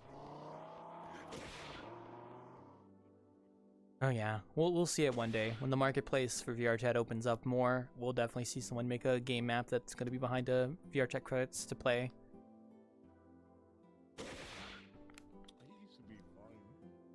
I mean, the marketplace isn't really that expansive right now. Like literally, if you go onto the tab for marketplace, like what is it, like a couple worlds? Like I'm looking at like all the worlds that have marketplace stuff, and it's only like what 4, 8, 12, 16. Like 24 worlds, and that's it. Those are the only ones that have VRChat marketplace stuff. I definitely need to fucking get a new PC. Yeah, like Black Hat. Oh, these are groups. Sorry, wait. It used to be smooth. I used to come here every fucking. Oh, you're talking about coming here. Sorry, I'm looking at the marketplace. Sorry, go ahead, keep going. I'm listening. Yeah. 4, 8. Oh, 12. Only 12 worlds. What the fuck? I've been joining as well for like 4 years. I used to be smooth. Yeah. There's not that many people as usual in here, but it's so laggy. Definitely need an upgrade at this point. Oh, your PC? Yeah. Well, I still need to optimize some more stuff here, but I mean, yeah. If you have an old PC, then yeah, that'd probably do it. What are you running? What are you running? RTX 3070. 980. I was running a 980, but I'm doing a 3070 now. You what? I was joking about that damn right now. Oh, they give it a lurk. My CPU is like an I think it's an i7 960 600. I don't remember. I'm running on AMD. Oh, I don't know about AMDs. 5600. I don't know anything about AMD cards. I don't know what the equivalent is. You know, my PC's okay. AMD 5600 is pretty standard, and I'm running a 3070. So okay. Pretty standard at this point. Bro, you still have a good GPU. Yeah. I need to upgrade still. I might need to upgrade my CPU and motherboard eventually in the next few years. I think I'm still fine, but give or take, like give me a few more years, and I probably will want to upgrade my CPU. My GTX, my RTX is going to use for a while. I'm gonna upgrade money, you unfortunately. can have mine if you want. You can have my old one if you want. When I upgrade. What's your old? No, mail it to you. What's your To old the one? GPS. Oh, my back. What's your current one anyway? They're talking about PC upgrades. Don't mind them. GPU. Bevel, man. Is it the 4070 you said? Or 30? Oh, did I lock? I forgot. Oh. Hi, Cal. Welcome back, by the way. Don't lock it. Don't lock it. Hello. I got a 3060 Give it to me. Ooh, nice. I actually want to get a laptop myself, for work reasons. I was gonna buy, like, if I get like a work from home job again, I don't know if they'll provide equipment or not, but if they don't provide equipment, then I'm probably just gonna buy a laptop so I can, you know, work on the laptop, because I don't want my PC to have like work related stuff. I only want it to be my stuff. So, yes, Cal. Overkill build. Unnecessary build. What's unnecessary? Overkill VR build. I mean, I do consider that when I make a new PC. I always consider VR, because like I do VRChat at this point, so it's like, yeah, like. Well, not like my personal outside like the work PC and like my personal one. Mm-hmm. So it's like my personal one. It's got like obviously the overclunk, you know, unnecessarily like ridiculous specs, right? Yeah. I guess like 3D. I guess I had my excuse for 3D, but like MSI 4090. Obviously, you gotta have that. i9 1300K, 64 gigs of DDR4, clock 3400 megahertz, and I've got a 1400,000 watt power supply, and an ASUS Prime variant motherboard. Amazing. Overkill. Hey, it works. For VR, anyways. You know, I think the whole reason I even got my 3070 was for getting an index, because I had a 980 before, and 980 can still work on an index, but I got a GPU upgrade because I was really needing one. I could run the Reverb G2 and like the aerial technically at like full resolution, like not fucking like have a stroke. So that was kind of cool. That's cool. Yeah. My PC, I'm not gonna get any new PC parts anytime soon here, unless I get a new CPU or motherboard, and at that point, I'm just gonna get a new. 50 series is not worth it. I'm just no, I'm not getting the 50 series GT. No, my 3070 is gonna be with me for a very long time. It works. Yeah. Everyone should skip this generation, like wait till the 60 series comes out, cause man, the 50 series is like straight garbage. Mm-hmm. You know, I just I don't have any reason to upgrade, so for the time being, I'm good. And at most, I'll get like a laptop if I get another from home job, because like I said, I don't want to install work stuff onto my PC. I would much rather have it on like a separate laptop, because I have a setup where I can like switch one of my monitors to be for my laptop or for my PC, and I was doing that originally, so yeah. That's good. Food indeed. Oh, Black Cat, John. You mean the Black Cat, like the world? Oh my god. Yeah. The Black Cat. The Black Cat. Maybe I should reach out to Spooky Ghost Brew and do a cross collab with the Black Cat. That's probably not gonna happen though. There's like too much financial incentive in that case.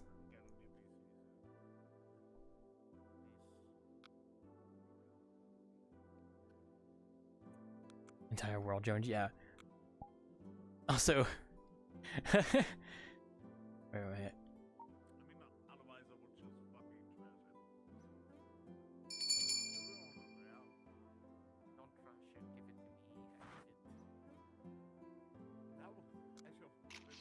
Only the second time is weird. It's true. Oh.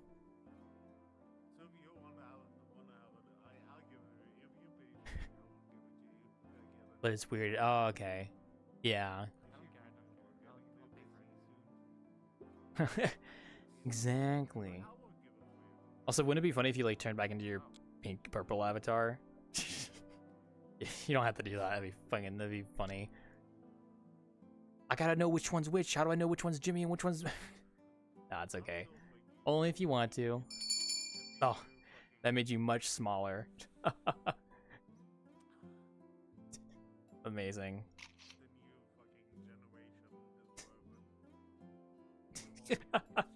Oh man. Oh, you're gonna make yourself bigger? Okay, there you go. Yeah. Nice. Wait, raise this stuff up a little bit more, Jimmy. There, all right, perfect. There you go. Oh, I'll get one on the side, and then I'll get this. There you go. Now we know which one's which. All right. All right. Oh, thank you so much. I'll take one more picture. Here you go. Perfect. Perfect. Look at you guys go. I promise I won't make that a thumbnail. I just want to take pictures. They're having fun up there. Okay, you can change right to a cat girl if you want to. Hello. Wow, you two joined right as I was taking pictures. Sorry. Hi. I didn't think you'd be on. I thought your SSD would kill you. I'm gonna be honest. Hello. Turns out my VRChat cache is on my C drive. I thought I moved it, but that's fine. Okay. And hi, Shinoe. Hello. Welcome, welcome. It's for now. I was taking a photo of The drive. those I two already up there. have a second drive ordered, so. Oh, perfect. Yeah. I'm glad you got all that worked out and stuff. I've just been innkeeping. Got all that work done last night, so I pretty much didn't do too much today. I was just touched up a little bit on stuff and just relaxing. So,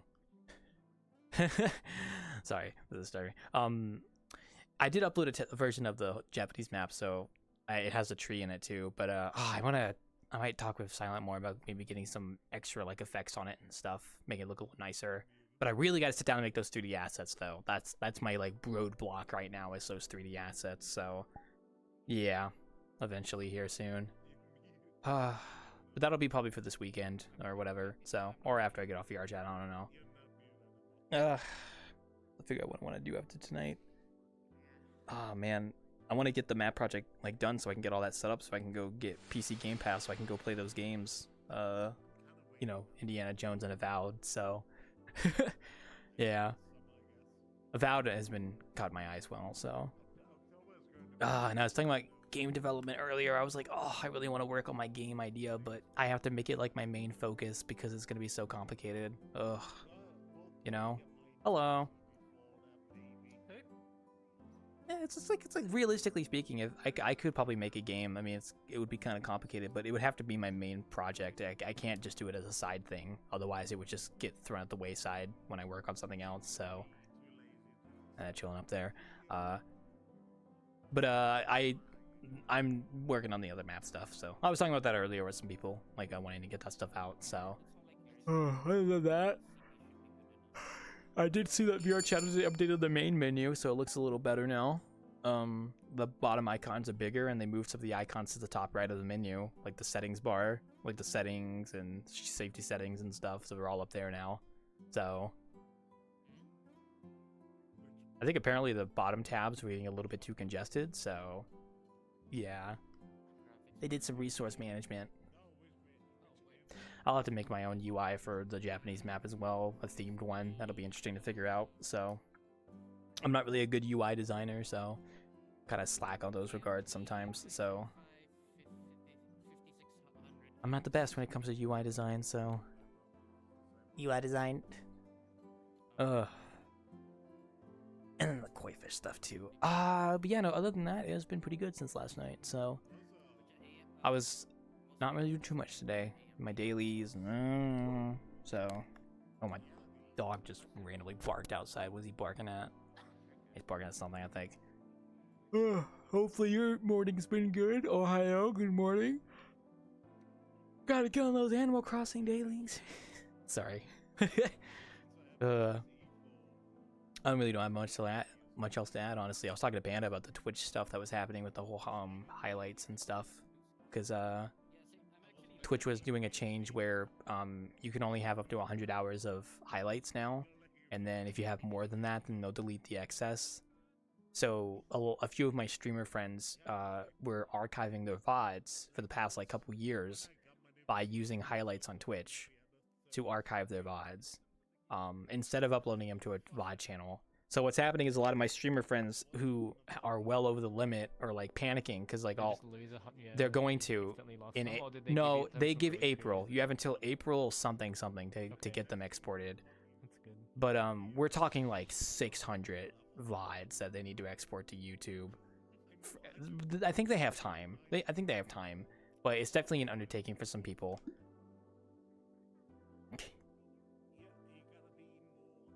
Yeah. This Jesus move those somewhere. Yeah, see, I'm glad I took the YouTube route because I viewed it as a YouTube. I'm a VOD viewer for some people, and I watch VODs on YouTube, not Twitch, most of the time. So I'm glad that I did it so that I just uploaded my VODs to YouTube because I just didn't trust Twitch. Like Twitch, like I didn't even know you could archive stuff with highlights, to be honest. So I just assumed, like, you know, with affiliates, like Really, probably not supposed to. That's not the. Yeah, I think that wasn't the intended purpose, but people found that they could, so they just did. But I personally, yeah. Yeah. But yeah, no, I'm glad I did a VOD channel because it just worked out. So yeah, I'm glad I did that. So I do feel bad for some of my streamer friends. I know some of them were kind of panicking a little bit. Hopefully they can get that resolved. Or honestly, I think it would make more sense if Twitch makes it to where they don't delete the old highlights. They just make it to where you can't. Well, they already make it to where you can't upload more if you go over the limit, but they shouldn't just delete the ones that are already there. They should have the limit, yeah. They do. That's what they're imposing. It's just that what they're doing is if you've already exceeded the highlight limit, when the time comes, they're going to start deleting the highlights based on the least views until you go below the limit. So people are losing their archives because of that. When I think instead they should just be like, they should just like leave them, but then say, but they already do this, right? So they say, hey, you're over the limit, you can't make any more highlights. So it's like you're kind of incentivized to actually, you know, take your highlights off of Twitch so you can actually make new highlights and stuff. They shouldn't delete them.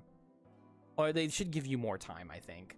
They should definitely be like, hey, we're going to give you some more time to, like, move this stuff, because 2 months is probably a little bit...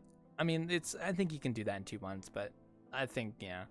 Oh, have a good one, Zaire.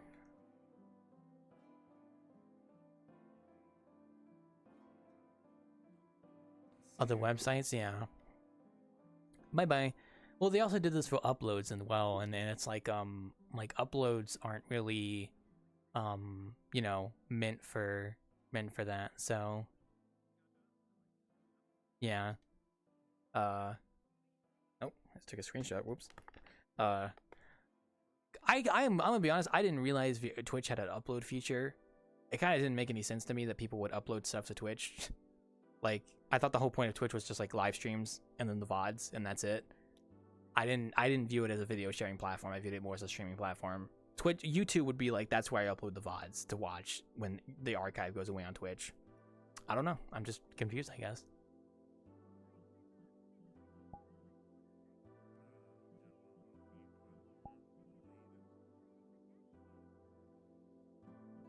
Wait. YouTube could be slowed in. You can do. Yeah.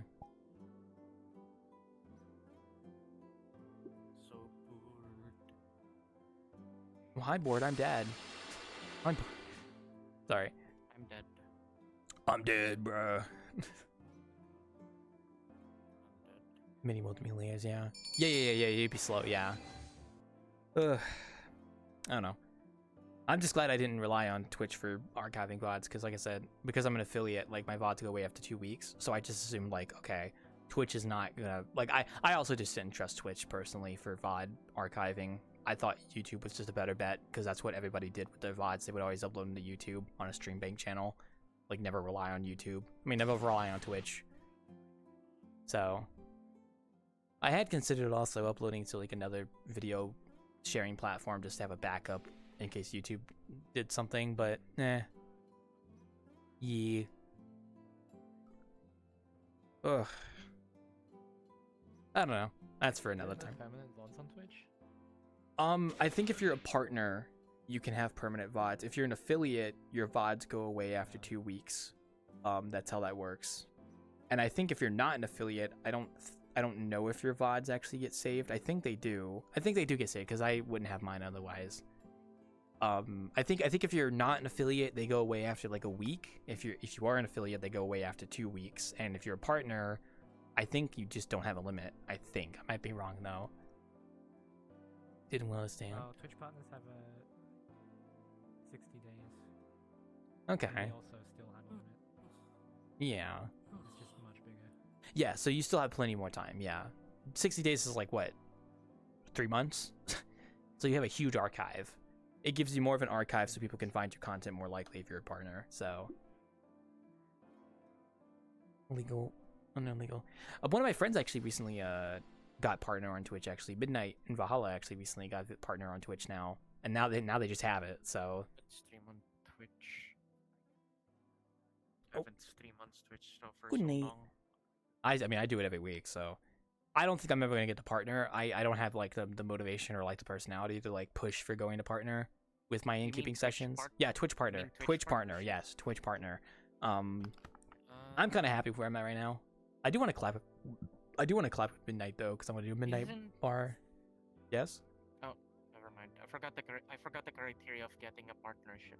I know So what you it need, is. like- Oh, I know what it is. It's 70 average viewers, 12 streams in a month, and then I know I what's another managed to become a stat? Twitch partner at some point, but I stopped streaming No. during the pandemic. Are you sure you're not Twitch partner? You mean Twitch affiliate? You might have become a Twitch affiliate. A Twitch partner is way harder. affiliate, Yeah, no, Twitch partner is way hard. Twitch partner. The only reason I'm not a Twitch partner is because you need 75 average viewers, and getting 75 average viewers on Twitch is you would have to be like a big content creator and like, you know what I mean, like big. So. Well, just keep streaming. Oh, I have for about like 7 years. No, you have to actually do stuff and whatnot. So Yeah, exactly. being a silent person, yeah, being mute can have its disadvantages in that regard. I just don't really get Trust around me, to I being a tried being streamer.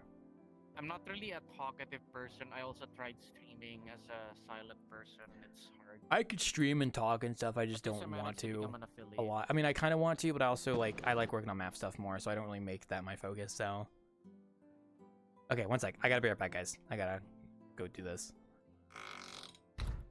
Ooh. Oh, pff. Little spy camera, real quick here. Da, da, da, da, da, da. Booty. Okay. Sorry, I forgot I had that camera there. Hello everyone. Alright. Thank you guys so much for watching. I hope you guys enjoyed the session. We're gonna wrap up for tonight. So we'll be back next week. I don't know if we're gonna be doing a Monday stream. Probably not. So may or may not be here Monday night. I'm not too sure. Depends on how much work I want to get done. We might just do a dev stream Monday night, honestly, if I want to get more work done. But otherwise, yeah, I'll see you guys next week. We'll be doing some bartending and we'll do innkeeping and we'll be going, whoa. So yeah, you guys have a great night. I'll see you guys on the flip side. You guys enjoy